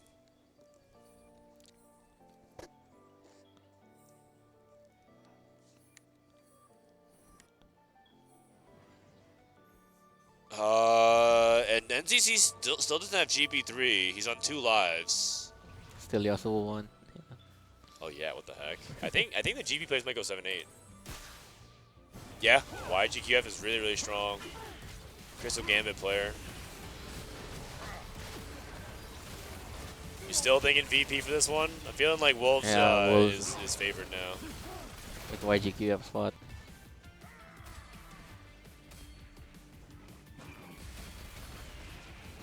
Also, no stretchy arms for NCC1, right? Yeah. Yeah, he's playing unflinching. Not great. Oh wait, Hong Lian lost. If NCC can outplace Hong Lian, because you have to remember that 9 lives only takes -1 at a -0, time. yeah. So it goes to 0. No. Oh. Okay, do you have a reforge? Yeah, I think I would reforge, but the safest here probably Prowl or something. The Yasuo. But it's Yasuo one. Okay, okay. Guess he has to wait. Takes Zonia's. Think Zonia's, I guess, for- over Edge of Night. Yeah. Then he wants a cloak here. Oh, there's a GP. Okay, and he's a dupe. Strategist emblem. Oh, and Okay, Yone. well, I mean, now the dupe is dead. Alright, whatever, it's fine. I guess he could go for Udyr 3. Hong Lian rolling. No Katarina 3 as well. No Not even Yumi close. 2. Yeah. Okay, so he's just falling off. Milo hit Gwen 2. At 8, yeah. He's fixing his items. More frontline. Oh god, we have Kraken. Yeah. Waiting to see who's going up against the slam.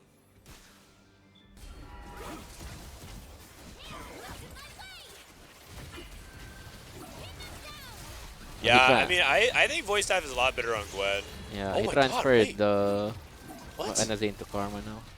What just happened? Oh, that's not good. Hong Lian's dead. NCC 1. Oh, Wolves has the 1-2. Wait a second. Okay, they have the HP to do it, but they have the 1-2. They're too healthy. It's really hard, but they can pull it off. Morris seems like there's about 4. Yeah, Mars, I think he's going to die. I think NCC is going to eventually die as well. Big cash out again. Oh, will do. He's looking for Zyro too. He's also holding extra copies of Ash. Okay, smart. I like moving the IE to Echo because that was just not doing anything for Ash.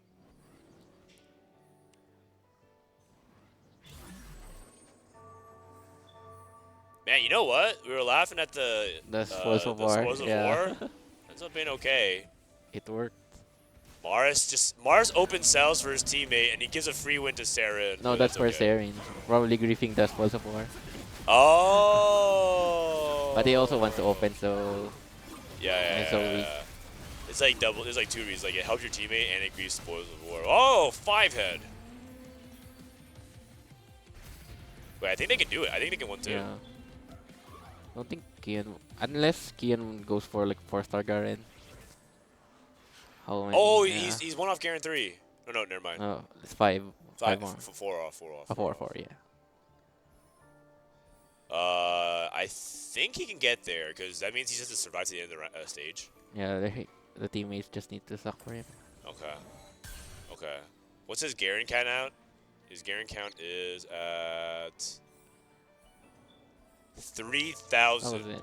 That's actually not that much. I think he would have had more if he had Rage Blade. Rage Blade is insane. We've seen people get like 6,000, 7,000, 8,000.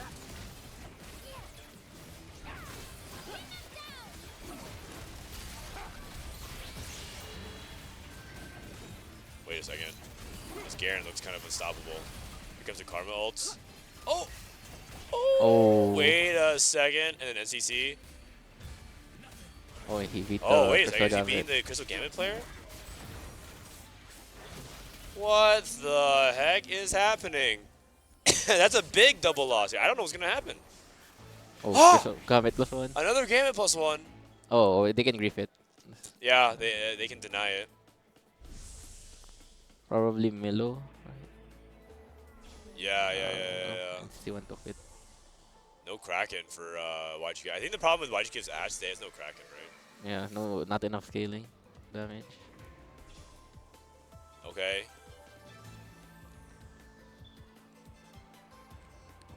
Why does Araye's mic sound better? Oh, does this microphone, does this headset suck? I don't know. You guys tell me. Unless you guys are just saying that I sound bad in general. I believe it. Okay. Sarah replaces with crit items. 3 rounds. Stage 6, he has it.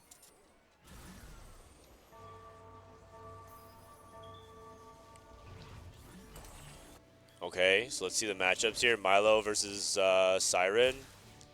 Another Sorg mirror. We've saw previously this went towards Siren's way.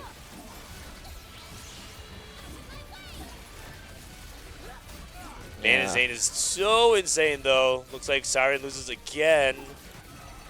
And it's slowly but surely looking like Wolves is losing their grip. Like Siren can't be losing this much HP for the 1-2. Uh-oh. Okay, 4 Leonas.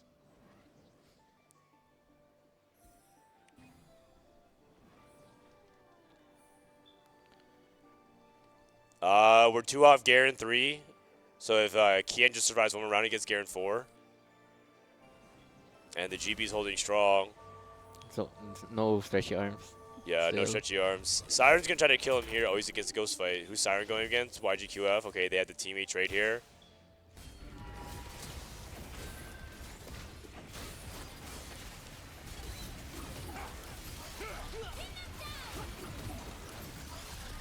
This Garen, I mean, I think he's like the weakest will be because then he loses here. Okay. And then YGQF. YGQF loses. I think it's good because YGQF is stronger, I think. He has all these dupes. Open the chest one more time. 240. He's going for Y3. Sure. That makes sense. Artifact. Oh. You could actually do something kind of crazy here. You can go Spectral Cutlass and then change it to All Out Cassante. And then move IE to him. IE Spectral Cutlass. Whoa! I'm actually in. This would be like a crazy bamboozle. Okay, he probably doesn't have to do that. But if you gave him Crystal, Spectral, one shot the backline. Yeah, don't you think? Yeah, that sounds. Garen 4. Yes, Titans. I like Titans over Hand of Justice. Oh, I guess he has Quicksilver though. A little bit of redundancy there. Oh man, I don't think YGKF sees the lines. This is Yasuo 3. Okay. And YGQF finally hits Zyro 2. Now is the time to. You cannot lose anymore. He's not playing Braum. Could have saved a few more HP there. Yeah, he's favoring 5 strategies instead. Okay. He's trying to focus fire the Garen. Okay, Isekai stun. Garen 4. Oh my god, the Ash Burst! Oh, it's... oh man. And that's too much damage. Another pop. One. Oh, they Siren actually 1. 1-2. The 1-2 is available. I don't know what you really want at this point. Maybe you can start itemizing Rise. Another Vow. Another Vow, and then, yeah, I guess you can move the Adapt Duo somewhere else. This is NCC. He's on a win streak. He's going up against YGQF. Siren going up against Milo. And Milo did move items around. Oh, he has Zonias now. He has Zonias on Gwen.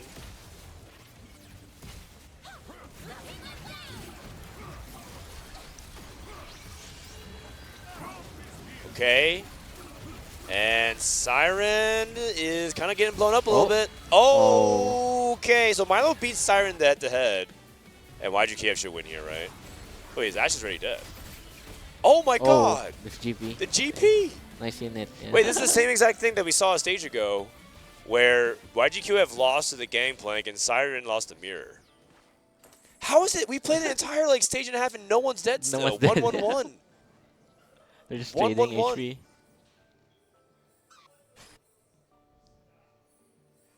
I think YGQF didn't play for a high enough cap somehow. Yeah. Not enough 5 calls here. Oh! Siren's trying to stack. They're trying to stack. So they're gonna give some units. They're positioning some units in the front for them to die because they need the HP diff. Oh my goodness, man! I can't believe that he was one off.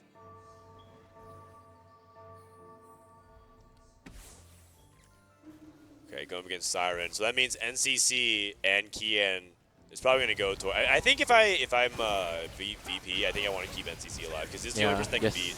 Kill Kian. Yeah, it's the only person that can beat the Ash QF.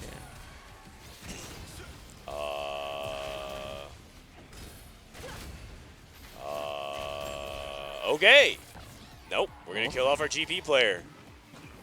Oh wait, Siren's dead. Wait, it's done. What? Why'd you kill his teammate? Oh no! Wait, what? What was that? No, wait, that was not supposed to be the end of the game. That was such a throw. Dude, what the heck? Oh my. You're kidding me, man. Oh, Wolves actually just threw. And Virtus Pro is into the semifinals. What on earth? What did they do? What a disaster. Oh god, Wolves is devastated. They yeah. You know what was crazy? I feel like that was back-to-back mistakes from both of them because I feel like Virtus Pro should have kept G. I mean, yeah, it's debatable. Yeah. But I felt like the GP was the only person that was beating the Ash player. The Ash player. And the Garen couldn't kill this I guess front lane enough. Did YGQF sack too hard? And then Siren just didn't kill enough. Yeah. He didn't sack hard enough. Yeah. Maybe he should have stuck more backline units to the front. These are the teams to the semifinals? Come on. Dude, how can you not watch this get bad? Come on, man. I guess Wolves doesn't deserve the semifinals rather than me. That is just, you want to see better play than that. That's an absolute disaster. Virtus Pro have done the unexpected. They have defied all expectations, taking down the reigning winners of TFT and EWC in a 2-0 fashion. Maris, congratulations. Sensational performance. How has that happened? You managed to take down Falcons, then Mouse, and now Wolves. Oh, Spencer, thank you for the raid. All 4 players that were currently reigning winners from last year, you managed to take every single one of them down. How was that achievable? How did you and your team manage to do that?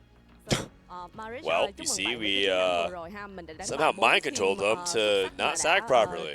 Yeah. chiến thắng của năm ngoái. Vậy thì bạn đã làm như thế nào để mà có thể chiến thắng họ trong cái trận vừa rồi?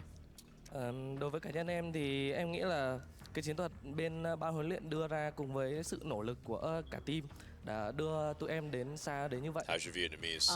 In my opinion, that depends on our coach strategies and also like our team effort a lot that we have put in the last match. That's the reason why we have beat all the good teams. And speaking of good teams, you will be facing T1 in the semifinals. Is there any special preparation that you have, or is there anything that you want to say to your next opponents? Mình sẽ bắt đầu đối đầu với lại T1 ở trong vòng tứ kết á, thì mình sẽ có những cái lời nhắn gửi nào đối với lại đối thủ của mình hay không, hoặc là có sự chuẩn bị nào hay không? Đối với cá nhân em cũng như là team em ấy thì hiện tại đã chuẩn bị quá kỹ càng rồi. Thế nên là bây giờ nếu như mà được gửi một lời đến T1 thì chúng tôi đến đây là để vô địch, không phải để đi chơi. Well, our team have prepared so well and we're ready to face T1, and our message to them is that we're here to get the champions, so be ready for that. I love the confidence, and honestly, after taking down the reigning winners, your confidence has to be sky high, and now you get to crush their key as well. How does that feel? Bây giờ mình sẽ bắt đầu mình nghiền nát chìa khóa của đối thủ, thì bạn đang cảm thấy như thế nào? What a throw. I'm just messaging I said don't watch the end of the series. What is Wolves doing? They're going to tilt so hard. I love that. He's going to do it again. T1, beware. Virtus Pro is here to play for the whole title. Ladies and gentlemen, we have a key to crush. Back to the studio we go. Okay, I mean, I want to level here. I know 44 is really hard. You're juggling a lot of things, but those are like the base. He's at 19, man. Yeah. It's like if it was like 13 and 14, and you're like get to lose by like 2, completely understandable. Even if it's like 15, 16, it happens. Bro, he's at 19 HP. You can't be doing that. You just put your backline units that is not Ash in the front and just let them die. That was a cataclysmic error. Holy cow! And like Wolves, defending champions, out just like that. I can't believe that, man. Wolves, Falcon out. Okay, so our next series is Flash Wolves. So 1 Wolves out. We got 1 more Wolves remaining. Flash Wolves versus AEGIS. Yes, yeah. Or no, EVOS. Oh, it's Yeah, AEGIS, AEGIS right? is the last match, I think. Oh, it's Flash Wolf versus AEGIS, right? Next. Oh, No, that's the last match of the day. Okay. So it's sorry. Weibo. It was Weibo versus EVOS. Sorry, I'm just kidding. So like as you guys saw, I predicted correctly. I predicted VP over Wolves, as you guys know. That's not what happened. I don't get it, man. VP 2-0 Wolves, and then this was T1 2-0 CTG. Oh, yeah, everyone's catching up. Yeah. Dude, I can't believe it, man. I'm like stun locked after that one. Like the series was not supposed to end like that. Like after I mean I think what happened with Virtus Pro is debatable, right? The Garen's scaling a lot of HP. Maybe it has like a good matchup, but I feel like Garen has to fight front to back versus the Crystal Gambit, and I don't think he has a chance. So I think that was a mistake from Virtus Pro. But then that was like that's like debatable, right? It's gray area. That was black and white. You just can't be doing that, man.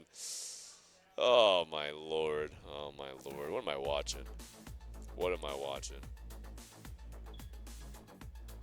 Did they change so they don't have to play it out? Yes. Yes. That is the best change all tournament. You guys don't understand. I mean, you know. Yeah. It's like 10-hour day. You play the last match of the day. You're just sitting there and you're like, oh my god, this game just will 5, never 6, 7, end. 8. 5, 6, 7, 8. And Make them play for one 20 guy's more like minutes. 70 HP. Are you not allowed to like sell your board? No, I don't think you're allowed. I Like, think you're to- allowed, but to end the game. Okay. we're not sure. Oh my goodness. Jesus. They stopped playing it out today. Yeah, because there's no point. They finally realized it. No, it's good. It's a good change. Listen, we Yeah. want things to be better. It's a good change. I'm happy for it.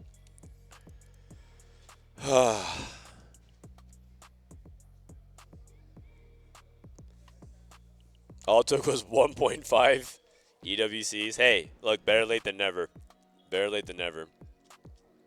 It makes things run really smooth, a lot smoother though. It's faster. Now, if they could just cut down a little bit on delays, maybe we could even justify running a longer series as well. Because we're halfway through the day and it's 3 hours in. Imagine that. Both 2-0s? Yeah, but I mean, they're both 2-0s. You're right. You're right. Yeah. Maris is kind of handsome. He's a good. I mean, there's some good-looking TFT players, man. Who's your TFT crush? Oh, Kiyun. Kiyun? Yeah, a lot of people have a crush on Kiyun. Get in line, buddy. Get in line. So you so talk to me a little bit about TFT in the Philippines. You guys play on the SEA server, right? Yeah. How's that SEA. been so far? Oh, for me, it's been really hard since I think it's because of the 4v4. I'm too tired to play ladder, so the ladder's really hard right now. So Okay. I'm having a hard time qualifying through snapshots compared to before. Got So it. It's better practice overall. Okay, better practice overall. What do you think about the strength of like? So who's on the SEA server? Like, who are the best players you think? I think it's Steppy, Tristan, Kejaos. Singapore players? Yeah, Singapore players. Futime and Boomhay is also really good from Thailand, and me and Mald from the Philippines are really good. You and Mald. Mald? Yeah. Okay. Oh, they're doing the crush. They have the ability to pick whichever crush key they will put in the trophy. That is so Whoever gets loud. the win. Oh, it feels like a little violent, like the pop. Yeah. He I love wasn't the face prepared. expression. He knows. He saw previous crush key. He was prepared even Bro, the though keymaster I was just blinking. stands there and he doesn't show any emoji. Just He just stands there, with yeah. the whole time. It's so awkward. CTG equals close to gate. The sad thing is like, you're leaving tomorrow, so if you lose like today, there's no point in booking like a flight leaving like 12 hours earlier, unless you're like that upset about everything. You just wait. Yeah. Why was there even a translator? I think a lot of Vietnamese people do speak English, just that you know, I think a lot of people feel self-conscious about their enunciation. Language, yeah. Like they could write and type. Like I see Araye type in chat all the time. It's actually a shit post. Let me go ahead. User Araye. Here we go. Let me pull it up here. Oh wait, what's your Twitch name? Double underscore. Double underscore. Yeah. User Araye underscore. Like his English. Your English is like really fine. LO he XTD rat Woksh Pandora's Bad Chest Monka W LOL all AP XTD. I That's thought what I write mode, in my chat. Yeah, it sounds like he understands Twitch chat pretty well. Why was it suddenly over? Because the game was over when they lost. Because when you go 7-8, the only way you can win is if you go 1-2. 1-2, yeah. And then because you win the tiebreaker, you go 1-2. I can't believe that they accidentally killed their own teammate. I mean, that's an element of 44 that I think some people can't get over, because they're like, that just feels weird that you can play your own teammate. But I mean, I think that's like the good part of it. Now that being said, you actually had like a pretty big obstacle, because you are on a Korean team. Yeah. And you're speaking Korean, so how do you communicate when you need a sack and other things like that? Oh, save. They just say save me, and then I just remove my items, and sometimes I just know to myself when I should save them, so it's just game sense for my part. Okay. And it's just hard on stage 4, because when you're transitioning, sometimes you forget to save your teammate. Yeah. Yeah. But in stage 5, it's just pretty easy to just just remove her right. And yeah, just make sure that you don't kill their teammate. I like the VP guys. Yeah. They seem like they're having a lot of fun. They're cheering. Look how excited they are. Embarrassed is just like, what, really? These guys are that bad? Kian is such an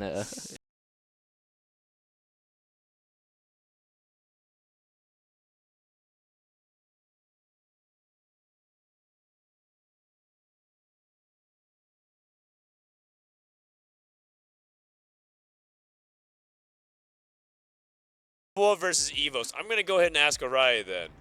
We have our prediction here. Who is gonna win? Weibo versus EVOS? I think it's Weibo 2-1. Weibo 2. Yes. Okay. Right. Wait. 2-1. You think EVOS? EVOS, yeah. I think they could take a game from them. I mean, EVOS is the massive underdog. Yeah. A lot of them are pretty inexperienced players. Have you seen anything? But the thing is, I feel like they've been improving. Yeah. And I feel like they're playing with like no pressure. I feel like it's they're just playing their own game. No pressure.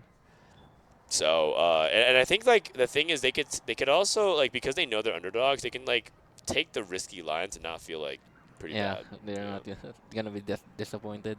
Yeah.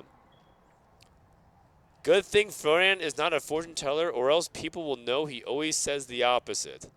Me? Okay, the thing is, these predictions are all accurate. I mean, not the result, but like I think most people would agree. Yeah. Most people agree. There's a lot of upsets in this tournament. Yeah. Just take the opposite of whatever Frodan says. No, man. No teams are going to want Frodan to cheer for them. I'm cheering for EU. EU's got this. Look at my predictions. EU wins over EVOS over Weibo, and then AEGIS over Flash Wolves, which would actually mean that the bracket would be the bracket would be visualization. It would be Virtus Pro versus T1, Vietnam versus Korea, and then we have EVOS versus AEGIS, and then we have EU guaranteed to the final. Actually, I realized that EU can't play in the finals based on the bracket. Wow. Guaranteed A packet finals. Who do you think was the strongest team going into this tournament before the first game was played, like going to day one? I think it's Falcon, T1, and Vitality are the top 3. Falcon, T1, and Vitality. That's what we thought too. Yeah. And yet all of it. Look at two of us got grouped. I mean, I think our group was really tough. Yeah, the group A is probably the hardest. I would say Alcansaya was the weak link, but the other three teams were really good. And then I think Group B was pretty tough as well. Like Aegis, Mouse. Yeah. I mean, Virtus Pro looks like they're quite a good team, right? Yeah. So I think Group B actually had the group of death. And they're all good there. And then, what do you think about your group when you were like I going think through it looks the easiest. It looks the easiest. But we kind of low rolled. Against what, EVOS? Yeah. And How, also how, Wolves. did, how did you? Oh, against Wolves as well. Oh wait, wasn't Wolves the series? Wasn't Wolves the series where they had GP2 and Soul leveling? Yeah, GP2 like stage 1, like no shops. yeah. Like I think you know how you drop 3-2 costs. It just like auto combines to GP2. GP, yeah. Oh my! And then you can it just makes hear solo them leveling. shouting. Oh my goodness! Just laughing. Man. And then next game, another solo leveling GP. Yeah. There has been Another your solo most leveling. valuable MVP. Who would you be? Who would it be? 微博战队现在如此的强悍，就想问你，如果让你选你们队里的一位选手作为 MVP 的话，你会选谁呢？我的是我们队伍的官，他是我们队伍的指挥核心。I would say it would be Guan because he is the core of the he's the one instructing and commanding everyone what to do. So he's absolutely our leader. I love that. Final question. You are representing China in this event. How do you feel about your performance so The far? last and Chinese how far will you go? player team. 你们作为也是代表中国的一支战队，想问你，你认为你们在这次比赛当中到底有多少信心，以及你认为你们会走多远呢？我认为我们会拿下冠军。I think we will be the champions. He's ready to go. This guy is very Best of all luck today. business. Back to you guys. The champions, a statement coming out. That's from Guan, by the way, Weibo the guy you just saw. After a This is statement Guan. win in that upper The bracket guy as well. interviewed is helping you, Yet right? to lose a game, finding Oh, themselves here against EVOS, Yeah. a team that has done that's really well for themselves in this Tianlong. lower bracket. They have been And able to get a LVC. win. But for them to be champions, Casanova, welcome.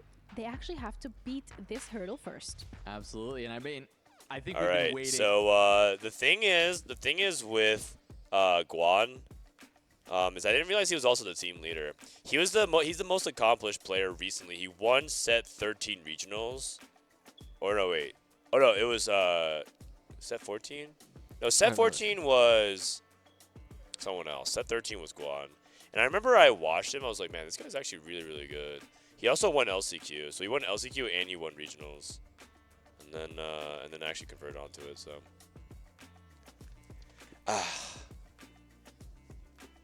Why is Juggernaut Ash on top of S tier and TFT Academy, :D? I have played 0 games of the new patch. I have watched 0 games of the new patch. So what I did was I pulled up TFT Academy Discord and I said, Dissoap, it's all on you, man. I'm going to be back in like 3-4 days. I'll help out then. So all the updates are Dissoap. You can take it up with him.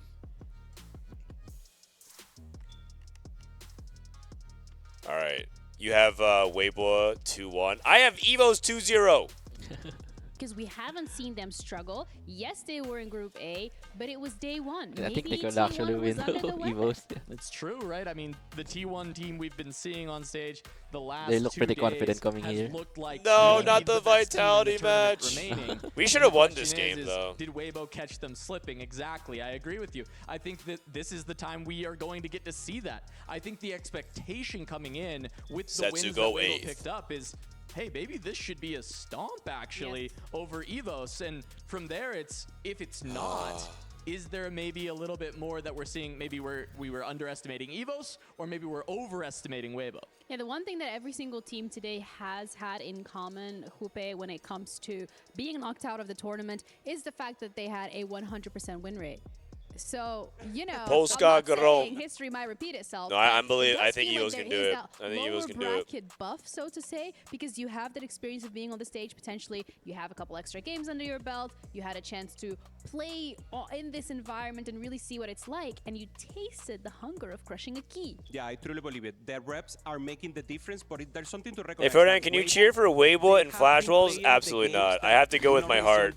I got EVOS. These guys are so fun to watch, man. Shredded. Simply void deck. But I mean, they are prepared. They are doing great, and their understanding of fundamentals of TFT is top notch. Yeah, and for Evo, EVOS? You're talking about EVOS? Their understanding of fundamentals is top notch, bro. What are we saying, man? These guys. I think a lot of the eyes have been on. Like 2 of these guys are like GM players. Oh, I'm a master player. One of them's a master player. They're just here having fun, man. Succeeded, but they've kind of had Kesman as this rock, being able to place in the top 4 very consistently, find a couple first places, and that's so important. I know what they're. He's just trying to gas them up. He's trying to gas them up. In the end, the thing that I like about EVOS is that they're having a lot of fun and they take a lot of high risk stuff. I will say that they're also getting coached by Kubikson. And Kubikson, I feel like it's interesting. There's 2 types of coaches. There's like the coach who supports a team, who like, you know, gives them what they want data-wise. They're like really capable players. A lot of times the coach is not better than the players. And then there's like the coach who's like better than the members. And you have a couple of those here. I would say Kubikson is better than is like more accomplished and better than all the members on EVOS. And so he's like helping them. And he's not really like necessarily coaching through the traditional like oversight, inspiration, that kind of thing. He's like more like the setting the plays of like what you should be doing. And then Coco is also AEGIS, and I think a lot of people would say Coco, outside of Puddle, is a lot more accomplished than them as well. And so that's interesting. So who is your coach for ROC was Cassie God.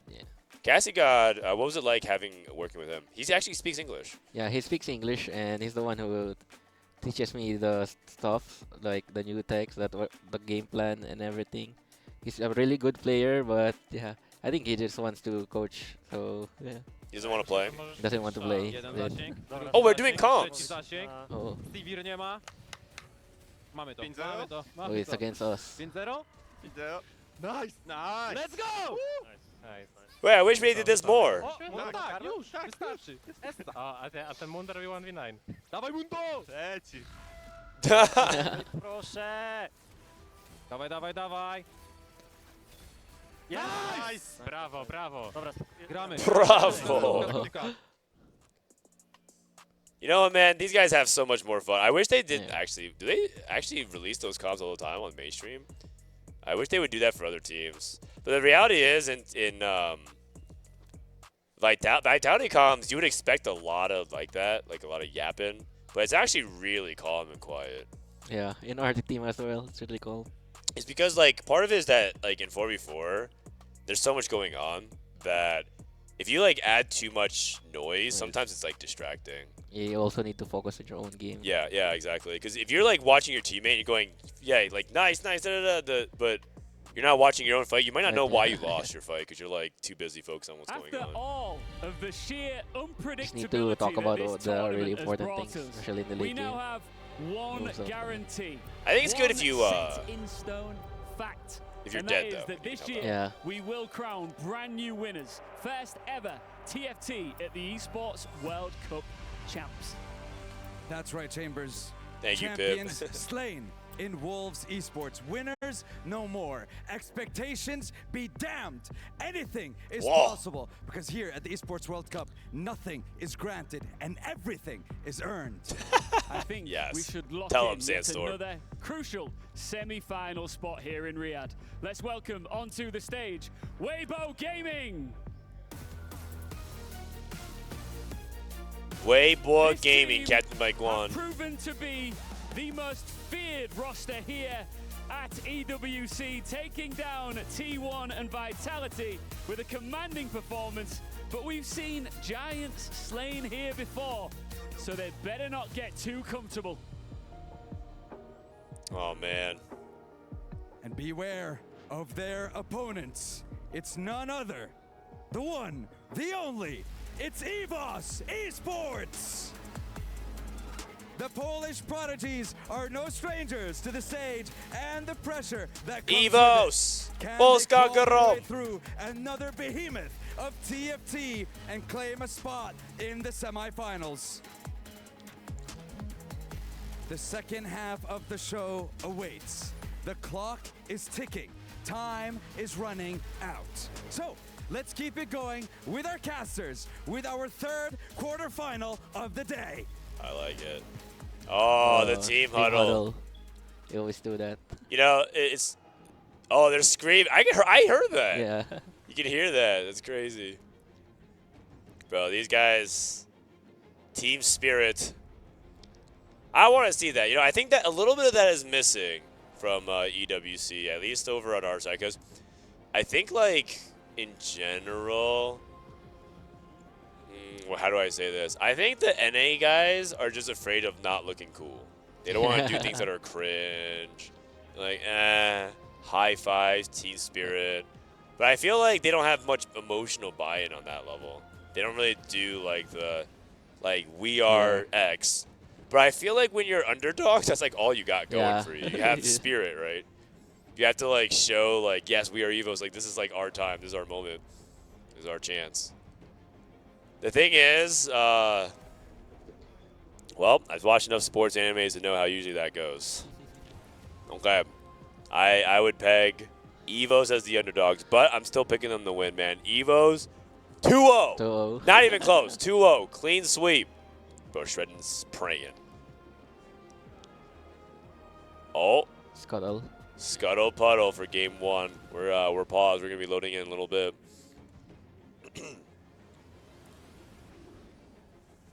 Did Citadel win? Yep. They won.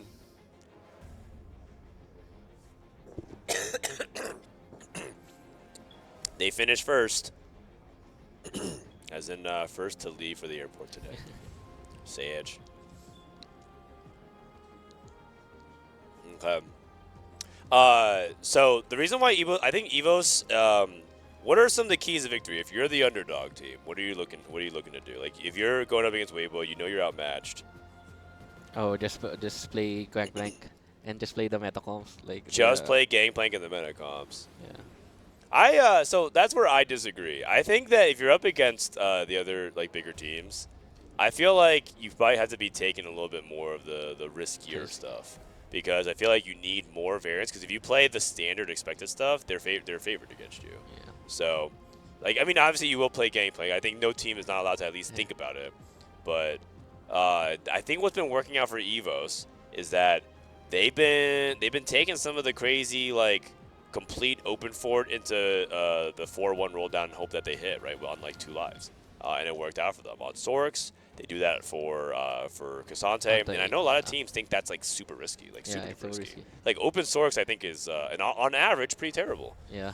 But they've done it like 2 or 3 times, and it actually works. It actually works. Like yeah. Well, we'll see if it works out for them yet again, because strategically, I don't know. They're completely unpredictable. Do they have also any tech under wraps right now? Do they have any like, okay, if we have this artifact with this setup, do we know how to like manipulate the odds for power-ups here? Like, I wonder if there's any other tech, because I do think that that's the advantage of having a world-class player like Kabixon helping them out. And on the other side for Weibo, they're the last Chinese team. It'd be kind of unusual if no Chinese teams are in the top 4. If they get eliminated here, and then it's just all EU and APAC. Which I'm actually down for, because then CN and NA, we're in the same boat. CN and NA are the favorites coming in. Yeah. I mean, I feel like APAC, or like Korea, T1 would also be there as well. All right, it is Scuttle Puddle. Let's get to it.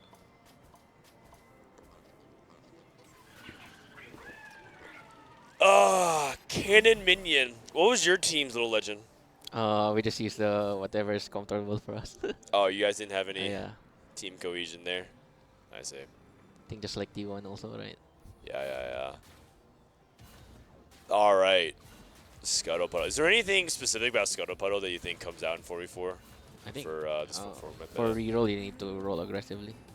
If you really want to win stage 3. Okay. Just play for the high cap boards. What are the high cap boards? Usually the Sorks with like usually Sorks. Okay.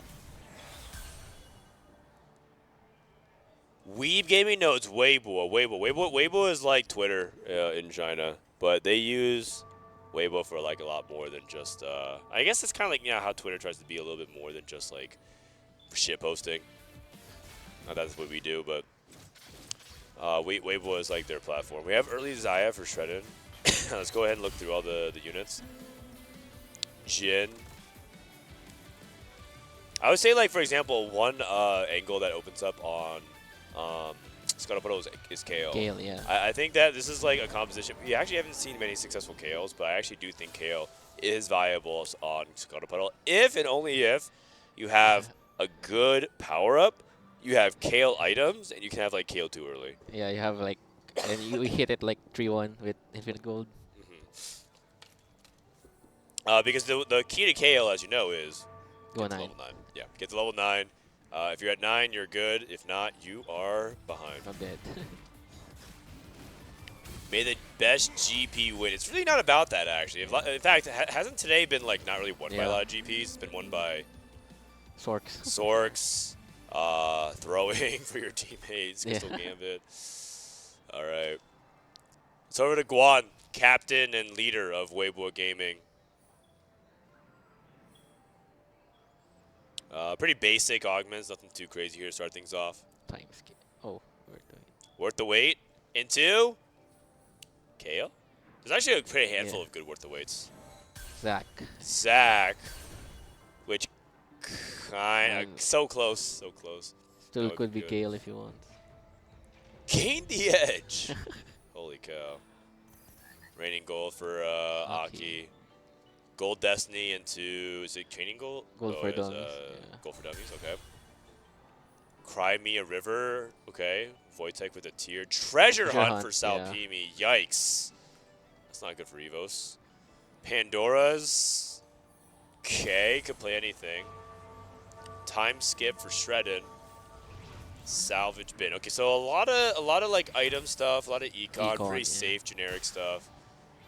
I think the strongest like directional one is Treasure Hunt because it kind of pushes you to come into reroll. He's leaning towards Kaisa.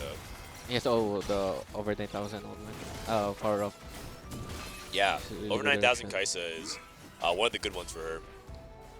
I feel like over 9,000 in general is just really good. Yeah, it's so good. Do you believe in the over 9,000 Zivert?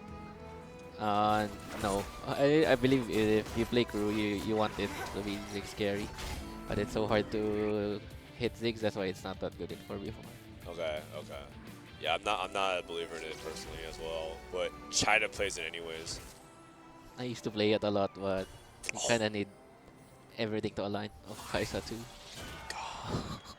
Kaisa Treasure Hunt, Scuttle. Yeah, that's really huge. Now here's the caveat: is I don't think Kaisa is like that good with Treasure Hunt inherently. Like because you have to think about the Treasure Hunt cash outs, and so if you get like a 5 cost, there's not a lot of 5 costs that spike the board. If you get an artifact, there's actually not that many artifacts that like makes Kaisa insane compared to like the Gangplank. And so if you get like a raid item, that's good, but yeah, you could just kind of be dead sometimes with some of your cash outs. That being said, it's still Treasure Hunt. Yeah, this is Hogment is just busted. What do you think Treasure Hunt's true AVP is? Like if you like a top challenger player is like playing it. I think it's like a 3 point something. 3 X? Yeah. It's gotta be. If you know what to play with it, yeah. If you know what to play, yeah. I mean, when I was first climbing on the first week, it's not correct now in 44, but I was literally just also playing it in just level 8 comps because it was just so OP, and so it was just like, because I was playing Mentor Mech, right? So I just played Treasure Hunt Mentor Mech, and I was still winning the game because this is crazy. It's just so much power in one augment. I mean, it's like multiple prismatics, I think. All right, so let's take a look and break things down. So Guan has Zach, Morello, worth the wait, level 5 early, pushing tempo. I'm not sure I have a good read on what he's trying to play, but right now he's just tempo with AP-ish items. Like, he could keep this as front line and technically go into AD, but I think he's going to be some MVP. Salpimi is Treasure Hunt to Kaisa. Tianlong is Gold for Dummies, Rage Blade. I thought he might be thinking about something like Mundo at first, but then Salpimi has the Mundo, right? Probably going Ash. Going Ash? Yeah. Ash Juggernauts.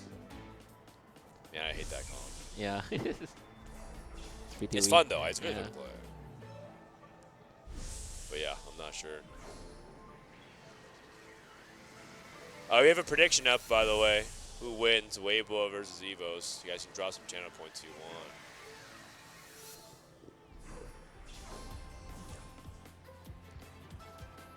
want. Okay.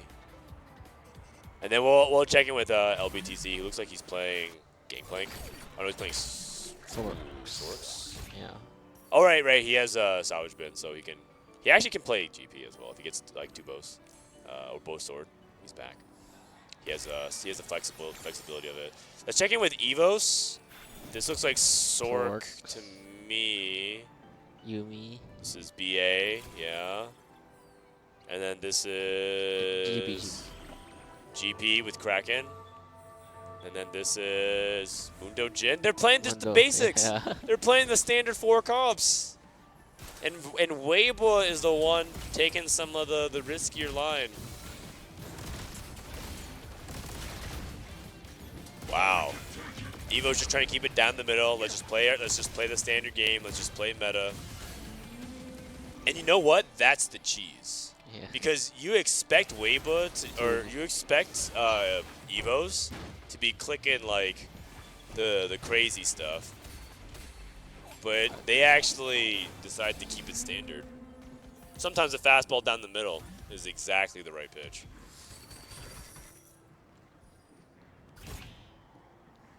Okay. So I guess we're mirrored then on a lot of this stuff, except for Saupimi. The Mundo's gonna be contested by the Jin player. Yeah. What's best in slot, Kaisa? I'm not sure, but I think it's IE Rage Blade for Juggernaut. Okay. Since, You like Rage Blade over Shojin? Yeah, because it's more long fight. I see. Yeah, I think like if he had Flail, then either Shojin or Rage Blade, whatever item you get. Makes the most sense. Okay, LBDC versus Guan. This is Wojtek trying to play for a 5 streak. He gets it versus Kuznin. The one thing I will say is that EVOS has all their games have been either blowouts or getting blown. Like they're getting blown up because they usually are 5, 6, 7, 8 or 1, 2, 3. And right now, it looks like a lot of them are losing. And the rough thing is, only one of them has their loss streak, and 2 of them are like 4 losses out of 5. So this is historically when this happens, EVOS has lost the game. Yeah, it's not looking like a good spot. I think Ake just gonna play Nar. Mundo. Yeah.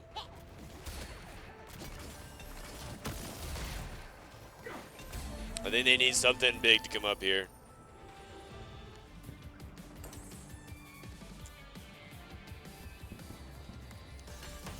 Okay, Tianlong.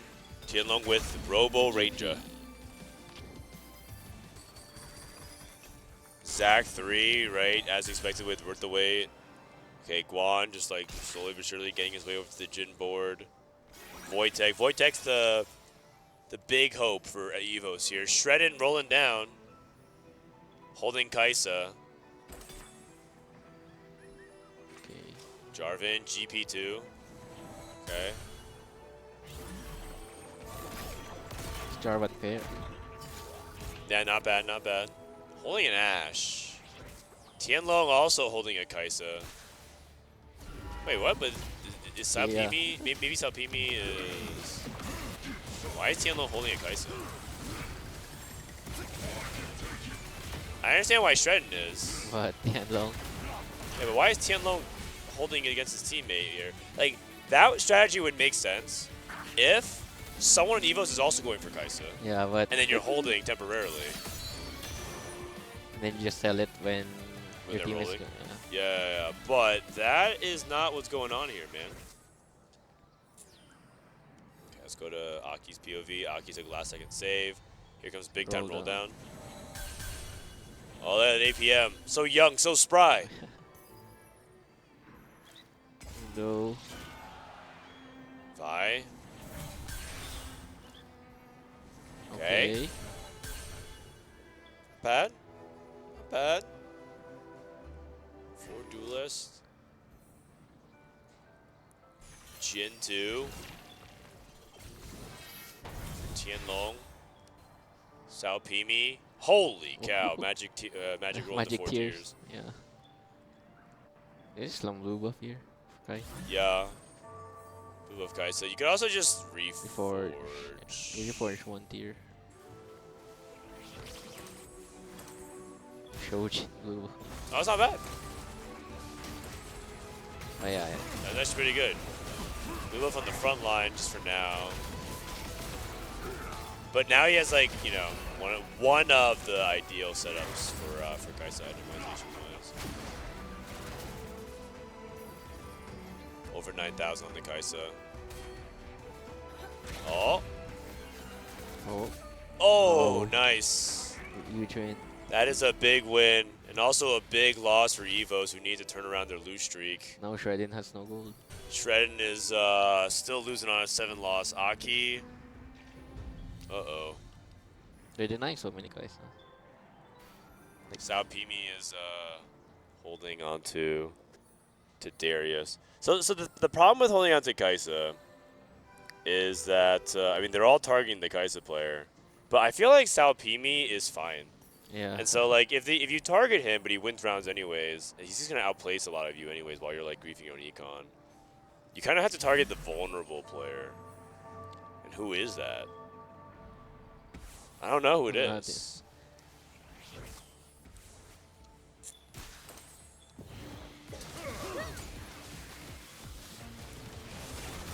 All right.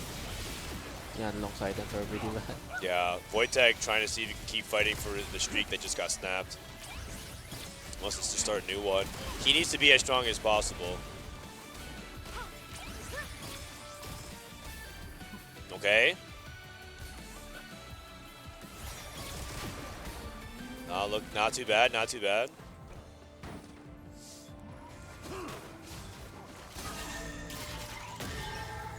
Okay, and Shredden's on the board. That's what we want to see. Kesman and Aki still losing though, but the good news is they do have character control. No power forecasts, no Yumi. Kesman's the Yumi player. Yeah. Just takes has Pandora, so I'm sure. Yeah, Bo for Shredden.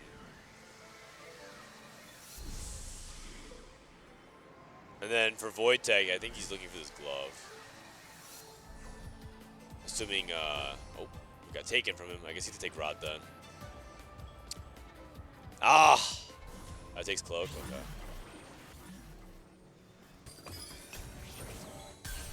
He already has Void Staff, so I think the value of Cloak's lower, but he already has Jewel Gauntlet, so he thinks the value of Rod's lower. Oh, wait! It's Rod still, right? For Morello. He has Void Staff and he has Spark. Oh. Uh-oh. Some actually just forget. You know what? It's fine. If you don't hit Gwen, you need more coverage anyways. Coach. Copio. Yikes. No, it's okay. It's okay. It's all good. We're still on Syndra 1.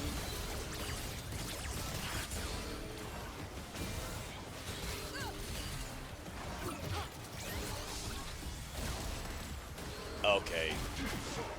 Okay, if Shredden can put on a good GP streak here. If they can put on a good GP streak. Should be fine. Should be fine, yeah.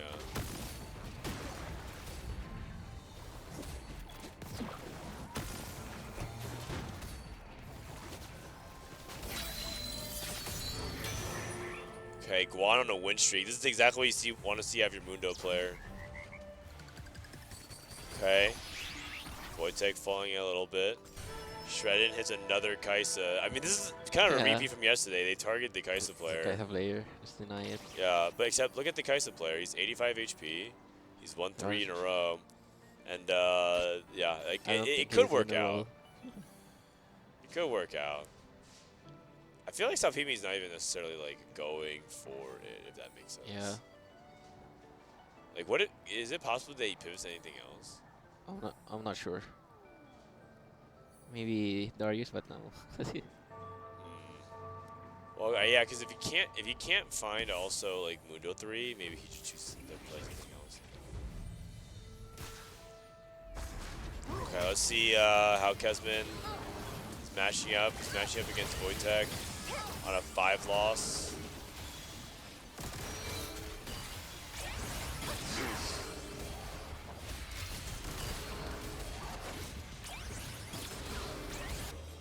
Okay, looks like he's going to be able to actually get that huge win, which is important. And Salpimi on a 4 streak would be huge for this team. Considering that he's getting target this griefed. stage is really huge. This call falls off so hard. Yeah. All right. Kesman comes in as one of the more as the important player to deliver on his side. Kesman can't really be going bot 4. He is the most experienced, the most accomplished, the highest ranked player here. Tianlong, 5 GPs, 2 Kaisas, 2 GPs. Dude, they're fierce about this, man. Just keep on denying the Kaisa. Yep.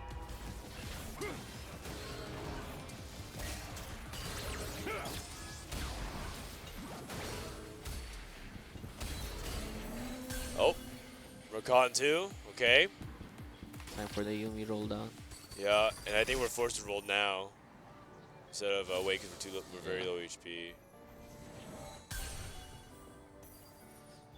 Sante. Cat is not that important. One Yumi. Yeah. Okay. Pairs. Roll okay, in. what? That was not very good. Especially Scuttle. I mean, part of his is so poor. He took like Pandora's Blazing Soul and no Shriek. Squad is not looking good. And he didn't get his fruits in time either, so he was kind of slow on it as well. It's so hard to do that. It is. But like the reality is, you're the loose streak player. You have to be able to like, because these life count matters, right? Yeah, especially stage 4. Every win is. Oh, close. Okay.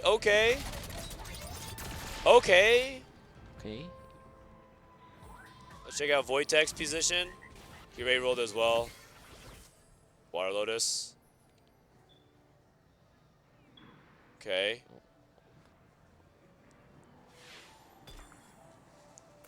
Oh, this keeper's positioning.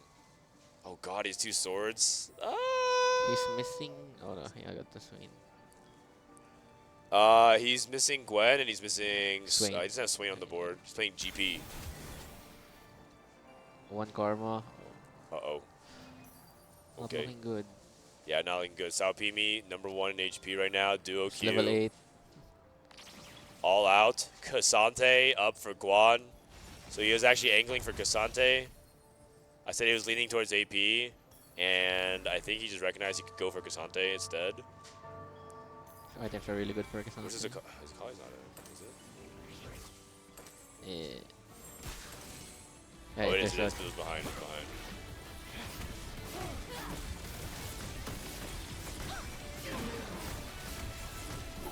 Wojtek is very weak. A good time to match up into him.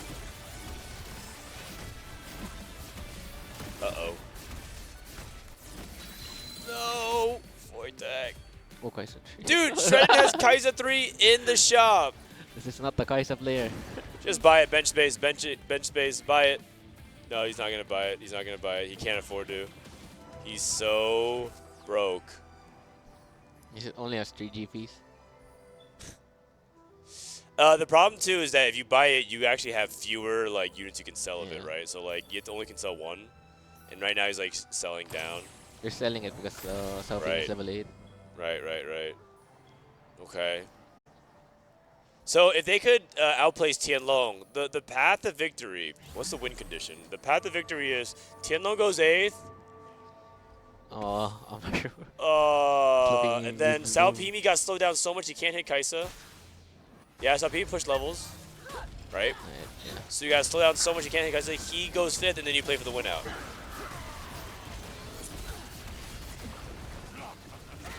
What do you mean needs to win here?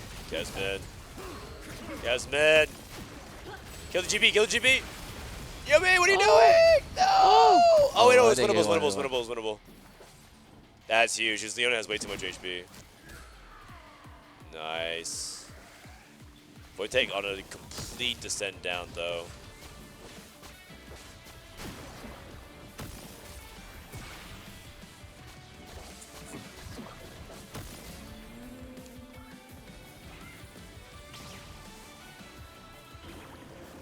Gwen. Okay, Gwen for Wojtek. Oh, yes, Wojtek. okay. Yes, that's what you want to Okay. see. That's a Gwen on carousel. Okay, hold on, I'm back. I was losing hope.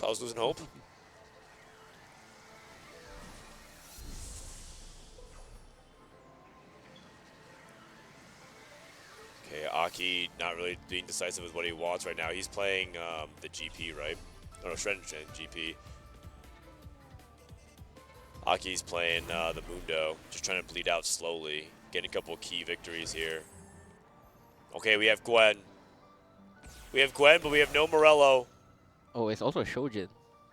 For Yeah, for Karma, that's good. That's big. Karma pair. But we have He hit Ionic. GP, just sell GPs, just sell GPs now. Ionic Void stuff. What is this front line? Just sell the GPs, man. Just sell the GPs. He already hit. Get this. Yeah. Oh man, so much to do. Yeah. I feel like the nerves. I feel like the nerves Yeah. are settling in. I feel like he's like moving kind of slow.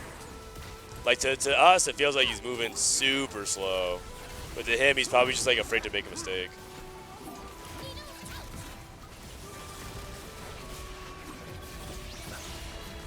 Nice.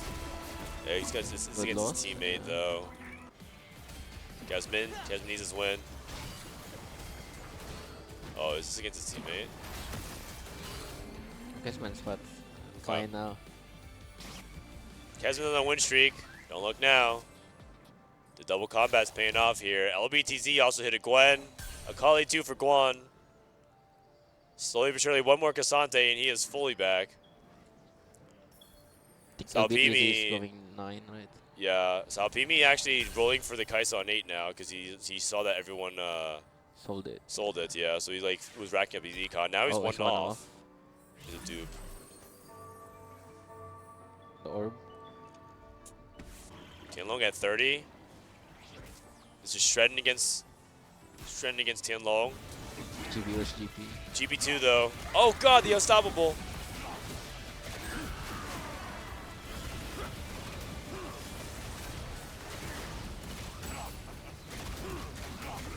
Oh, I think Shredded won. Wait. Oh my god. Yeah. The GP2 got the backstab. The GPG can kill the Kobuko. You know. What the? Holy cow. Wait, they're doing it. They're doing it.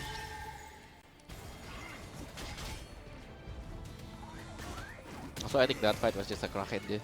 Yeah, Or Kraken's a really big deal. Kraken is the item on GP. Like you can you can negotiate other items. Like okay, instead of Rage Blade. But Kraken's like you need it for that comp. Yeah, because the whole point is that it just ramps up, and you just get you just kill everything.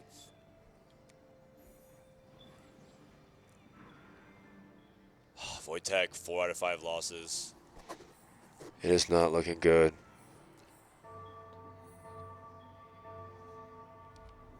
Okay, but the thing is, Tianlong's also on low HP.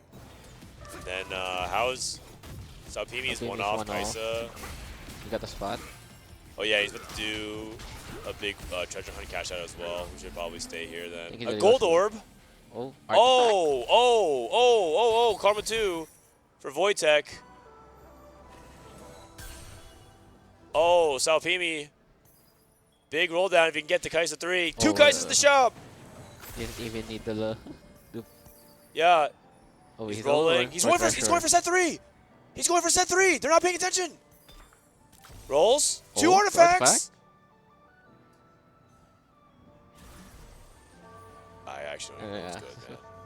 Oh, Spectral Colors. What is he trying to do? Spectral Lee What's he Sin. doing? Okay, don't slam him. Don't slam him. Don't slam him. So you can see it for the next turn. What on earth is going on in this lobby? The Scuttle Puddle influx of one turn.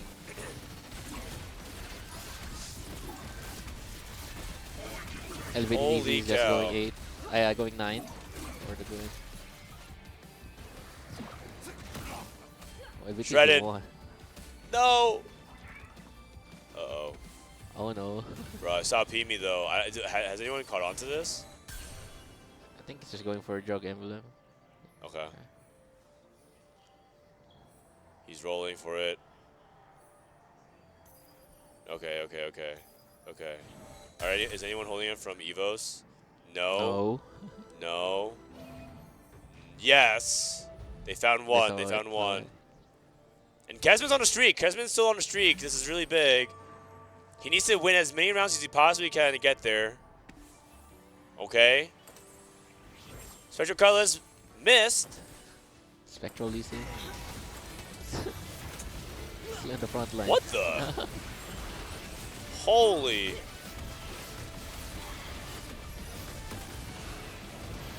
Wait, that Spectral Lee Sin, the Lee Sin kind of hits hard. Okay. Oh, he wins! Whoa. And Sao Pimi's at critical life. Shredded's at critical life as well. Tianlong needs to lose. Look, he won. For Zaki. Oh man, it's down. No. It's a nail biter. Void take down the 1 life as well. Oh man, whoever goes 8th is a very, very big domino in this game. Only Sao Pimi's 1 life. Yeah. Shredded. Shredded just selling and rolling. He's just playing for not 8th. He's playing against 2 Weibo players. Shredded. Yeah. Oh, they're both playing against 2 Weibo players. Oh no, and the thing is, both of those boards do not look very good at all. Another Spectral Lee Sin. Oh no! Change it. He removed. Spectral! Sorry. Darius for the backstab! I think it's just a mistake that you took Spectral there. Okay. Can the GP do it? Is GP that good?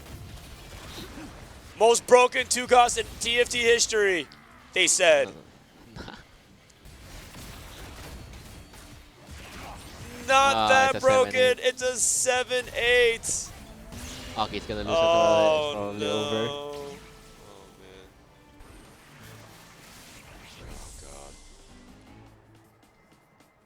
Oh god. Okay. All right. Well, that was actually kind of close. It was like kind of close until it wasn't, and now it's looking like it's looking real tough. They have to 1-2 from here.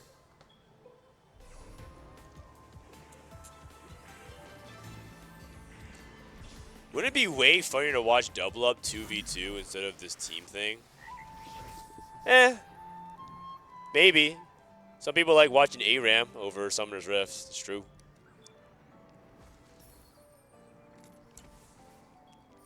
It's just different game modes. Okay, Udyr. Lee Sin too. Oh man. Honestly, this Juggernaut Kaisa. It's a Spectral. Yeah. He kind of cooked, man. He kind of cooked. Spectral set. Dude, he's going to Spectral into the back line? Probably not. This is Aki's final stand. Against Kesman. Kesman didn't remove her. Yeah. I just want to say, for all the people who just say, like, oh, GP's worse than Syndra, believe it or not, Syndra wins those matchups at 2-star from set 12. All right, you back me up here. Yeah, I think you just don't need Syndra 3 there. Yeah. You win. Oh. Sag. Okay. It's a Weibo victory to end the game here. Wake up, guys. Okay. Weibo's like, well, you know, that was there was a little bit of hope, but I would say that the beginning of the game with like the triple lose streak with kind of bad tempo, their items are also not that great, and there's also like some awkwardness around everything else. Just did not feel like it was going well for EVOS, sadly.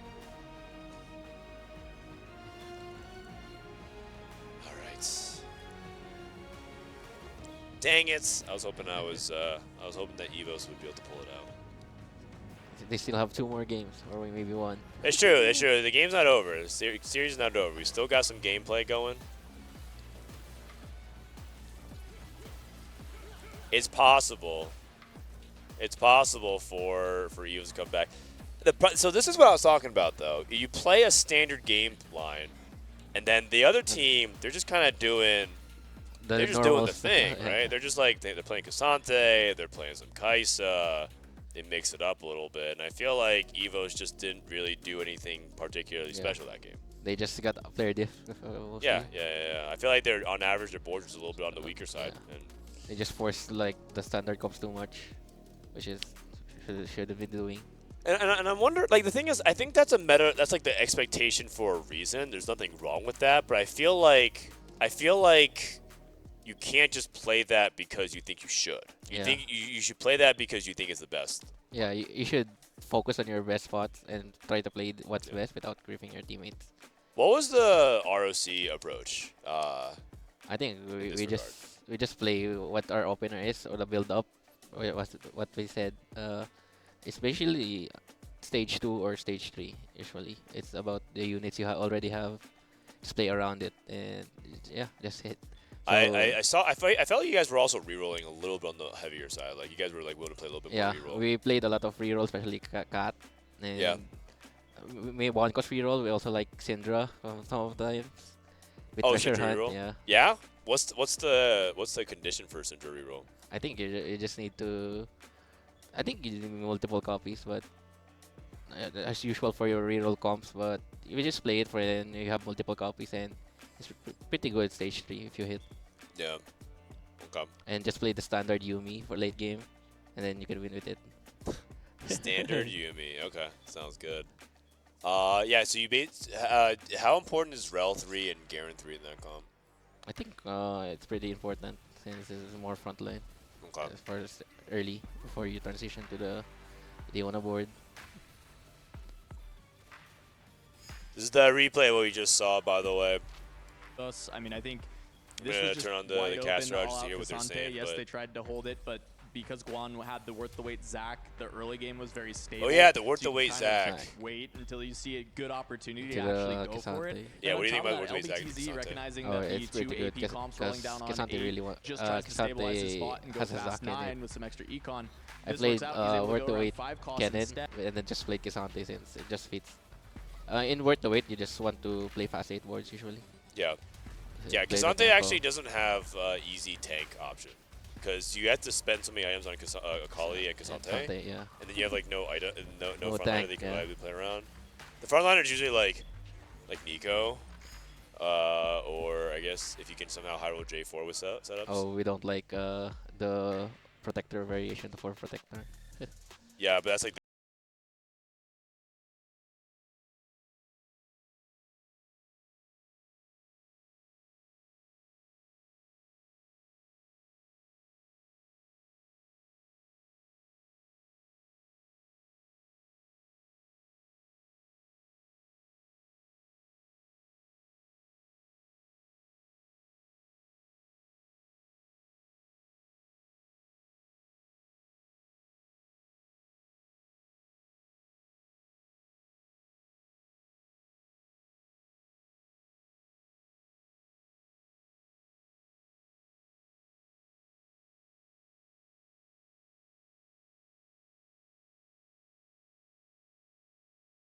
I will say that I think Kesman had some good comeback potential, but he just needs someone to get out with him. Yeah, you can't do it all alone.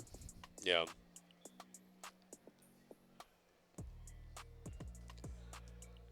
Any mode over this 4v4 thing is not for the viewers. I don't care how fun it is for them.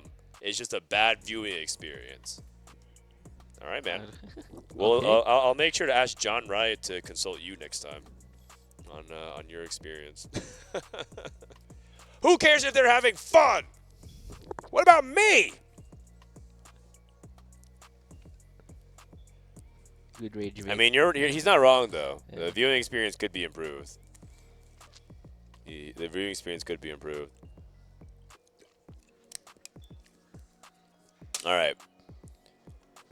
Okay, so we're going to get ready for the next game here. After this series, we are going to go into the final match. We're actually moving pretty quickly today, which feels good because the past few days have been kind of a marathon for me because I'm usually here by myself just talking to nobody. And then we have this is the group matches. Let's go over to the playoff bracket. After this is AEGIS versus Flash Wolves, where AEGIS will stop Flash Wolves and meet up with EVOS in the semifinals. AEGIS win, right? Yeah, AEGIS win. I actually do think AEGIS is a really strong team, though. Yeah. Did you scrim against AEGIS? Or were they in your group? I think we did scrim against them. Okay, how did that go? I think we won, but that was before the Gangplank match. Oh, yeah. Do you think the B patch was better or for worse for your team? I think it's for worse. I think we just play so many comps, like everything. Like we just play anything given to us, and then we just make it successful. Do you think that if okay, the funny thing that what you just said is that almost every team I asked said the same thing. They said it's like worse for us after the Gangplank thing. And I think every team feels like they just feel like tied to this Gangplank. And then that like kind of strangleholds a lot of their meta development, but I find it funny. I want to find one team that says, nah, Gangplank was better for us. We like it. We're good at it. For a casual viewer, I do agree you have to watch way more 44 to understand compared to normal TFT. The observing the mainstream also doesn't help that. Yep. No, I think the criticism that the viewing experience could be a lot better is true because a lot of it is not intuitive based off the UI. I think the UI needs to be like explaining like what happens because a lot of times it's like they die and then it's like what? Oh, it's over. But if you but like the thing is if you like understand 44, there's like a lot to like about it.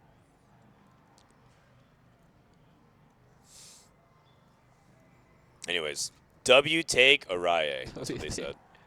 Yes. Yeah. All right. Where's Team Vitality? Oh, I think right now they are in Greenland. As in, I think they're flying over Greenland on the airplane on their way home to the United States. Sadly. Okay. Let's head back over to the A stream. So it's like a completely different mindset. I think you just have to be unselfish, and I think all of us are willing to give up our lines for our teammates. I'm probably going to go after this game to get to the bathroom. Citadel. When I look at my team, I felt really confident because those are the players I've known for a long time and played with on ladder. So I was pretty confident that there's a team that has potential to make EWC. Yeah, Solus is a household name in NATFT. He's been since set 1. He was one of the earliest players to be signed onto an esports org. Even though he doesn't have a lot of like competitive results, everyone like kind of underestimates him. But I feel like if he's like super motivated and super passionate about something, he'll do really, really well. And I feel like he's like completely locked in for EWC. My expectation for this year EWC is quite high. We have been competing for a long time as individuals. What it takes to make through bracket for sure, and we are pretty confident. We are here to win. Oh, wow. Solo's kind of looking professional. Have you had a chance to chat with any other teams? Not really. Yeah. You feel like you're kind of like on your own island out here? Because like, I feel like with ROC it's kind of hard to talk to them because they're all Korean, right? Yeah, not really. I used to talk to my coach usually, but yeah. Okay, got it. What are you going to go do tomorrow? I'm not sure yet. Okay. Maybe some angry solo queue. Yeah, I'm surprised you didn't angry solo queue today. No, I don't know what to play first. Well, you know, good thing. There's a website that we have out here. TFTacademy.com. Oh, I also use that website. It's pretty good. It's pretty good, yeah. According to Dish Soap, because I asked him, Ash Juggernaut, they buffed Ash apparently. Okay. BA Prodigy. Edgelord. Volibear. I don't even know he got buffed. Apparently GP is still really good. And then Crystal Gambit. The usual. I think they reworked Crystal Gambit. And then 3 rounds. Things that you shouldn't play. All out Kasane, no. Oh no. Why did they just murder? I think you just find a hard time to find the all out fruit. Also the all out nerf. Oh, they You nerfed can all out. tailor. Okay. You can tailor your power ups now. Oh, okay. So yeah, it's just a lot worse now. And then Syndra, Protector reroll, Darius, Zaya. Don't play these reroll comps. Don't play these reroll comps. Kai'Sa. Ah, and we put up a new Kai'Sa reroll comp variation, which is good too. Okay, man. Look at all those changes. If you ever are curious, bro, they're so popped off, man. Good job, man. I was kind of worried because a lot of times we split the responsibilities, and so it's like a lot to do by himself. But he got it. He got it. All right, back over to the A stream.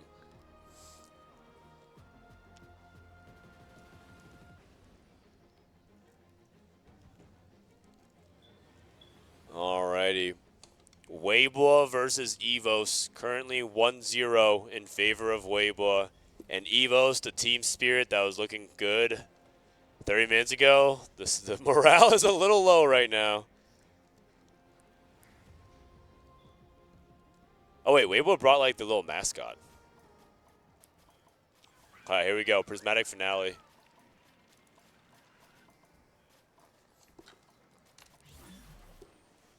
I think it's a really good viewing experience. What could be improved has nothing to do with the format itself. I mean, yeah, I think if they just simply had an easier way to track, like what team needs to do to win, it'd be good. Yeah, and I think that would probably be it. And then honestly, it could just like already be like really improved. I do think that observing in 44 needs to be a little bit better too. I also think it'd be helpful if they could even help like find ways to showcase more like what people are playing, because it's a little bit hard to figure out. But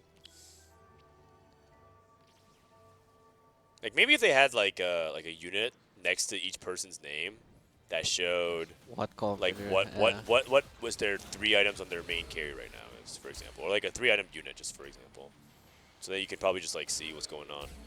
Like imagine it was like right here, like it would just show like a Yumi with 3 items. It just makes it easier to understand. Perhaps that's wishful thinking though.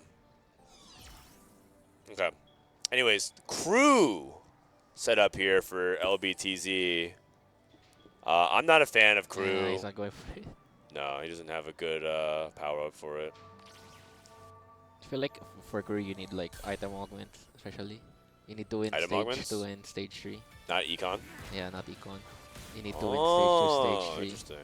And then stage 4 is your weakest. Smolder. Over 9,000 Smolder. Oh, okay. And he has a... Oh, wait. It's only 2 item openers. Gold opener. Insta-click. Insta-click. And he starts off with protagonist. Smolder, you're out. And that's good because it helps his team. Yeah.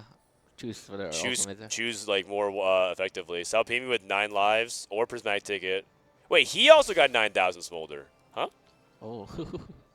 Prismatic ticket. Going for Smolder. This is Tianlong with going long. He's going to push tempo and then 9 lives on LBTZ, so that's why he didn't choose 9 lives, because he didn't want to have double 9 lives on the same team. Aki, looks early like GP. GP or Cat? Which one does what?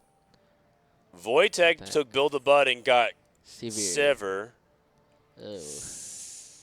Ooh, power font, I guess. Because the thing about this Killer Instinct thing is that sometimes Sever misses.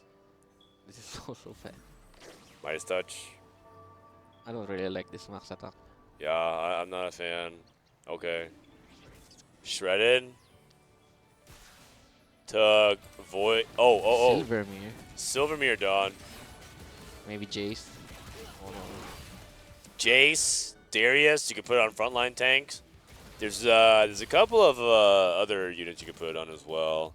Like actually, there's it's not possible this patch, but I actually like putting on Lee Sin because Lee Sin, if you put it at execution Lee Sin, it goes crazy with it.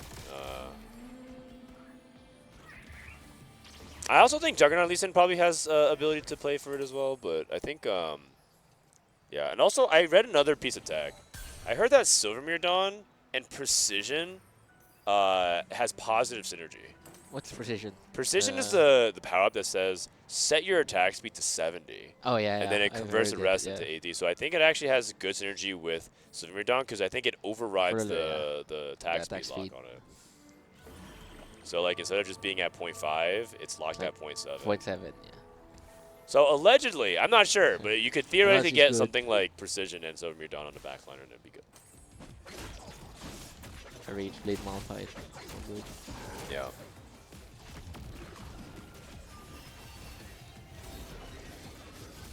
Okay.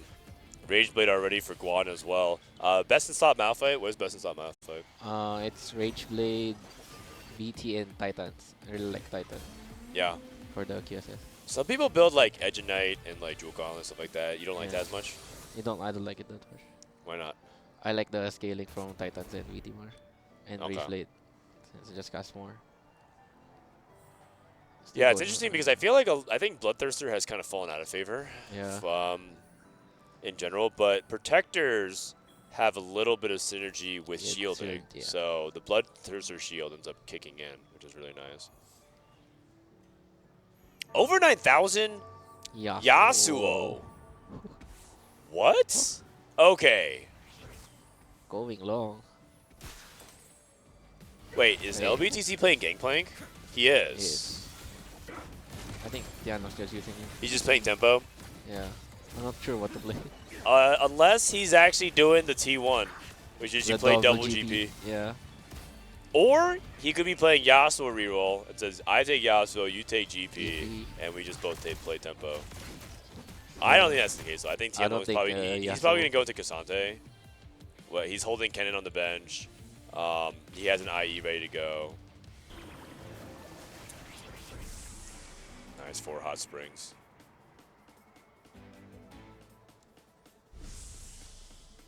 This patch is feeling a lot better. I'm glad. I'm excited to get home and play. I haven't played TFT, bro. I haven't played TFT like in a week and a half because I've been like busy doing the analyst and Koji stuff. And I'm starting to like itch. Yeah, I didn't play TFT a lot also. Maybe I'll go. Maybe after tonight I'm gonna go play some solo queue. Tonight I'm gonna play some. I can't handle it anymore, guys. I give up. I'm breaking bad. GP pair. Okay. Key. 9 lives. Prismatic Destiny into Trade Sector. Holy cow, that is so much econ. I don't know if you used remember this, but Shopping Spree used to give you 1 gold a turn. 1 gold per level? Oh, per turn, yeah. Yeah. It was just unbelievably broken. Or just like a lot of gold. So like at the time it was broken because it gave you so much econ. But now it's like, now it's just good. A lot of rolls still. Yeah. Salpimi. It's usually good for like fast 8 comps, right? Yes. Is Salpimi actually playing Smolder, or is he actually going towards Mundo Jin? I feel like he's actually going towards Mundo Jin. Yeah. Because he has Jin 2, he has Prismatic Ticket. Prismatic Ticket is a lot better for 1 and 2 cost and 3 cost because you just don't have the economy to actually get the Prismatic Ticket. The challenging thing about Prismatic Ticket is that you're trying to hold the 3 cost, which prevents you to make the econ to get the extra rolls that you need to hit the 3 stars. And then 2 cost is just way better for 4v4. Yeah. The tempo fat is better. Okay.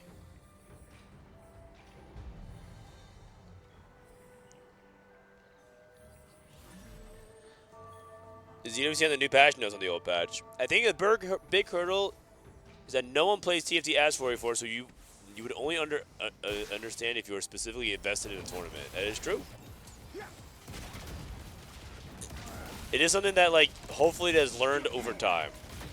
But also, there's that is also true of a couple of things. If you ever watch American football, a lot of people have no clue what the hell is going on until someone just, like, explains it to them, and then they're like, oh! I don't get it. I remember like the first time I learned American football. I was pretty young, but like someone explained it like 3 times and I still didn't get it. So don't get it. you just like hopefully it just becomes one of the things where like you just watch enough and you kind of get it.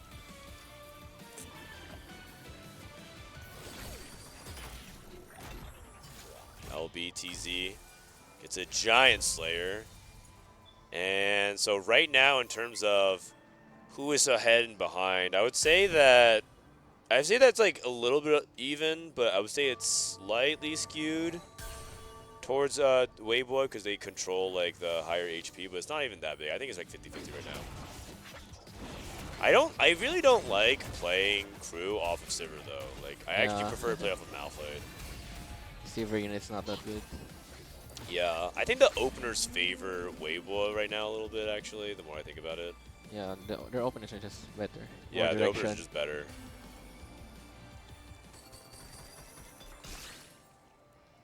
Oh. Also, oh yeah, and then here's another element too. The protagonist is sapping more and more Malphites away from Wojtek, so he has to kind of hit soon. Rerolling is pretty bad here. What's the the alternative? Thing is, with Build-A-Bud Severe, while rolling, you also level, right, for the crew. So it lessens your chances of Malphite later on. Is it ever possible to like go for Moonlight or something? Yeah. And then it affects Malphite, and then you get like the 3-star of the crew, or no? I don't. Does it work? I'm not sure about the interaction. The big thing is the 3-star for the crew, the damage. Yeah. The spaceship.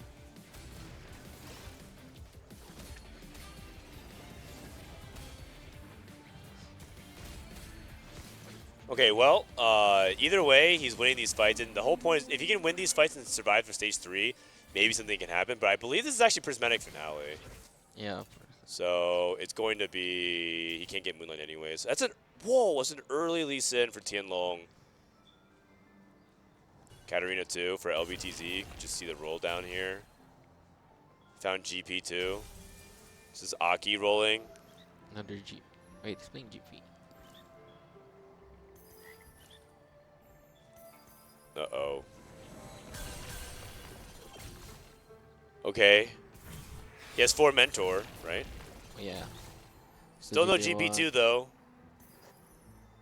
Okay. Okay. I think Islam is Hodge, Even Shroud, right? Yeah. Yeah, Even Shroud, Adaptive sounds good to me. Or Hodge. Hodge, yeah, because you want the Kraken, yep. I didn't realize he had a glove on his GP. Okay, this is Wojtek, his teammate. I'm curious what Tianlong's gonna do. He looks like he's pivoting to Sorcerer, so he got off the GP for LBTZ. Okay, looks like he takes a pretty easy loss here. Aki is gonna take the loss to his teammate. So now here's the slightly uncomfortable thing for Aki is if he goes down too low on this stage, he might have to like roll again on 6, and he can't get the 7. And I don't think he's in a position to stay on 6 the entire game as GP. I think this is how you go 8th as GP. Yeah. You really need to win this fight.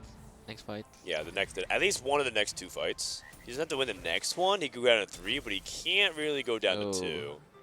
Shojin. Just reforge it. Yeah, you can reforge it. You need the extra item now. Yeah. Oh, okay. I mean, he's just playing temporarily, I guess. Hopefully that's like enough to win. Sao Pimi's still holding on to the Smolder. He hasn't given up hope yet. Now, I actually think that this has potential big downsides because he's like taxing his economy, and also he doesn't have the power up on any of his item holders. So like he might be losing rounds because of this. So much. He's just greeting the over 9,000. Still wants to play the Smolder. Yeah. With the Mundo front lines. I feel like he emotionally is committed to Smolder, but he needs to commit one way or the other. Yes, 6 Jin. It's like a bad reality dating show, man. You just need to commit. Come on, man. Come on, man. There's like this reality TV show that my wife watches on Netflix where they show up engaged, but they like break up for the show on purpose, and they like date other people to see if they want to like get back with the original partner, like at the end. Yeah. I think I've What heard is of it? that. What is it called? Do you know what the show's called? I'm not sure. It's a terrible ass show, and I feel like I'm watching it right now, man. Just commit. Come on. Just commit to the Jin. Yeah, I mean, I'm Team Jin. He just New loves the sexy smolder. hot Jin. I mean, Old yeah. smolder. Yeah. You can't just hold on to your high school sweetheart. Time to move on. Frodan is right. 44 is literally the Super Bowl. I mean, I think actually they're both as complicated in terms of understanding it, both on a surface and Rise too. high level.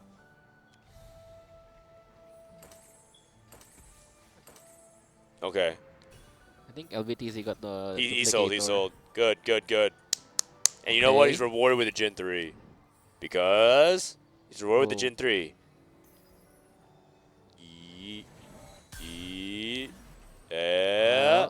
Oh. Okay, you build this much, you might as well just roll. Also, he doesn't have the fruit on. I think he goes on Mundo. Corrosive, that's fine. Do you think it'd be good if Riot choose 44's official ranked TFT game mode? No, but not because of population, but because I think TFT would turn immensely toxic. Immensely toxic. Imagine playing with the random in 4v4. Yes, yes. It's hard enough. Have you ever queued solo double up? No. Yeah. I don't. It's like you just have to pray that your teammate understands what you're trying to do. I've done it one time on stream, and it was pretty hilarious, but the player kept sending me Poppy as a one cost one. Just Poppy 1. Every time they use a French account, they just send me Poppy 1. And I did not need it at all. Okay, thanks. And I was sending them like 2-star of their 4 costs and stuff like that. It's too hard. How do you even play double up like that? We still won though. Oh, Chantry. 1 Ziggs. Yeah. Roll, roll, roll. Oh. Okay. GP.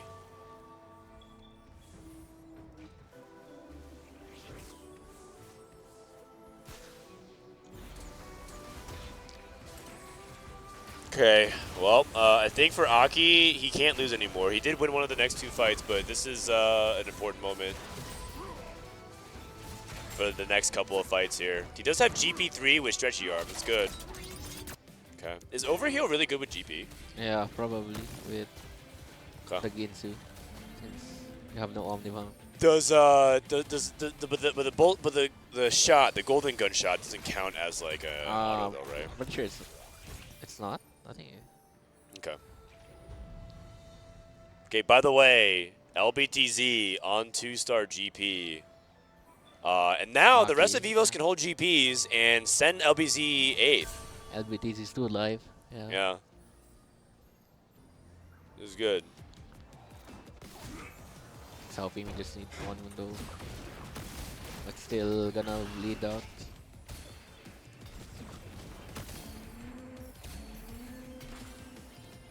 Okay. Looks like Guan is considering going for Malphite 4. I think that's fine. Yeah. And then he just rolls. Contested crew, man. It's just so painful. Yeah. Silver. But he's pretty healthy compared to the other crew guy. Yeah. Oh, he's hidden though.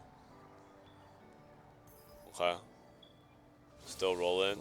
Just wanted to roll to see if you can get one more unit in. Too many frontline items. What do you think about this Malphite version? Rageblade, Guardbreaker, JG. It's more of a very small fight. I don't like it as much. I feel like he's so fragile. Yeah. Oh wait, he has 100 push-ups. The problem with this augment is that sometimes you just lose the damage amp for no reason. I one time hovered over it and it just said 13 damage amp, but it had 0. And I don't know exactly what triggers it. Probably. Wojtek has it. The GP too. Ooh. Chouse. Call to chaos.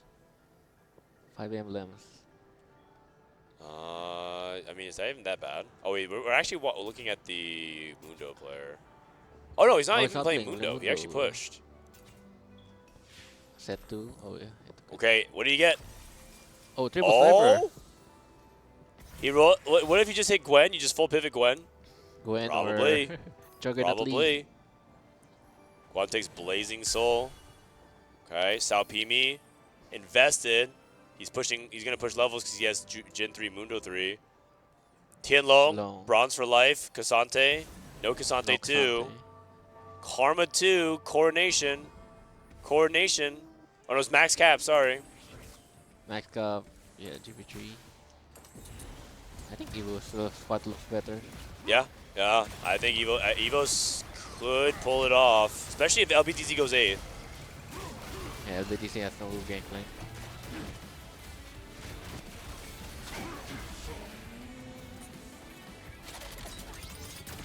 Oh my goodness.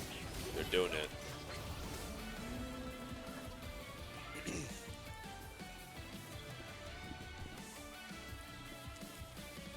I know that show well. It's called The Ultimatum. It's a terrible show, man. Terrible, absolutely terrible. But I mean, you know what? It's like that's what reality TV is. You start with the premise that it's like junk food for TV, but it's sometimes it just goes down good. Tianlong. Oh. Oh, this looks like one more. A failed Sorks. Oh.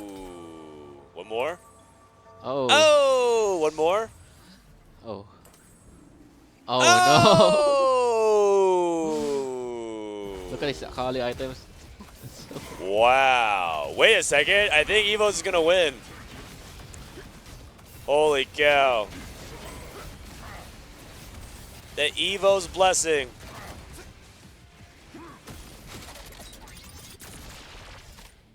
That is crazy. The Sever's also winning. Wait, I think EVOS is very likely to win now because Tianlong missed so hard. LBDC didn't hit. LBDC did win his last couple fights, though. He beat 2 EVOS players. Oh! Oh, wait! Wait, what? He pivoted to Cassante. He pivoted to Cassante. He hit, and he also took his teammates Cassante. What? He just BTFO'd his own teammate, and they're just sacking Tianlong. Yeah, they're just sacking Tianlong for 8. Oh my goodness. Maybe sometimes you need to do that. But that's that looks pretty bad. Kabuga won. Cassante. His big doob is whoa, he hit! What? They pulled in Cassante too? You're telling me they're gonna be double Cassante all out? The problem is he doesn't have all out Cassante. There are some crazy ass plays going on. And also Shredden, by the way, falling off so hard. What is this? The triple sniper shield, a double. Oh no. Oh no. Rageblade, Snipers, Gunblade, Ash. The good news is I don't know if Salpimi actually has enough to get through this right now. I don't think Salpimi's enough combat power. He has no anti-heal, no Sunder. His augments are just bad. Yeah. It's just like playing for a 6, but no, everyone's spot is insane. Yeah, I don't even know how this is happening, but somehow I think EVOS is bringing it back. 11 rerolls. Like even if he hits at 8, I'm not sure it's not. Well, I think Tianlong is 8th. Yeah. And I think Kezmen is the most vulnerable player for EVOS, and he's pretty healthy comparatively. Wojtek hit. Man, I'm actually surprised he made this full comeback here with Crew. Like, the fact that Crew's won too, is that not surprising? Yeah, it is. I mean, I expect this small fight to be in the first or second place, but this one, I don't know how he did it. Chantry. Might be speaking a little too soon. He might be losing starting now. He won the first 3 fights of Stage 4, but I think he might be losing now. LBTZ also getting the win over Salpimi. I think the Salpimi is just tanking right now. And then Tianlong. Tianlong actually wins. Versus Guan. Versus Guan. Okay, Guan sacks. So now Tianlong gets one more chance at all-out Casante. Dude, this game is so clowny. Shojin, Guardbreaker, JG Akali. I think this is just a failed karma. Yeah. Very, very different than how I thought it was going to go, but holy cow, this guy is flexing. And if Weibo wins this game, I mean, look at the 2 9-live players are streaking, but man, what a way to pull it back here. He needs to hit all out Casante though. Also needs better items. Yeah. Yeah. Morello. Does not get it. Guan hits Sivir 3 and the roll down here. Looking for Shen 3 as well. He has BT, no Titans. Okay, he hit. It's pretty important. And then now you can put the JG Guardbreaker on backline. He's not slamming just in case, going up against his teammate. 9 lives. 9 lives LBTZ, no slam. Aki. I can go against Wojtek. Wojtek also giving lives as well. Tianlong. Tianlong hit all out Casante. He's back. Rage Blade Casante.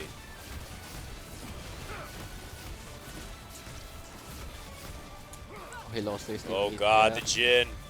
The Jin. The Akali didn't finish it off. Oh, it did. No, but Akali won. Yeah. If he can kill one more unit, he can survive.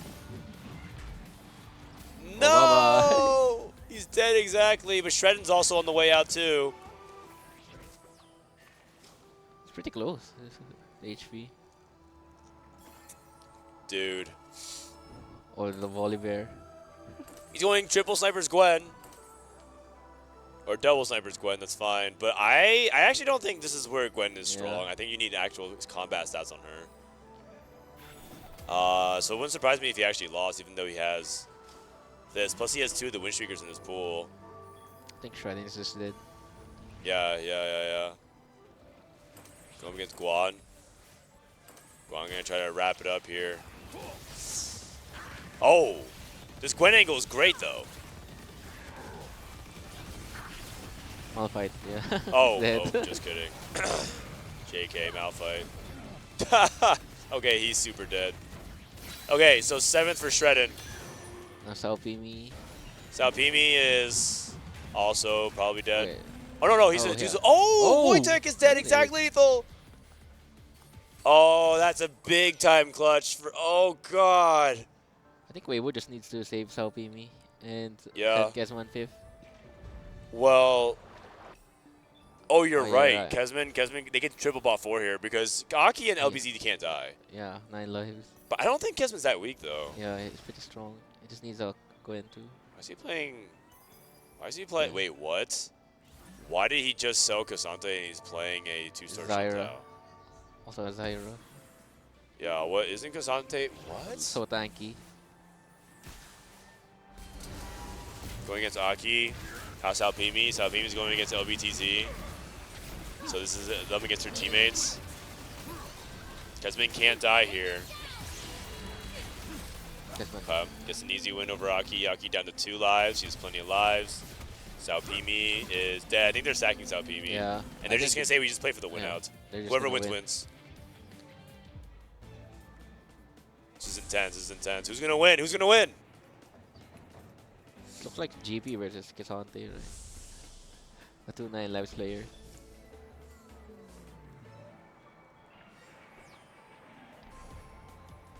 Oh, Lord. This is apparently the new experience on the patch. Oh, God.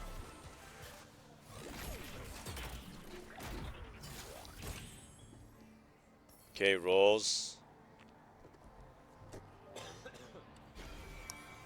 Aki and LBTZ both at 2 lives. Kesman and at 1.5 lives. Guan at 2 lives. Guan is 4 rounds away from Malphite 4. 4 rounds away from Malphite 4, which means it happens at 6-2.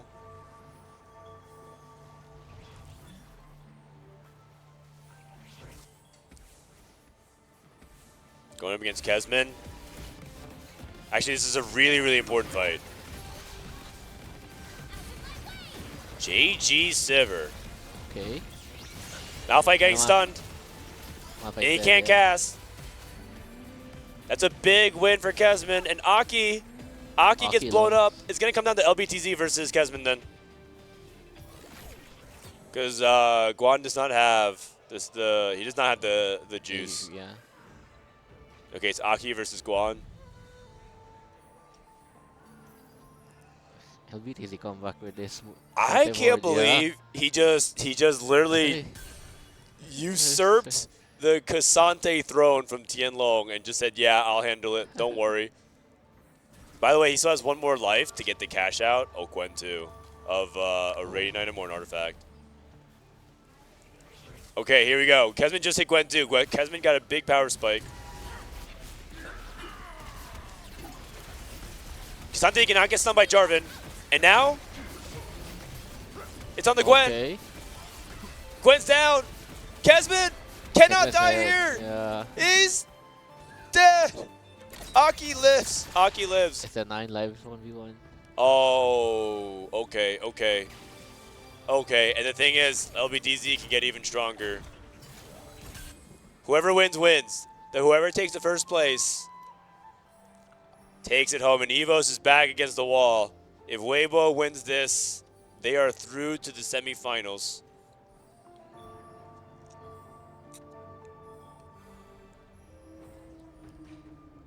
Dawncore GP.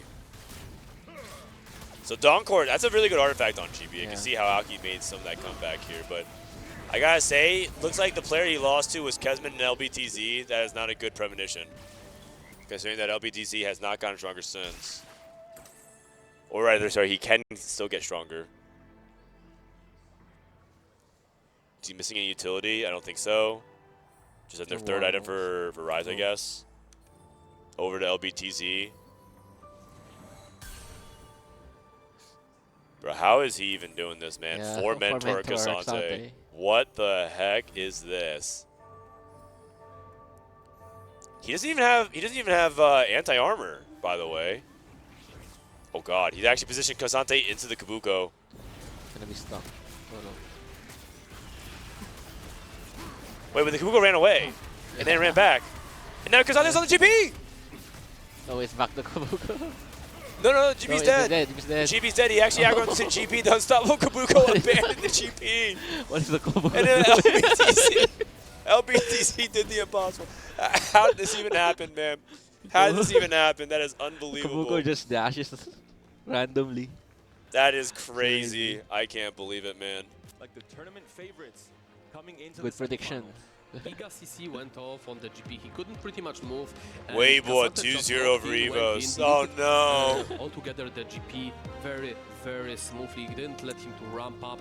And such a fast comp can just destroy the GP, which requires that scaling from the both Rage Blade and. Dude, how did they even get away with that, man? Yeah. The contest on themselves, the pivot into themselves. Maybe I think LBTZ just wants, knows that he's gonna win with that comp, so he just briefs his teammate. They just said, just sack me, just take it, just take it. That was a very, very convincing win, asserting They pretty really much dominance. win Anyone there. that will be facing them in the next match should be right. Oh, I like that, I like that. Full of pride from this CN roster with how strong they've been. Good stuff, good stuff. A good fight from EVOS Gaming. I mean, overall, I gotta say, EVOS making quarterfinals is better than I think a lot of people expected, and Weibo looks like a really tough team. Yeah, I think they played a lot better than Wolves, and I actually think that they look really scary right now. Yeah, especially after going out of that group. Bro, I'm scared to be on the team with Weibo, man. They're just gonna take my Cassante 2 out of nowhere and just say, yeah, fuck it, I'll do it myself. Holy cow. Unbelievable. Weibo Gaming 2-0. Just as predicted, you guys. Just as predicted, Weibo Gaming 2-0 EVOS. That brings us to our last game. AEGIS versus Flash Wolves. And as we guys all know Aegis has this one down pat. EU is the best region. French are unstoppable. Aegis are really good. Actually, I really do think that Aegis is quite good. Yeah. Like all, tongue in cheek aside. What's your read on Flash Wolves? I think it's pretty good also. Yeah. So who do you think is favored? I think for gaming, for it's our team mascot. Although his name, we haven't decided. I believe in Flash Wolves. Okay, well, he's definitely a good luck charm, that's for sure. Now, your team said in our pre-match interview that you were 100% certain that you were going to lock in and make it into the semi-final. Where is this incredible confidence coming from? Because you did it. 就是我们在赛前采访的时候，当时你的队友说，就是来到这个比赛有100%的信心能战胜你们的对手，就想问你这个自信心是哪里来的呢？就源自于我们对彼此的信任吧，我觉得对。I'll say it stems from the trust that we have for each other. That's definitely there, and I'm sure that you have a lot of trust in yourselves as being arguably the scariest team here. A lot of people are calling you that. Do you feel that yourselves as a roster too? 那现在呢，很多人会说你们微博战队是目前最强。T1 man, T1 versus Weibo in the finals, just like in League of Legends. 非常非常强。要问你 last year 怎么认为你们的实力确实有那么强？Yeah. 我觉得我们的实力肯定是没问题的，只要我们自己不失误吧，我们大概率是能拿下冠军的。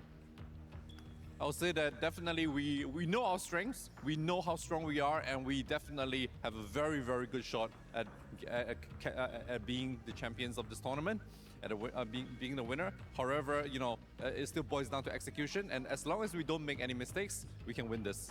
Well, the next piece of execution will come against either Aegis or Flash Wolves. That is our final semi-final to happen here this evening. Who would you like out of those two teams? Do you have a preference there?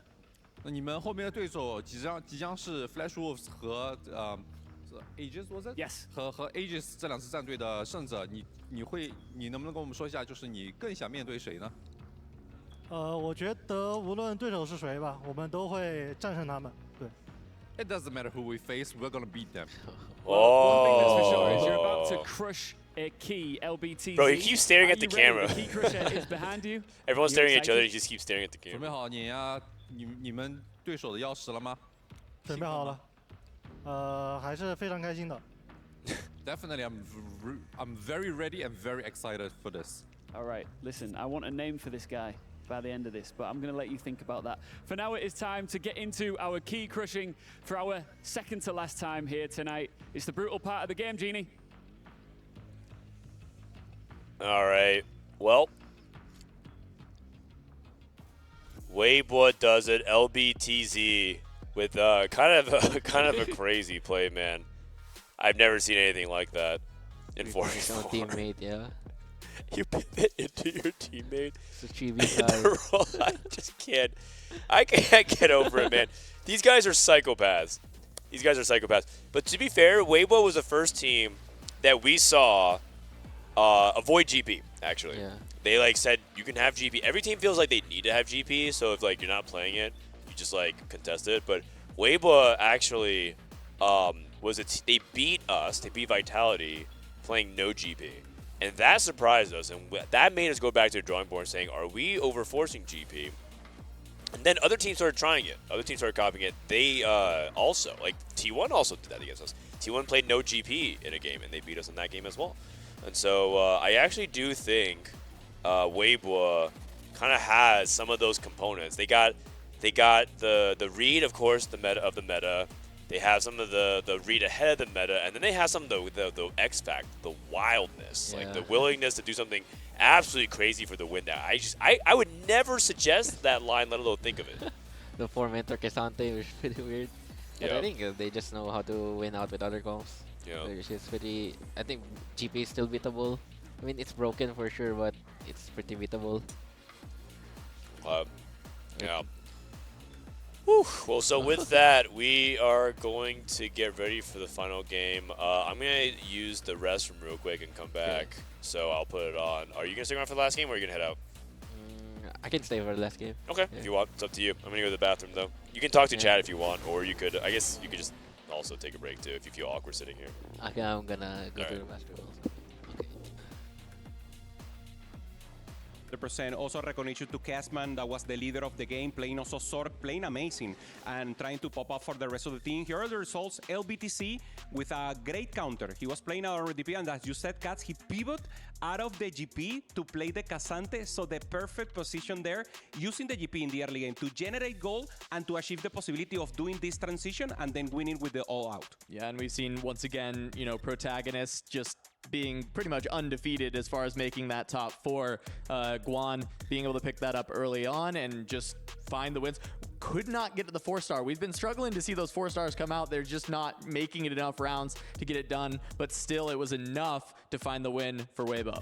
Yeah, and Weibo with that also advance into the semifinals. They get to hold on for their key for at least another day. And in general, just great to be able to see that they're also getting that experience when it comes to being able to press the button and crush the key. They have fought very hard to be in this position, and it feels like, I don't know, maybe this is a wrong statement, but they haven't genuinely, truly been tested just yet. I mean, they have both things, right? Normally you go for individual play, and then for the 4v4, you want to actually transfer the health to the other one. They're doing both, and they're doing it perfectly, Cass. This is a team that, I mean, so much to learn from them, transferring HP, trying to help each other at the same moment, full communication and laughter, and is one of the teams to beat for sure. Look, I will say, I think they have been tested. I think Vitality T1 as their group was a test in its own. T1, of course, is, you know, waiting in the top 4. Now Weibo is there with them, and I think that this team has shown us that they are maybe just the team to beat in the tournament right now. That could be a potential rematch that we're looking at when it comes to T1 as well as Weibo. But with that as well, Weibo is advancing further into the bracket. They're now going to be sitting patiently in that semifinals, waiting on the winner of AEGIS against Flash Wolves. AEGIS being the first seed of the MEA, total powerhouse here, doing amazing. The team that has plays the most reroll. So what are they going to go against Flash Wolves? Flash Wolves, the opposite, being just flexible, doing whatever they can to take a win, maybe more in the modcast, and they are the ones for me that have improved the most in the tournament. So this will be maybe the Kings versus the ones that are from the ground been improving and want to take them out once again. And that is the first key that Weibo Gaming is gonna have the pleasure of crushing. All right, Guan, show us what you got. Oh, they're already closing their ears. I think they're like heard from other players potentially that this could be a little loud. I'm not sure if it will be. Any flinches? Oh, we didn't even. Oh, yeah, there it is. It was like everyone at the same time. I'm wondering when we'll get somebody, one team that just stands unflinching. Holds the ground like, yes, we earned that. Maybe, you know, I mean, I feel like Crazy Moving would be one of the players that, especially in the finals, if he gets to crush that, he'll be like, yeah. He won't be able to help himself from laughing, though. That's the problem. Most likely the case. But for Weibo, a great end to their story in terms of moving into the semifinals. For EVOS, however, I also still want to sing their praises because as much as they are now knocked in here, they still made the top 8, and they were the heavy underdogs coming into this. Yeah, also taking 200 points for the club championship, trying to get a little up there. They're not in the top, but every point counts. And of course, a lot of money for the organization that bet on them, and the team performed. So I'm really proud of them. They defied expectations, scrappy group of friends and underdogs coming together and toppling a couple teams that they weren't expected to beat. Should be very proud of that top 8. They were amazing to watch. I had so much fun watching them, so really should be proud of themselves. Absolutely, and we also do get some final words from them before they head out of the tournament, so let's head over to the interview with Puckett. Hey guys, it's Puckett catching up with EVOS right after the loss. Kesman, you were so fun to watch. From day one to now, the casters couldn't say enough good things about you in the Polish powerhouse. But how did Weibo eventually defeat you guys? I think it was pretty tough spots. The second game also was pretty close, and the first one I think we pretty much give everything we could, and maybe something, you know, some position diff or something like that. But in first game they had pretty good augments on the Scuttle Puddle, so and we have 2 eco augments, and it was pretty tough to play. But we give our best and tried, and I'm happy from my performance, my boy performance, and that's all. Yeah, Shredding was all smiles up until that final moment. I thought Aki had it. Did you guys think you were going to a game 3?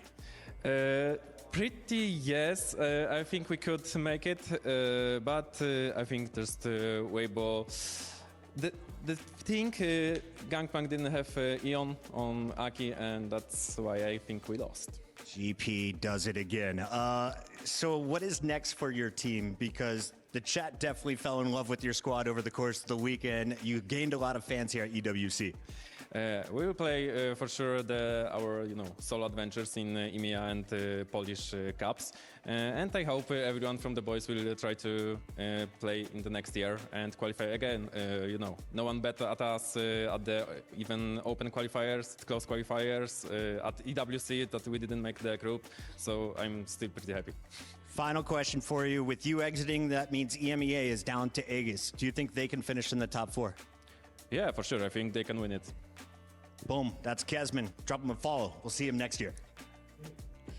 Thank you, Kesman and Puckett. And, the beauty here of EVOS is still all smiles, still very much saying, you know what, yes, maybe for us it wasn't necessarily, coming in here and getting that finish, being the first one to win, but we've defied our own expectations, we've done really well, and we still got AEGIS to lift that EMEA banner. Yeah, and also helping the rest. They gave a meta pro tip there, Gunplan with the Eon or the Edge of Night, so important to lose a little aggro. Normally you only did damage to that, but now it shows. Kazante was just focusing the Gunplan, it ended up finishing the end. So remember at home, you're going to play the Super GP, give them Eon, Edge of Night. Have to make sure it doesn't just get sniped and lose you the game immediately.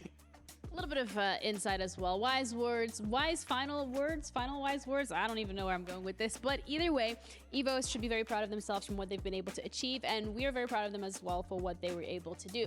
But it does mean that we only have one quarterfinal left to play today, and that is AEGIS going up against Flash Wolves. Flash Wolves have looked dominant in this lower bracket after they have dropped crushing key after key, whereas AEGIS in the upper bracket, they went through so smoothly. It felt like nobody could stop them. Yeah, it's smooth versus the build-up confidence. When we saw them, okay, here it is. This is your the ball. It's confidence because they've won it all, and you see him in the front. This is the guy, this is the hero. He's normally always working in the front. He will be the one who walk in stage first, and this is the leader of the group. Total confidence, streaming, being amazing, and obviously being the communicator for the team. Yeah, and there we go, Flash Wolves, led by Ironbog, of course, and I think this team, as we said, they've kind of ramped up throughout the tournament. Slow start, but I think their team play and coordination has started to improve over that time, and the individual performances have started to really stand out. The big question is how good was Twisted Minds, because that's really the big test that Flash Wolves had in their 2 series versus Twisted Minds, really showcased how good they are. So we'll see how good is Flash Wolves. How good is Flash Wolves indeed? I mean, this is really the point for them to prove it, because again, this is just a single elimination. If you lose here, you're going home. That's it. You're not making it to tomorrow. You're not making it to the quarterfinals. There is no chance for you to head into those finals anymore. But Flash Wolves, we're touching upon a little bit when it comes to their biggest test being Twisted Minds. They genuinely learned a lot from that series, because they go up against Twisted Minds again, and it was a very, very dominant. All right, welcome back. I have returned from the restroom. Said some hellos to some people here for like Tekken, Rocket League. It's kind of cool. I like being in the festival area because did you grow up going to any like gaming festivals? No, what is it? Okay, how old? Oh, the first one. I'm 24. Yeah. Okay. So growing up, there's like MLG and DreamHack and IEM, and it was cool to like go out and mix in with the other game titles. Yeah. So like I saw some of my friends from Tekken. Actually, one of our friends from Tekken from Vitality is gonna stop by just to say hi. Him and my general manager from Vitality wanted to stop by and say hi.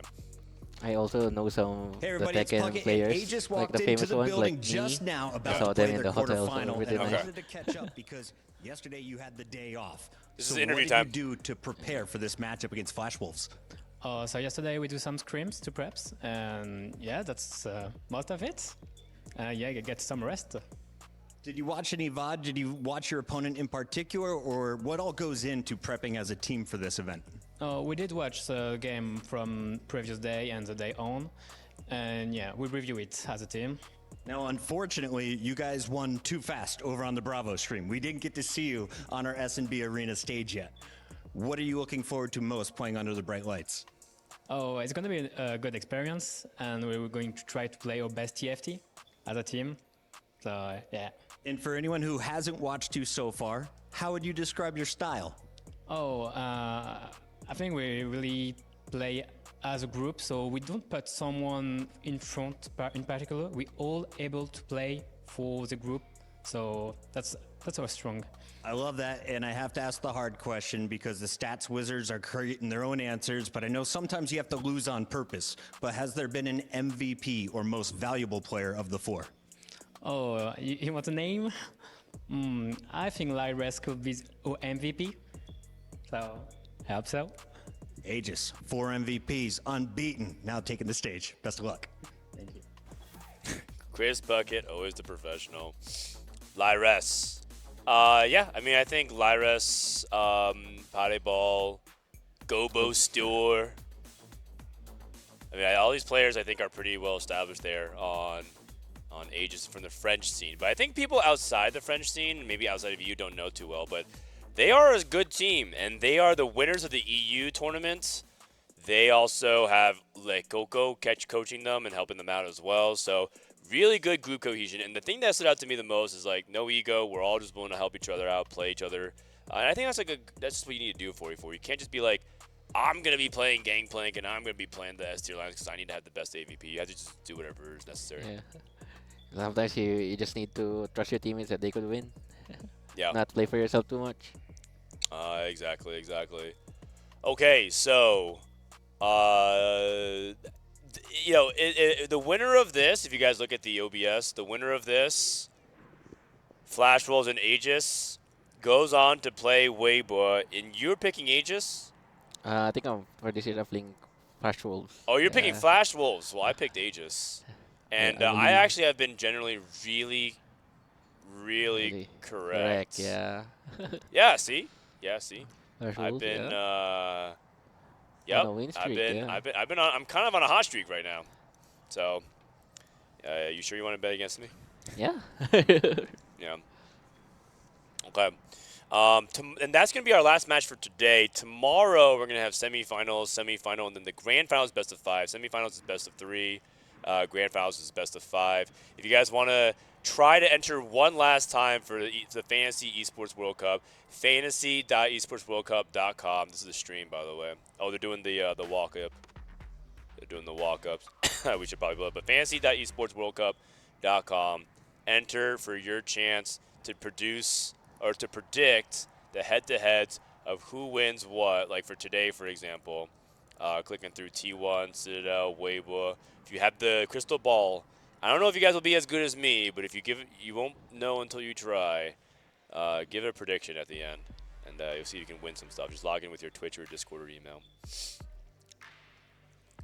Okay. Stats are kind of weird in 4v4. Yeah. What do you think are the stats that do matter? If they were to if you were like tasked with like, okay, show the people what are the important stats of 4v4, because obviously these are kind of weird, but like, what would you say? I think the 8th place matters most.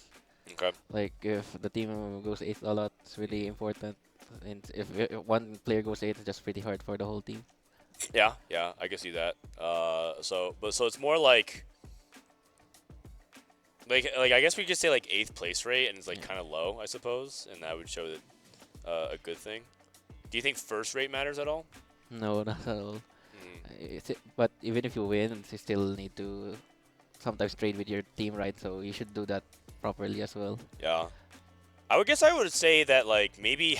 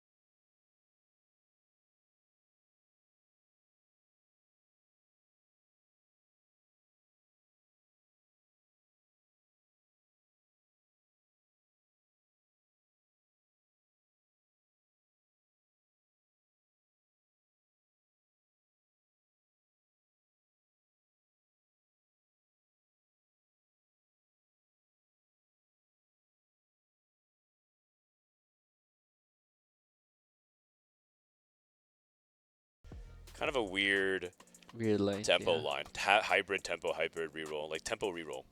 And then YYDM. I've seen him mainly play basic line, so I guess I haven't seen him do the weird stuff. But I think Flash Wolf, that's like their powers, that they're willing to do some weird stuff. For Aegis, I think we covered this a little bit, but I think that Aegis is interesting because they actually were one of the first teams to not have to feel like they play sorcerers. Like, a lot of teams actually look at sorcerers. Like, did your team think sorcerer was like, you try to play it every game you can? Yeah, I think sorcerer is like one of the default lines. Yeah. So we just try to play it. And they've played it, I think, one time all tournament. And scrims, they played it. They after a certain day, I think it was like, because we scrimmed AEG a lot, and I think we beat them a pretty good amount. Like, but it was always close, like 3-2, 2-1. It was never like a blowout. I think after like Sunday or like Saturday, they just like stopped playing Sorks like entirely. Yeah. Like, what? And then we messaged them and we're like, we noticed that you guys don't play Sorks. Do you guys think like the line is bad? Semi-final. And they're like, no. They're like, they said, oh, Sorks is a good comp. We should play it more. That's all they said. Well, I think they just don't have the right spots for it. Probably. To take it, you're gonna have to show will, courage, and sheer determination. Blink and you miss it. Because today, our players woke up and chose violence. 2 O's across the board. And now it's time to lock in the final spot in the semis. And it's time to send one more team home packing. Who's going to step up? Will it be Aegis? All right, Aegis. This team ball. has looked mega strong here so far. EMEA's hub on the grandest stage of all, soaring high above the rest in their group. And now one challenger stands between them and a shot at glory on the final day. Has their time finally come, or has their performance so far been a flash in the pan? Speaking of that, here comes their adversaries. It's none other than Flash Wolves! Taking down title contenders in Twisted Minds with a revenge clean 2-0, making their way to the quarterfinals. And now, APAC's representative is aiming to break through the EMEA wall and France's own Aegis. Dude, if Flash Wolves wins here, final showdown. 3 APAC One team teams. will rise, one team will fall. Casters, who will it be? Oh man, that's actually kind of crazy. Do you think that's just happenstance? Like, if we ran this tournament, APAC in general would be doing the best? I mean, you're biased, but Yeah, I think we just had more practice before, since like compared to NA, like open qualifiers, we had the ACL tournament. Right, like, right, for right. in China. So it's like more metas to practice in, and yeah, I think that's the advantage. okay. That is true. APAC has more practice, and it feels like when you don't practice for a while and you go back to solos, you kind of lose it. Because they're different skill sets. Yeah. Like, usually when you're playing TFT by yourself, you're very like withdrawn, focused. You have to think a lot, right? I mean, there's some people who play TFT verbalizing everything like a streamer, but a lot of people just sit there and just like think quietly. But now you have to kind of like integrate with everybody and kind of play a different approach entirely. Yeah. Need to play the weird lines also. Yep, exactly. All right, so Aegis versus Flash Wolves. We'll see who gets the last lap. This is the last hope of EU as well. I think EU doesn't EU actually play some 4v4 as well? Like, don't they have their own separate I think team they leagues? have their own tournament. I feel like they do, if I remember correctly. They have their own team leagues, but it could be a different format entirely, if I remember correct. If I remember so. Okay. We're going to be loading up here in just a moment. Looks like we got our first hint. It's going to be Component Anvils. And this is best of 3. Dude, is his glasses on? Dude, I don't think his glasses are on normally, because I think it's probably uncovered with the headset. I think he tilted his glasses. Angle directly. Yeah, I think Haruru tilted his glasses a little bit because these headsets are not comfy. I'll tell you what, man. They are not. Haruru's pretty a funny guy. Like I remember one time. Yeah, he streams a lot too. Yeah. He told me that he was known for. He told Clement was here. He told me that he was known for the EDM comps in Set 10. Like that's what he innovated. Is there anything that you like? What is your claim to fame? You're dead. What is written on your TFT tombstone? Oh, I'm not sure. Maybe the Nunu I played. Honeymancy. The Honeymancer Nunu. The Sweet Tooth Nunu. The Hero Augment Nunu. I think that's like one of my best games so far. Yeah. Nice. That was back in Set 12. Wait, that was a year ago. Yeah, that was a year. Is that when you qualified for Worlds? Yeah, in Worlds. Back then. What's it? What do you like more, competing on a stage like here or playing at Worlds for solos? I think it's very different. Like playing at home versus at the arena. Arena is more like hype, but at home you can just feel more relaxed. Okay. In your game, so I think I like the arena more.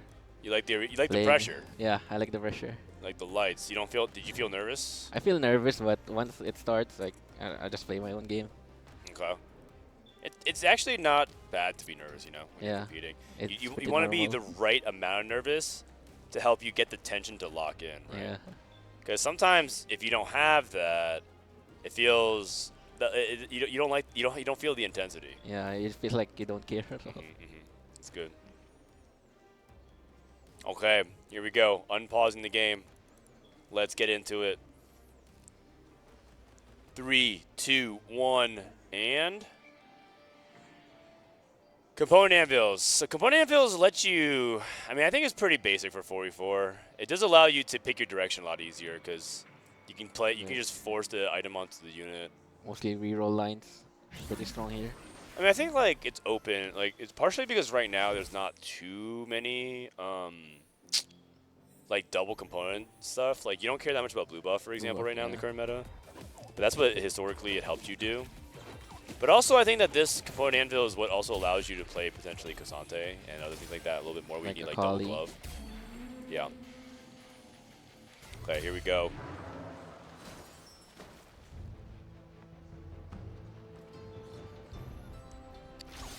Nico off the opening orb, nothing too crazy. We got Kaisa. Okay.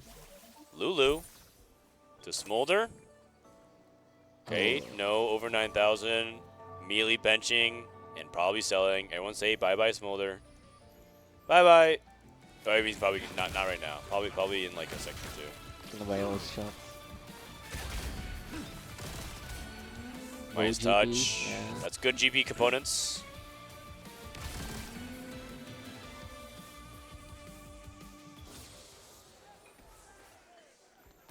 Okay. Lyris starting off with Mundo Jin. I noticed that Aegis also doesn't have coordinated little legends. Its entire lobby has no coordinated little legends. Flash hold also, yeah. They just like do whatever they want. Yeah. I think in China likes coordinated little legends also. Yeah, we had mold divers. Yeah, mold divers. What is K Bao Bao thinking by keeping Nico in? I guess he's just playing around with his protectors. Okay, let's take a look at Pade Ball. Pade Ball, a top finisher in the Set 4 World Championships, has kind of been more of like on the streaming side, but he's been a competitor as well for just like forever. So he's like the vet here. Crystal Gambit Crest. Oh. Oh, and he does have two Crystal Gambit. Versus Portable Forge. Oh. He's going for it. Okay. Time skip. Time skip. Epoch. Psychic Forge. Do you like this augment? No, I don't like it. I think it's like too slow. I feel it feels a lot worse as well in component anvils. Yeah, since you already have the items you want. Yeah. On average, you're able to manipulate items already. It feels like it's less important, but hey, it gives him the Morello, so it gives him some early tempo. I think it's better on stage 3 if you're to fix your items. Okay, like you need yeah. it more. Yeah. But hey, it works out here, I think. Good 3 items. Opale with the GP slam. All right. Solo leveling Gnar. Oh, solo leveling Gnar is actually not bad. Solo level is better in component Anvils since you have more items to slam. Right. So you can kill more. That makes sense. All right, treasure hunt here for Lyres. I want to see like what he's thinking about. Like a window spot again. Okay. Okay, so I think that's most of it, and then the aim for the top. What are your thoughts on this augment? Do you like it? I like it, but it's too much work. Like too much work. Like you need to scout for your position, your opponent, which is really hard sometimes to do. Sometimes you forget it, but it's really good since you have the info of who you're fighting. So if it's in your teammates, you can position for them, and yeah. Got it. So you're saying it's like super sweaty, but I think in 4v4 it could be really important. Oh, Lucian just got sniped. Okay, no worries. Gobo steer off to a good start. I mean, Lucian 2 with the Sword opener is pretty dang strong. So also has 3 items. Yeah. Well, 2.5, but yeah.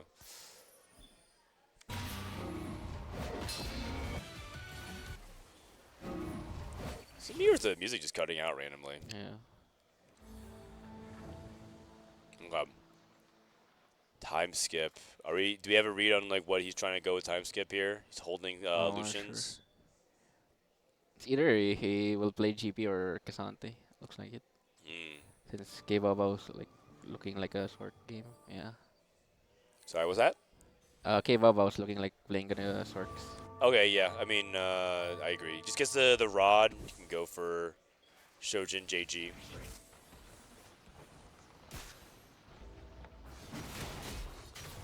Okay, Edge and Knight and Even Shroud.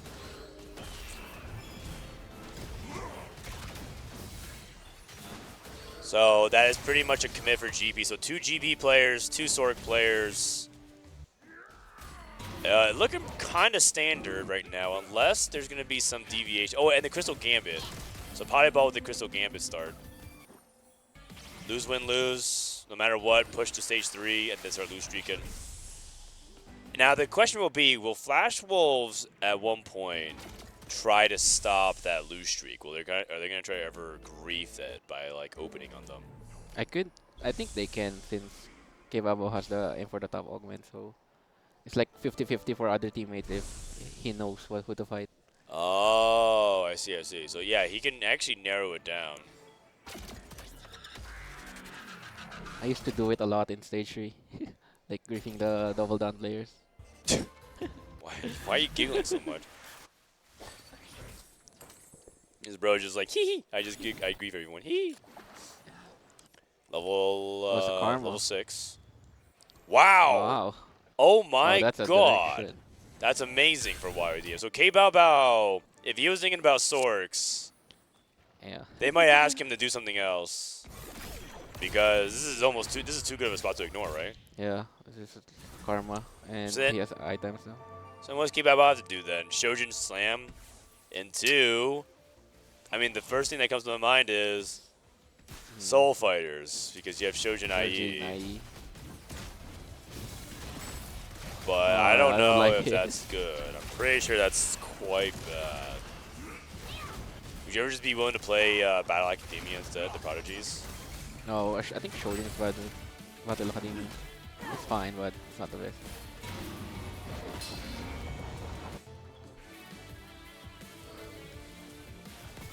Why is post group not best of 5? I'm not sure. It's probably because they just think that they don't have enough time because they don't want games to take so long. Because best of 5s to show every game, it could potentially be 20 games in a day, and that's like too much. I think like semis and finals. And finals could be best of 5s because there's only 3. But I do think that quarterfinals being best of 5 is like a little bit too long. It's already a 5-day tournament, you guys. It's actually really long. This is like longer than Worlds. Worlds is only 3 days. But I kind of like it because Worlds happens 3 times a year, so I don't need Worlds to be 5 days long. I'm okay with it. Gobuster trying to end on a 5 streak. I would like best of 5 for playoffs. Yeah, it would have been nice, but eh. I like it more for semifinals. And I guess quarterfinals would be nice too. They probably can't run all the quarterfinals back to back though on the same stream. They have to probably stagger it though, just because it might take too long. Okay. Okay, Gobuster on a 5 win. YYDM 2 win. How did Parebol's lose streak go? Looks like he doubled down and he successfully lost 1 time. Going up against K Bao Bao. Oh wait, K Bao Bao played him. Wait, what? I did grief, yeah. Wait, K Bao Bao had aim for the top. He know who you're gonna fight. He know he was gonna fight Parebol, and he got out griefed anyways. Cause he could have stopped his Crystal Gambit. Oh, I see. So what happened was Parebol kept it on the bench and then slammed for option out. I think it's a late slam. That's smart. That's smart. Delayed slam to make sure that he can get it. Still though, that's very fortunate for AEG, and I think Aegis is. This is going to be the big X factor, right? I can't tell who's in ahead because it just purely depends on how well Parebol is able to convert off this Crystal Gambit spot.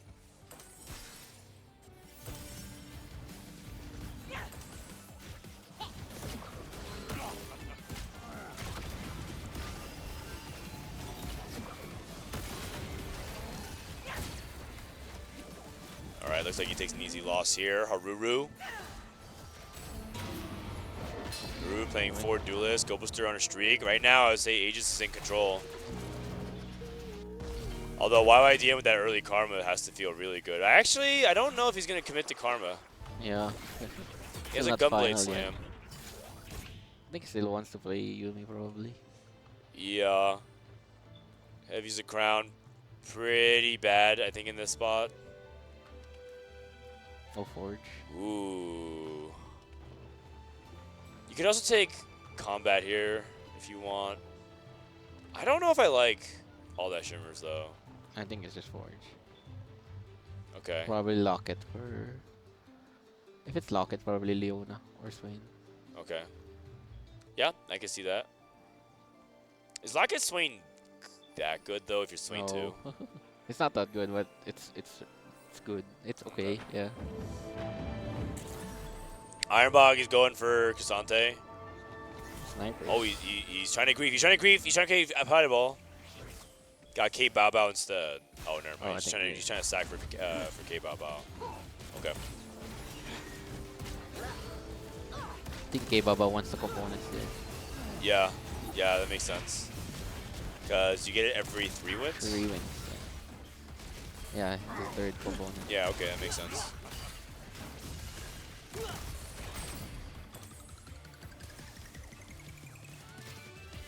Alright, easy peasy, lemon squeezy.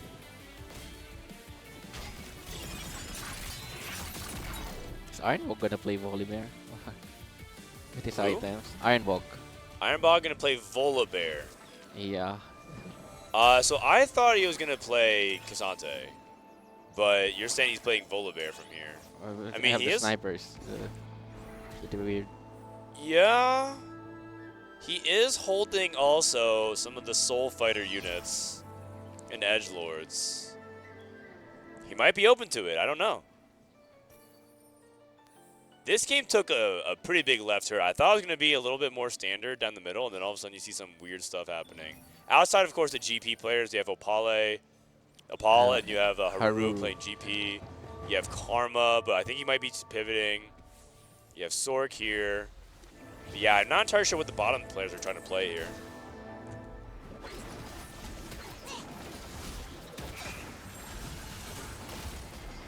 Blade.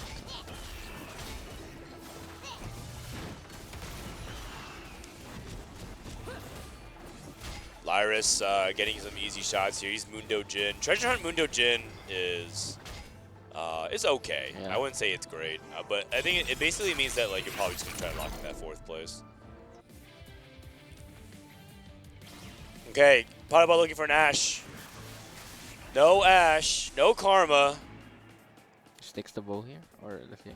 I think he already has the lead.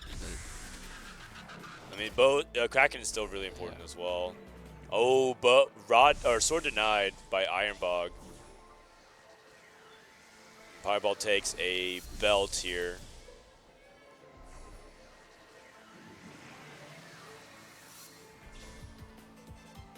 This is going to be really tough. Golems takes it here so we can continue to play for his Sorks. Polyball opens the chest. Radiant, okay. Is that playable, or would you reforge? I think I would reforge it. Okay. But the thing is, you don't have to decide now. You can actually just play it for a turn. And then Crystal gave it somebody else. Actually, you know what? I think I would keep it. I would keep it. It's fine on Ashe, yeah. Yeah. And you go DB. And then now you try to play for 5 Crystal Gambit as soon as you find Ashe. Okay. Okay, items are pretty good.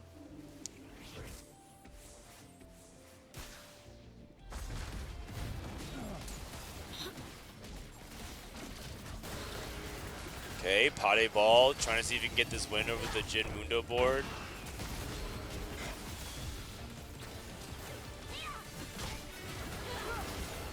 I think for him now, so the thing is, you actually, like, now that you cashed out, you actually just want to win all the fights.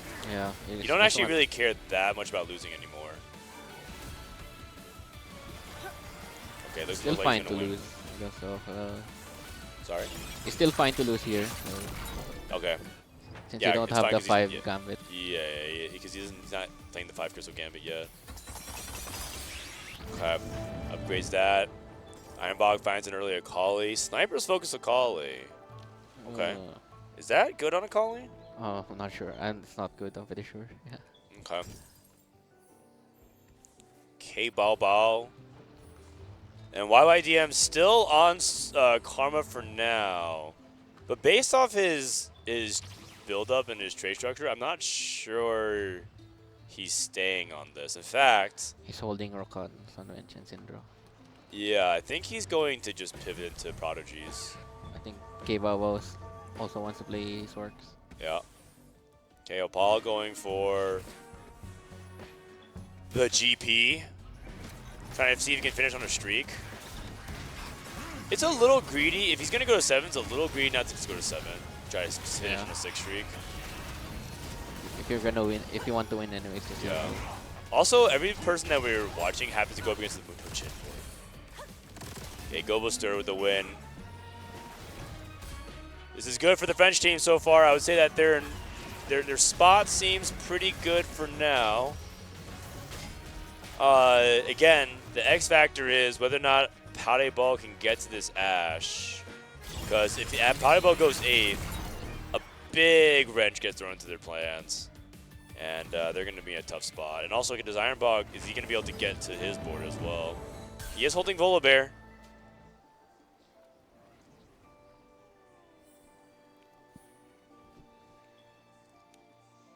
Poly rolling a little bit. Okay. No one rolling during creep rounds. I think a lot of people are on the slightly poorer side. Everyone looks poor. So, and I think Fireball looks poor as well.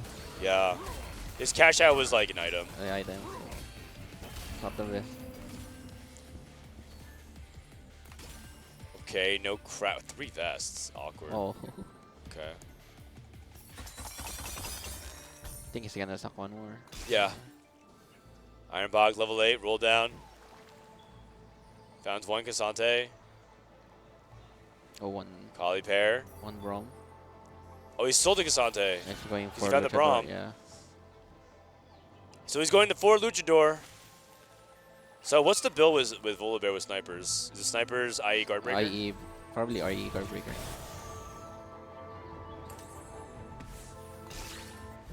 Okay, and what are you looking for your power-up-wise? Oh, I'm not sure. I don't play this comp much. Oh. Oh. Can sniper someone else. Tiny terror, I guess. Yeah. Anything that helps him auto a lot. Volibear. Okay. Who's the duo case? He's trying to go for Yone? Probably Yone. Shooting for Yone. Okay. Like, Yone is pretty good with range extension as well. You should say Yone himself is not working off of very good baseline. Bronze for life.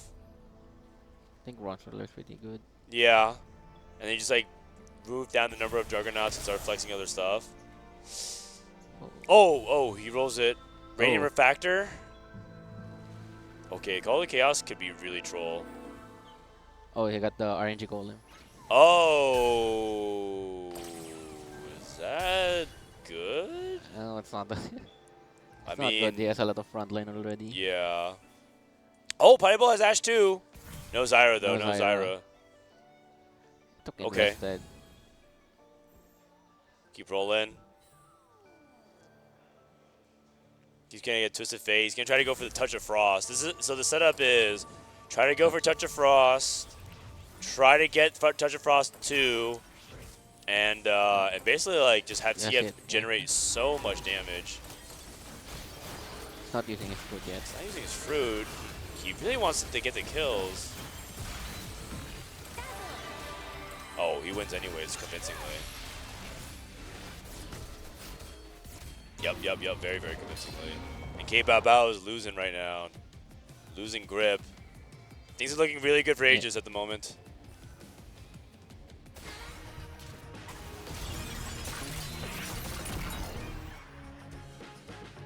Who's the guy next to Frodan? How dare you? This is the #1 Philippines player in the world. Right? Yeah. You're better than Mald? Yeah. He sucks? No, Araye. Put some respect on his name. He was playing on ROC Esports as well. This is Lyris. Lyris continued to win streak, and looks like he committed to Gnar. Got a DFG. Oh, awkward. Oh, it's snipers. You can reforge into snipers. That's much better. Much better. Put that on Jin. Figure that out on somebody else. K-Bao also really weak right now. Oh god, and he's only playing strong players. Ironbog smashing him. Oh, the sniper's Yasuo from Ironbog. Okay, Sniper Yasuo. I think I saw it also yesterday from them, like a Yasuo with triple snipers. Yeah. For the Yone. Things are looking kind of dicey for the Flash Wolves right now. I would say AEG is in firm control, especially because Puddle is pulling himself out. That's a Zyra. They have to deny that. They have to deny that. And they know this. They know to do that. Okay. Puddle, what is he going to take now? Takes a tier. Probably more frontline development. Lyres also looking really good at the moment. AG feels really, really far ahead right now. Yeah, I think the 2 AP players from Flash Wolves just missed. Kimi 1, Karma 1. Yeah, but Seraphine pair. Uh-oh. Oh no. No, not even Karma 2. And AEG. AEG's like weakest player is doing really well, and Gobosteer. Gobosteer's still getting it done, even just with Lucian too. Yeah. But he is losing as well. He had like so much HP, he's just bleeding out. And Apollo has the bronze for life too, going against Ironbog. I mean, I expect the Ironbog to win this fight, but K-Bao might be dead. Facing the Ashe, yeah. Oh, Polybal's gonna end it. Man, this is not even close. Yeah. Completely smashed. YYDM does get the win over Gobosteer. So the silver lining here is I don't think Puddle is guaranteed a first yet. I think he's Yeah. only going to get there if he gets to 7 Crystal Gambit. But still no Zyra. And he has no Zyra at the moment. But the issue is that they're just falling further and further behind. I don't think YYDM can climb up, so it's Yeah. gonna be a hard time for Flash Wolves. This comp looks pretty stable. It does. Looks really good at the Sword. moment. Opale rolling for Yeah. GP3. Looking like an AEGIS win now. I mean, I think Kalaz was the best choice here, but yeah, okay. It would mess up his comp. Okay, going against Lyris, YYDM. Going against Ironbog. Just Sniper Yasuo. I mean, it's kind of cool. A little early 2x KO action. YYDM getting completely smashed by Ironbog.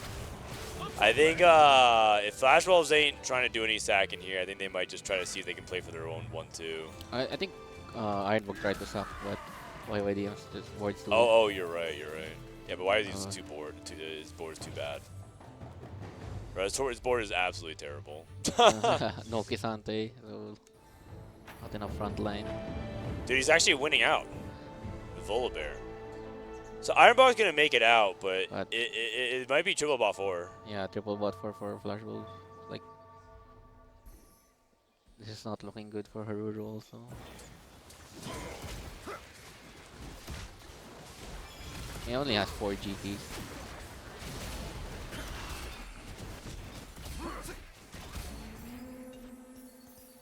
Okay, Haruru.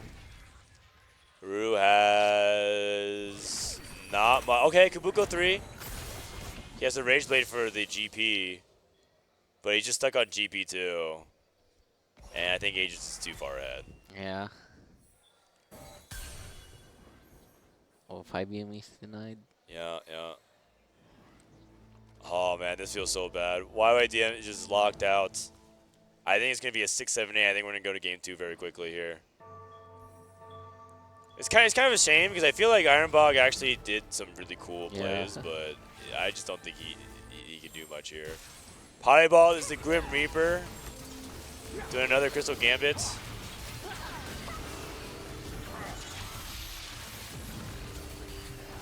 And that'll be it for YYDM this game. Completely smashed. Haruru gets the win over Ironbog because Ironbog is sacking for his teammates. Gobosteer can also be let go as well. I think in this spot you don't have to try to hold on too much for your teammate's life. You just triple bot forward anytime, it's okay. Just accept your defeat.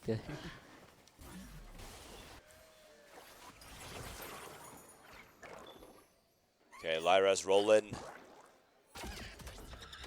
Karma 2 for Gobosteer, okay.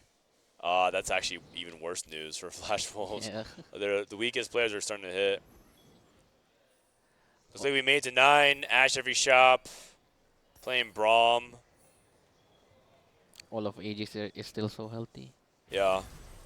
Yeah, if you combine the HP of Ironbog and Haruru, it's like as much as Apollo. Yeah, this is, it just didn't work out very well. And I actually think that this is sort of the problem with, like, the lack of strong tempo overs into a level 8, because I just think if you, like, it just feels, like, too dependent on your 4-1, 4-2 rolldowns. And if you don't hit, you are locked out. You need to hit something on your first initial roll down. Right. Which makes you think, like, can you even play these spots if you don't have either a high tempo opener or econ? I guess YYDM did take some econ. I think K-Babao, I guess. I guess it's kind of a little bit like They econ. also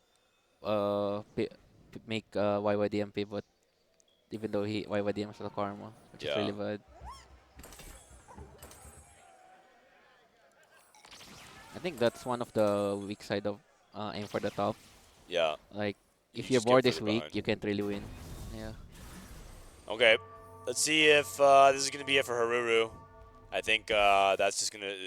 looks like a super one-sided game. And this is... Gobosteer ready to potentially deliver the final blow. Oh, GB wrapped. Okay.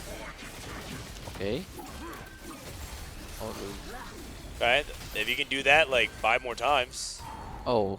Oh. It's over. Never mind. Just kidding. Very, very easy first game for AEG. Not even close. All right. AEGIS on top. As predicted. Bro, complete smash, man. Yeah. Not even close. I think, I mean, I don't know if it's just like the augment gap, because I feel like time skip is like not that reliable. I think aim for the top is best when you play it from a strong opener, not from a weak opener, because then you just get further and further behind. And I just didn't really get the feeling that Flash rolls outside of Ironbog was like in a rich enough spot, because Ironbog rolled with so much gold open, and it felt like he couldn't miss. The other guys were like rolling like 30 gold, and it just feels like, oh my god. They're gonna miss. You already know. Yeah, you just know you're very unlikely to hit. Like from Wolves, already know they're poor enough that they're not gonna hit. Yeah, yeah. Okay. Very, very quick game number 1. And Aegis is able to get the win. The last members of the EU, but I think Aegis in general looked pretty clean. I really like the Crystal Gambit game from Puddle. I think another element was like they had the opportunity to try and slow him down a little bit, but I think he played around it well. Yeah, yeah. Especially maybe we didn't miss it, but the last fight in stage 2 was pretty big for them. For the double down. That's right. That's right. Okay. We're going to fire up the next game pretty quickly here. Sorry it's not more exciting, guys, but I mean, it was super one-sided, so. Why is all-out Cassante comp in C tier in TFT Academy if it didn't get nerfed in the patch? It did get nerfed. I think it was the all-out. The power-up, yeah. I think they nerfed it.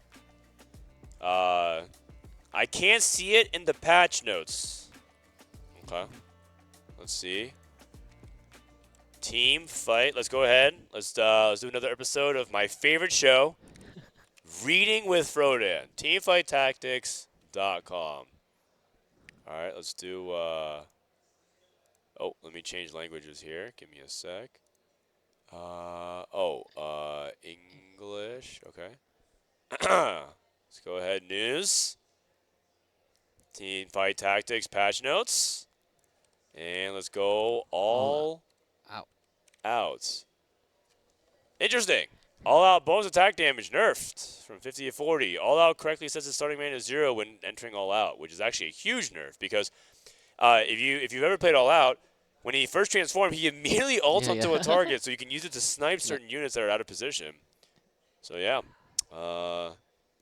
Yeah, I can't see it in the patch notes. Control plus F allows you to search for certain terms on your keyboard. Now, to be fair, it is towards the very bottom. Holy cow, this patch is huge. Holy cow, that's a big patch. Okay, I have to go read this later. What the heck? Rotating shop cadence. Some players have their shot rotate every 7 days. Some players have their shot rotate every 2 days. All their players within normal 14 rotation. Huh? I think it's for the cosmetics. Yeah, but how come I will have a normal shop of 7 days? I want every 2 days. I want fast. I want to see stuff. Oh, I'm not sure. Players with faster shot rotations will see fewer items per refresh, but more total content throughout the patch. But how what? Oh, they're just experimenting. Okay. To see. Oh, okay. So I guess it doesn't affect you. You're not a cosmetics guy, right? Frodan, do you like Riyadh and the people? I mean, it's pretty chill right now. I mean, most people are really nice. It's a pretty clean city. I actually don't even mind the heat when the sun's not on me. When the sun is on me, the heat is I can't stand it. I just want to die. But in the shade, the heat actually feels kind of nice. That game felt like a pretty big stop. Yeah, it was a pretty big stop. Not really much else to say about it because that was. I feel like a lot of games just feel like they're won or lost a lot on the early game. Yeah, I feel like stage 2 just first like augment matters a lot. Yeah, and I think part of it is because some teams are just setting themselves up to fail, and I think it's magnified by how comps like GP snowball. Yeah. Because when Gangplank gets ahead, they stay ahead with the amount of gold that they can generate, and so the difficulty of coming back from those situations are really hard. And then right now the set is, and I mean, I don't say this in like a inflammatory way towards Riot, but the set's like really imbalanced right now. Yeah.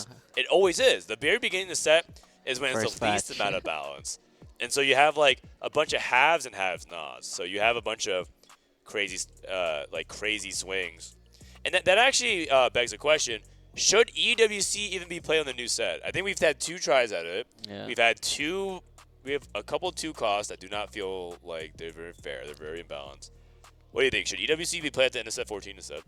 I think it shouldn't be in the first set since everyone's still figuring it out. So by the end, it should be better. But the problem is it's in time for the Worlds, so it's scheduling conflicts. Yeah. Such as- Yeah, I guess the timing that would be best would be Worlds and then EWC. Yeah, but it's too much. That is that means like if you qualify for Worlds, you can't make EWC and vice versa. But if it's like the EWC set, that's gonna affect your ability to prepare for Yeah. Worlds. It's very different. If you qualify for both, what are you playing in?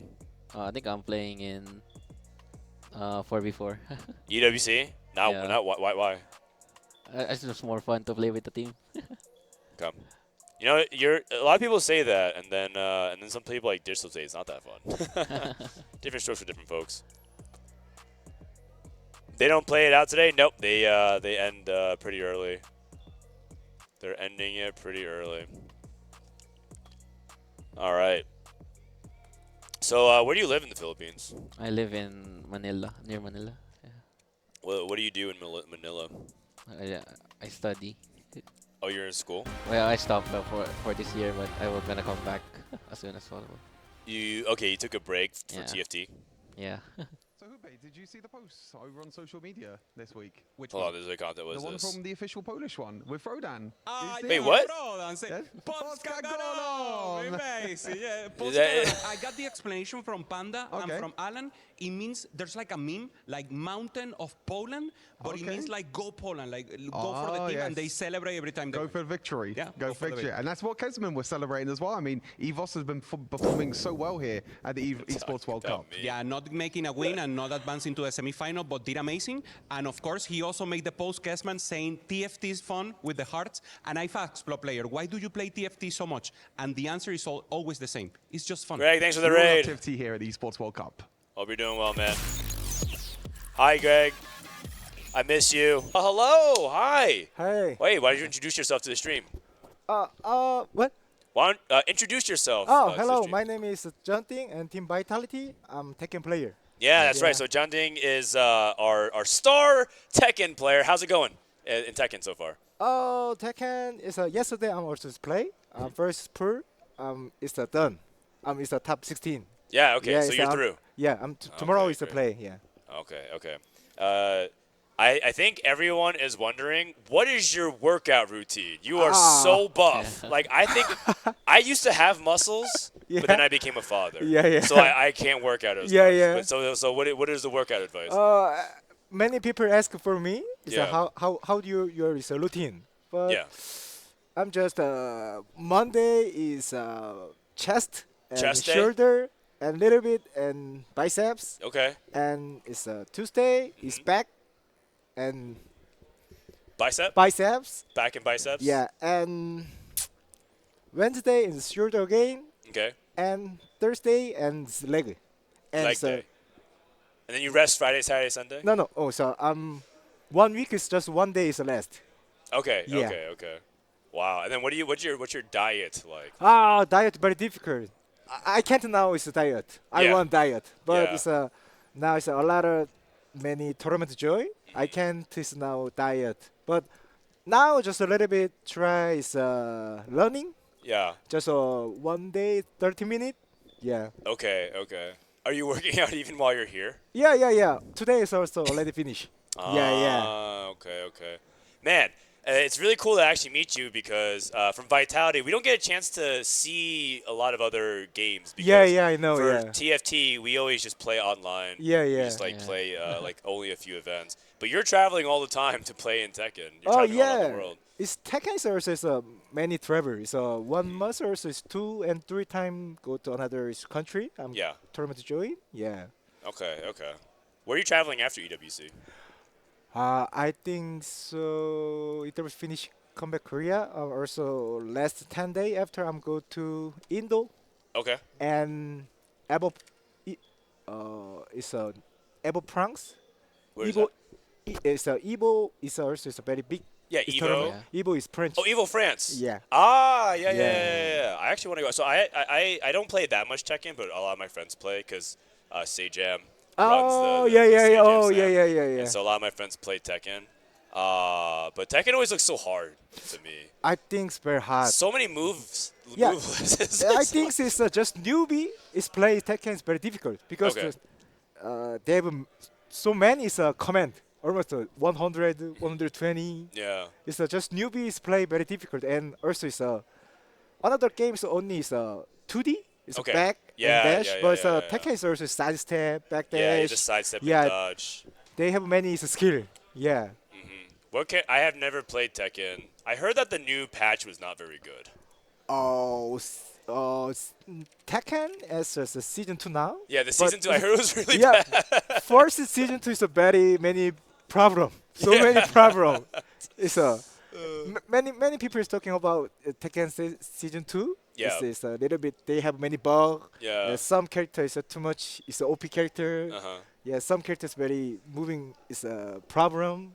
But The now heat, right? The yeah. aggression. But now I think it's okay. Okay, it is Now- okay? Okay. Now it's better. Who should I play in Tekken? Because I can tell you, I play Ken in Street Fighter. Oh yeah. Also, I'm also play Street Fighter. Yeah, okay. Who do you play in Street Fighter? Kimberly. Oh, very, very fast rush down. Yeah, I yeah, like yeah. that. So I play Ken in Street Fighter, and when I play Smash Bros, I play like Fox and Yeah. Falco, like aggressive characters. So who do you think I should play in Tekken? Now it's main is Eddie Gordo. It's Eddie capoeira. Gordo? Yeah, capoeira. Yeah. Yeah? Yeah. Yeah? Yeah? Eddie Gordo. Yeah. I'm also played the 15 year. Okay, Yeah, okay. So yeah. you And- play him too? Yeah, and Okay. and also Anna and Nina. It's a Nina? Anna is She's hot. now is a two strongest character. Oh, okay, Yeah, okay. yeah. But, Main but she's very sexy, so it's Yeah, okay. yeah, it's so sexy. I know. He knows. Yeah, he I knows, like okay. sexy. Yeah. Yeah, I mean that's why we play fighting games. Yeah, and also the main is Eddie Gordo. Yeah. It's the sub character is Anna and Eddie. Ah, Yeah. okay, great. Do you play any Tekken, Araye? This is Yeah, a professional TFT player, right? Oh. I used to play Tekken before, but You used to play Tekken? Who do you play? Dragunov, yeah. Oh, Dragunov. Dragunov season 1 super OP. Okay, but Number not 1 now. OP. Not is okay. Yeah, not now. Yeah. Okay, got it. We're in the middle of like getting ready to watch the next game. So when do you next play? Tomorrow. Tomorrow? Tomorrow, I think 6 p.m. 7 Okay. p.m. If we end fast enough, I'll come watch your games. So I would like to cheer you on. Oh, thank you. For top 16. Thank you, That's thank good. you. That's good. And I guess like for how big is Tekken in Korea? Like, is it very, very big? I think Korea is esports is number 1 is League of Legends, and Tekken is many people is watching. Okay. Not okay. popular. Okay, yeah. not that popular. Korea is just a League of Legends. Okay, yeah. Yeah. It's just, I mean, TFT is also very popular in, as well. Have you ever played TFT? No, but my friend is many plays TFT. Oh, yeah, yeah. okay. But okay. I'm never tried this game. But Good. Yeah, yeah, You yeah. shouldn't gamble. Gambling Yeah, is yeah, bad. I like gamble. You like gambling? Yes. Okay, well, we're going to get along. It's great. Yeah, You would yeah. also love TFT. I think so. So next, I think so. I wanna try TFT. Oh, okay. Yeah, Well, yeah. anytime you want to play, let me know. Also, TFT, I can play cell phone, right? Yeah. Yes, Yeah, you yeah. can. It's okay. Or tablet as Yeah, well. yeah, so. yeah. Okay, anytime you want, I'll teach you. Okay, And okay, then you can help me with okay. Tekken, Okay. 'cause, Oh, okay, okay. I'm really bad. I'm teaching you. It's a workout. Also. yes, please. Because I've definitely lost some of my workout skills. Oh, chat wants to know how often you working out your legs. What? What do you do for leg workouts? Now it's a little bit of problems. My knee. Oh. I need a surgery because it's a okay, 3 year before soccer. After it's a problem, but now it's okay. Just a little bit. Now it's a try leg. Yeah, squat. Okay. Just normal. Yeah. Okay. All right. Well, we are about to enter the game. You can stay if you want. You can also we do commentary over the game. Okay. But if you want, you could stay here. Is Danny said he's gonna stop by? I don't know, but I think so. Now it's taken another is pool now start. Okay. Yeah. I think so. It's watching go there. Yeah. Okay. All right. Well, thank you so much. Thank It's you, good thank meeting you. you. Thank you, everyone. Go Thank hang you. out. Go cheer for our Vitality member over in Tekken, and I'll cheer for you tomorrow. Nice to meet you as well. Nice to meet you. Bro, he's so buff. Yeah. I felt the power when he even sat down, man. Just a couple of hot guys chatting. Yep, and Frodan. True. All right, here we go. Game number 2. AEG currently have 1-0. Let's go ahead and hop on board. This is Prismatic finale. Always great to just meet other folks over from Vitality folks. As you guys know, I talked about like one of the cool things is going around and meeting people from different scenes, because I have some friends in the fighting game scene, as you guys know. I'm also probably going to play a lot of 2XKO when it comes out, so it's just fun to have some crossover in that way. Okay, enough yapping though. We stalled for enough time. That was great. I'm always looking for more downtime stuff. Let's take a look and see people's openers. Shout out if you see anything good. Okay. Okay, Mundo. Singularity. Oh, do you like Singularity on Mundo? No, not as much. I think standalone and unstoppable is just way too much power early. Yeah. I think Singularity takes too long to actually build up the. I think the biggest bait is imagining that you can get like a big amount of HP. Because you like look at it and you're like, oh, I have like 60 HP after stage 2. It's like not that. Not actually that good. You don't need a lot of scaling because Mundo scales a lot already. Yeah. All right. This is Haruru's POV. Flash Wolves need to make something big happen. If you guys are just tuning in and you missed the first game, it was an absolute stomp in favor of AEG. And it felt like to us, the game was lost on 2-1. It felt like AEG just was super far ahead, and Flash Wolves took like mediocre augments from mediocre spots, fell far behind, and was not able to kind of convert the econ deficit into any meaningful comeback. It was just super one-sided. Oh. 2-trick into Kabuko 2. Crown to Will. Soul leveling GP. Hey, is this opener good? Yeah. They beat it. I think we lost to them like solo leveling like 3 times already. You lost 3 times to soul leveling GP? Yeah. Oh my god. Ironbog with worth the wait into what looks like to be Malphite. So when you have worth the wait Malphite, are you playing crew? I think crew is fine. Okay. Especially from this spot. Since it's 2 component opener, not everyone is that strong.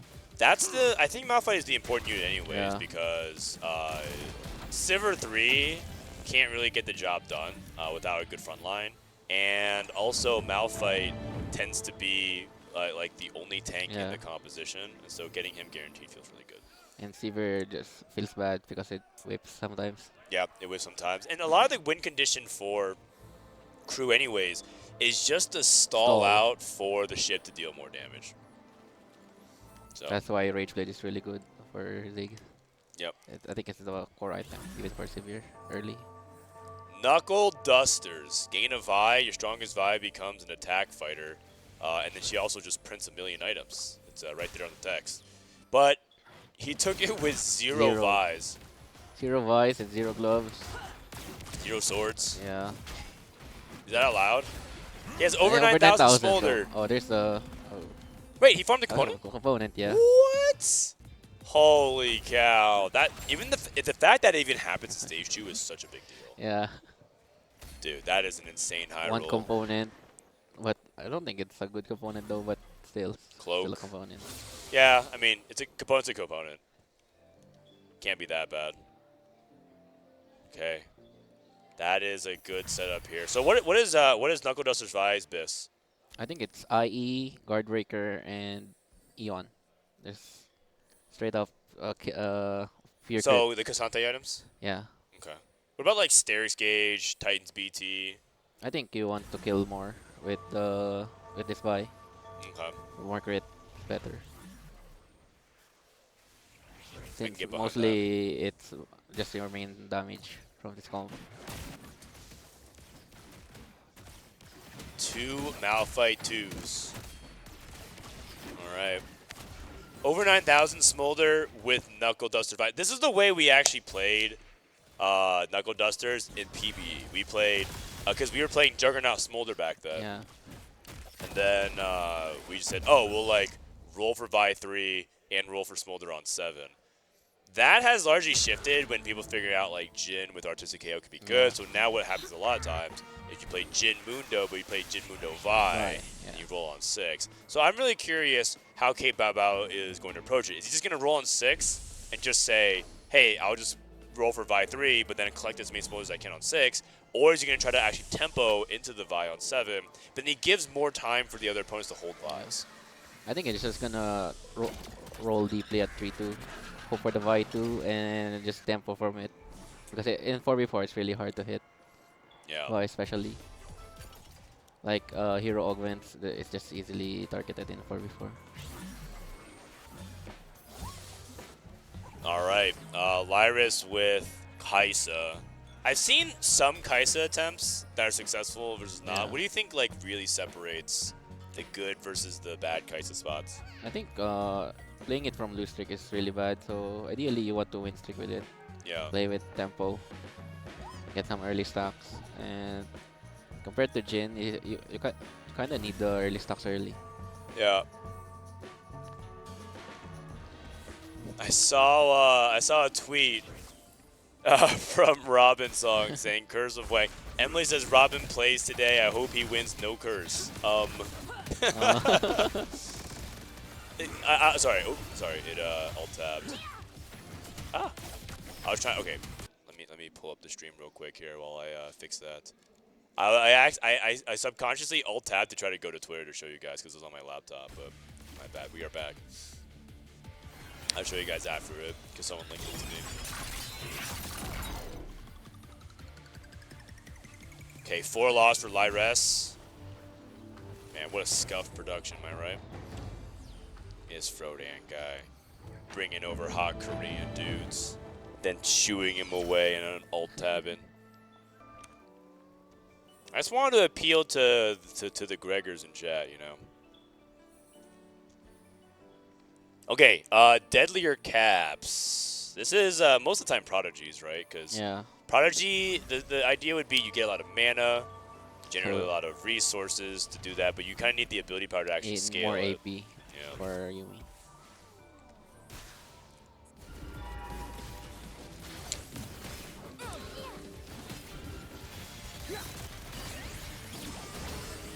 Okay, see if we can get the win here. How much takedown AP have we gotten so far?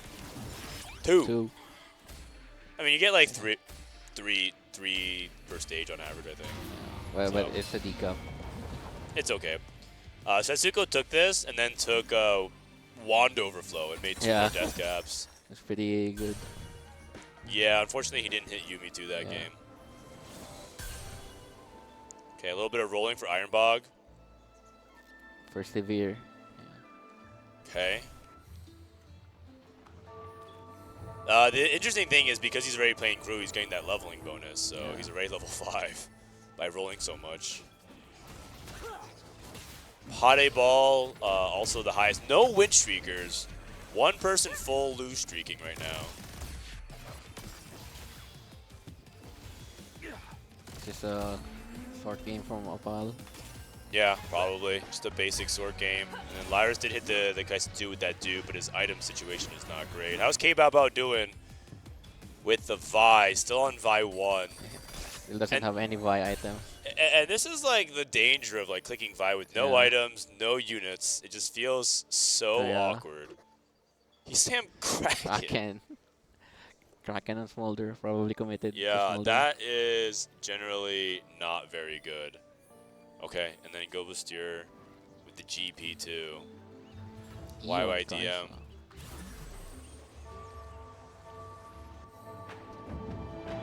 Okay, copy. And then Ironbog ended up slow rolling a little bit.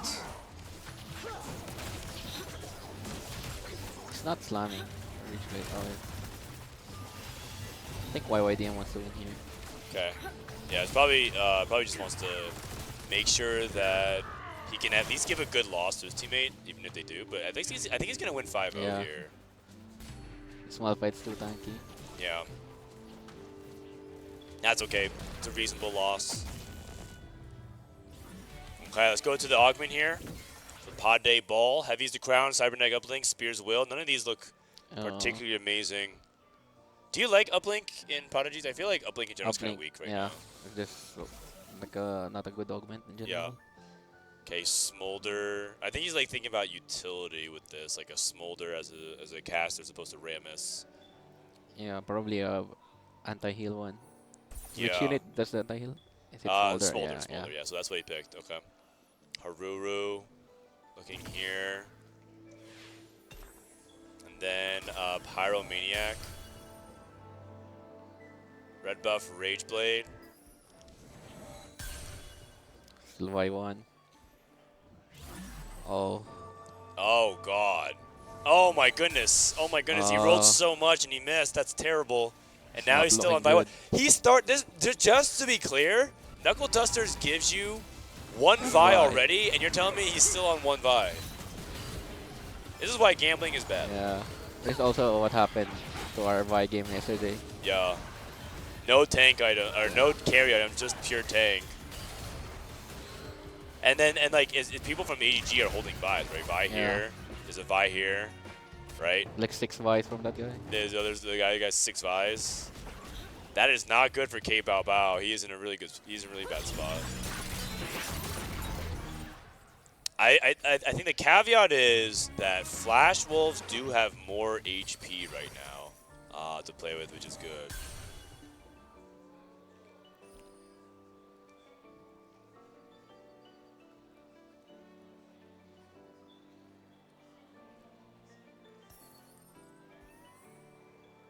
Okay, you want me to tell him right now? Oh, okay, got it. Sorry, my producer's telling me. Yeah, understood, makes sense. Okay, sorry guys, I'm getting a text.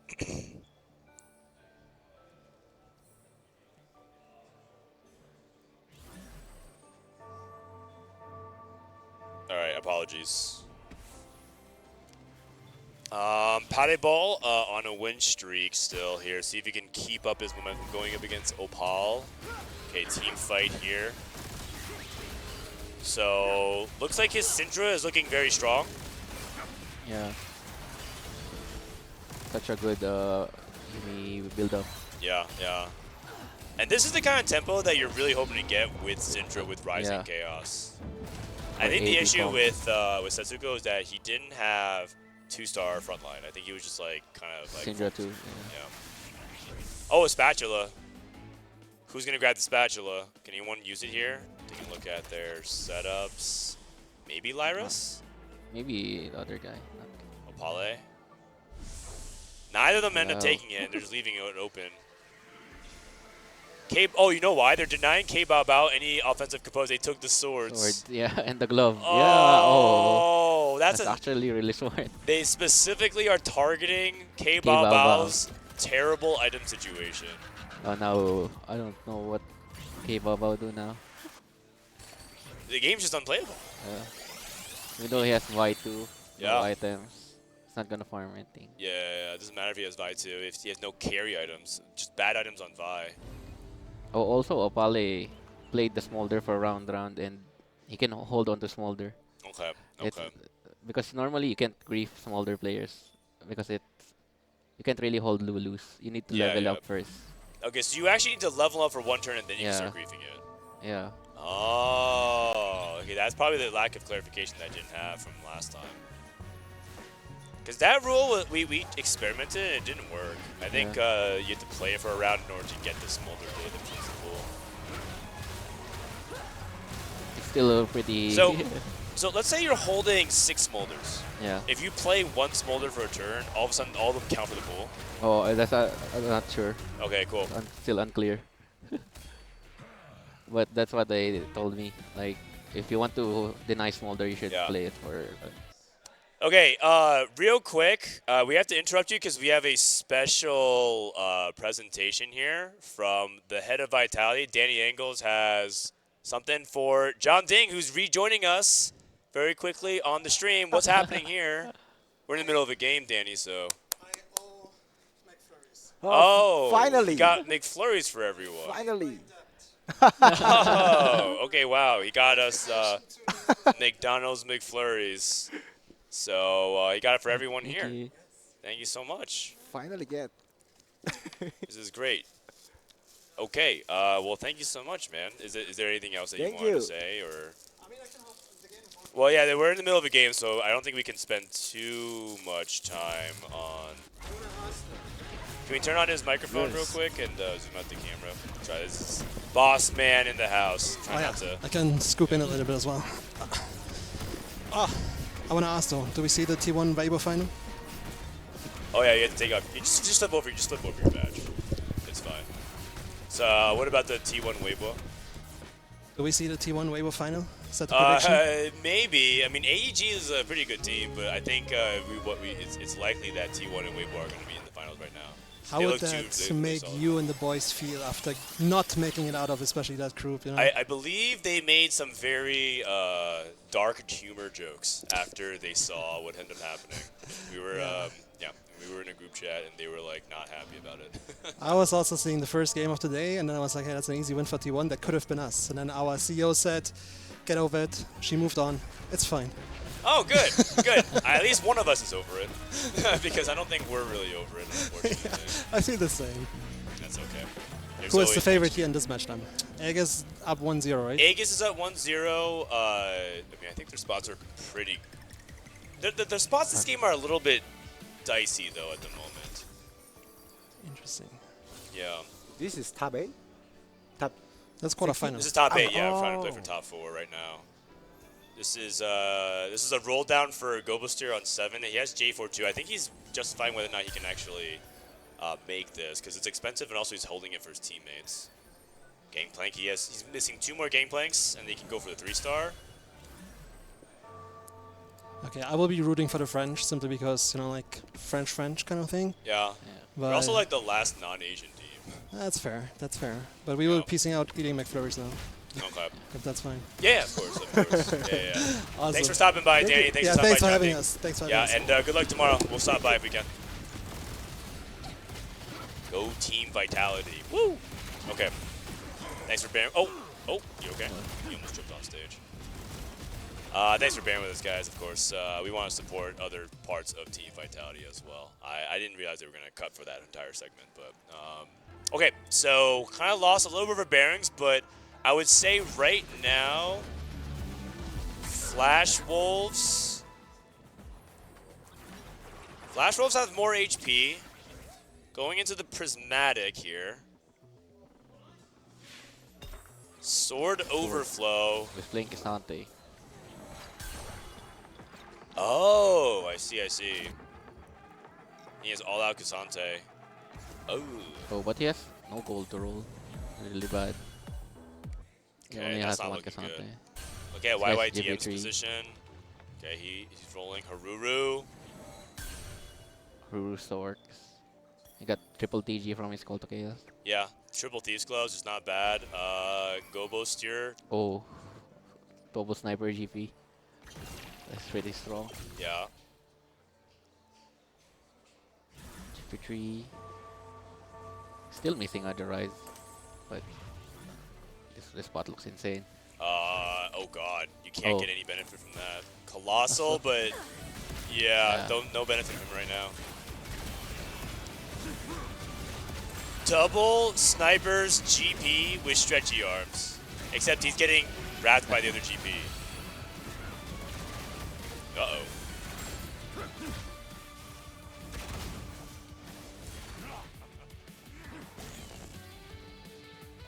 Keep say something. Oh, wait. Goblster still needs to change the fruit from Colossal. His spot looks good, but yeah, he needs the one Yasuo here. for this second item. Also Jarvan too, which is really good front line since he doesn't have a Kabuko tree. And then one Yumi for PTB. Probably wants to fast 9 or just roll here. Yeah, I think he doesn't want to roll that much because he's like relatively healthy, and he can also trade HP to the team. Look at the third augment. Tomb Raider. What the heck? What? Oh my goodness. Tomb Raider. What? But you know the most likely player to get eliminated are his teammates. Yeah, probably the Kisante guy. Since that guy has no gold to roll, no Akali. But wow. Okay, Go-Booster hit the 3-star GP. Can they make this comeback over Flash Wolves? I'm not sure. Somehow K-Bao Bao is doing it. I think it's just a smolder carry from now on. Yeah. It's not even really about Vi. Vi is just like a random 2-star tank. Random 2-star that just farms you a component. Yeah. He also took Unstoppable. Yeah, Unstoppable Vi. Yeah. Okay. Are you gonna eat your McFlurry? Oh yeah, sure. I mean, you don't have to eat it like on stream, but you could like have like a. I feel bad if I don't have like a scoop or something. Saudi Arabia, Riyadh McFlurry. All right. Yep, that's ice cream. It's pretty good. Okay. Iron Bog finally hits the 3-star Sivir. It's the Shen3. Still far off of Ziggs. I see a lot of people hit it like holding Ziggs as well. AEG is definitely going to be holding it. One Ziggs. I think it's really important to hold Ziggs because that's the biggest spike from that comp. Is the it? 4 crew, yeah. Okay. But then if you're the crew player seeing them hold Ziggs, are you trying to rush before them or you just push levels without it? I think you still force it. I like forcing it. But depends on how many they deny. Yeah, I agree. Because you can't really guarantee a TF at 8 or... I see also people a lot of times focusing on Janna as you can secondary carry. You can make it a secondary carry if you see a lot of it, which is most likely since you're rolling a lot. And Janna is just not really wanted as an outlet in a lot of comps outside just splashing in like a random strategist. It's just a good item holder for your Ziggs later. Like Janna 3, it does a lot of damage. That does a lot of stall for your crew. Haruru has the Rise, but 1 Karma. 1 Karma, and he has items on Rise, which don't feel good. Triple TGs on Shadow Clone. Okay. And Haruru's on borrowed time here. YYDM with the Gangplank.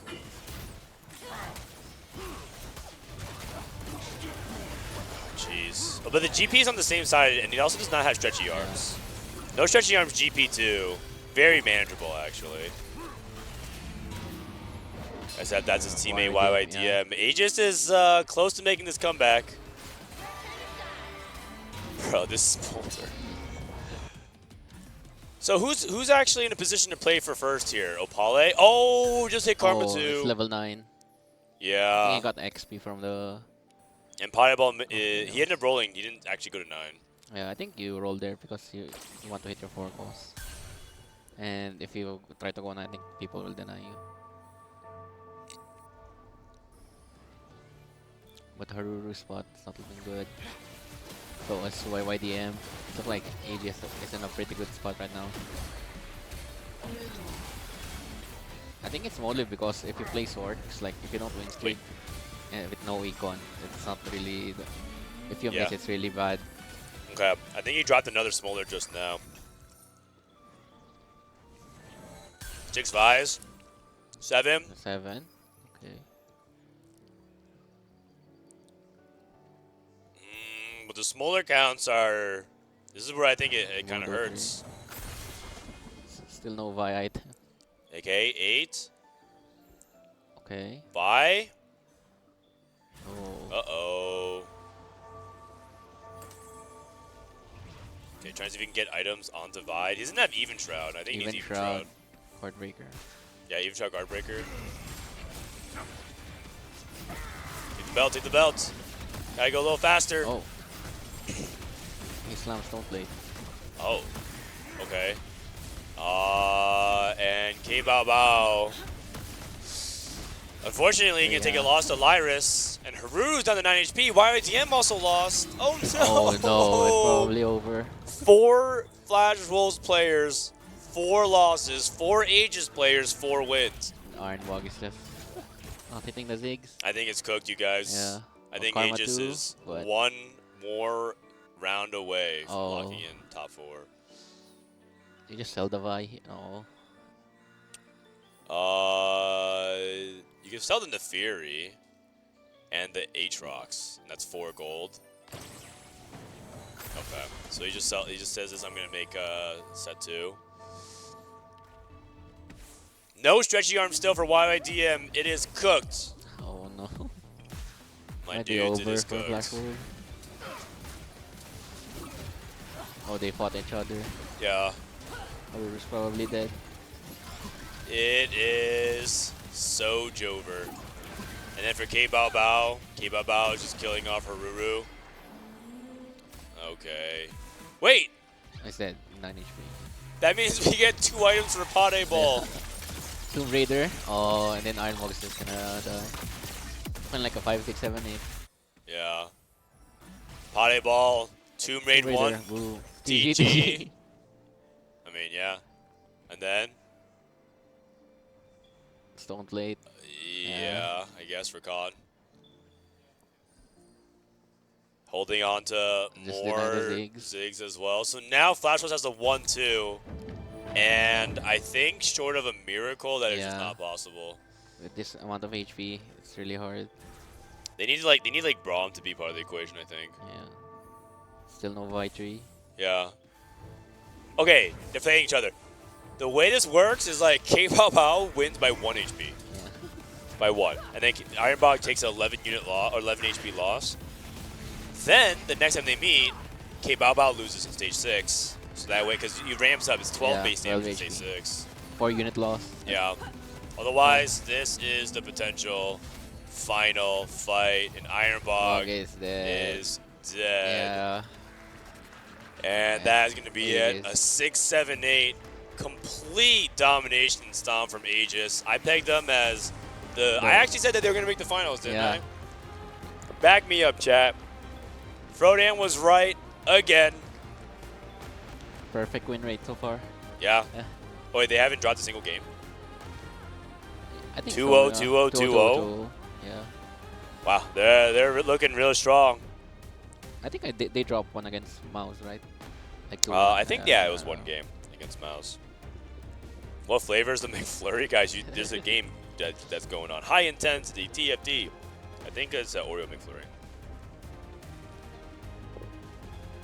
I think that's it for me. I'm not gonna have too much more because I don't want to spoil my dinner appetite. Wow! Congratulations to Aegis. I'm really happy for them. And that means we have EU, 2 APAC, and 1 China. Specifically, we have France, Vietnam, Korea, and China in the semifinals tomorrow. That's a good mix. Yeah. I would love like an NA team in there, obviously, but yeah, it's okay. You can't win them all. What do you think about our finals, our semifinals? Oh, it's pretty good matchup. T1 versus VP, right? Yeah. Yeah, it's pretty even. It'll be T1 versus VP, and then Aegis versus Weibo. Weibo, yeah. Damn. Honestly, I feel like those are 3 out of 4 teams that were coming in being pretty well respected. Ladies and gentlemen, another and then 1 underdog. That's VP 4 underdog, yeah. 2-0s in 4 our 2-0s today. quarterfinals, and our semifinals are locked in. Aegis will be the final one to join us in the top 4, and I'm joined by Opal. Congratulations. What's your secret? This is your 3rd clean 2-0 here at the tournament. Tell me, how's the team's mentality? What's the team's strategy going into the games? I have to say, I think team is too good. Agreed. And yeah, we practice a lot, and it's worked for us, so we're really happy. And we trust each other, so that's the most important point, I think. Yeah, and I have to say, when it comes to these 2 wins, they were very dominant as well. Clean sweep, I want to say, having 4 of your players in the top 4. Previous one as well, very, very consistent. And your next team is going to be Weibo Gaming. What do you have to say? What do you have to say about that opponent? Do you have any words for them, or do you have any strategies in mind going into that next matchup? Oh, I think I wish them good luck, and I wish we all play our best TFT tomorrow. So yeah, good luck. Well, that we are definitely going to be looking forward to. And one thing you might be looking forward to, I believe this is going to be the first key that you get to crush. Well, if it comes back, it might be doing another 360, going for a 720 on that one. But yeah, another key for you to crush on the stage. Oh yeah, yeah, it's exciting.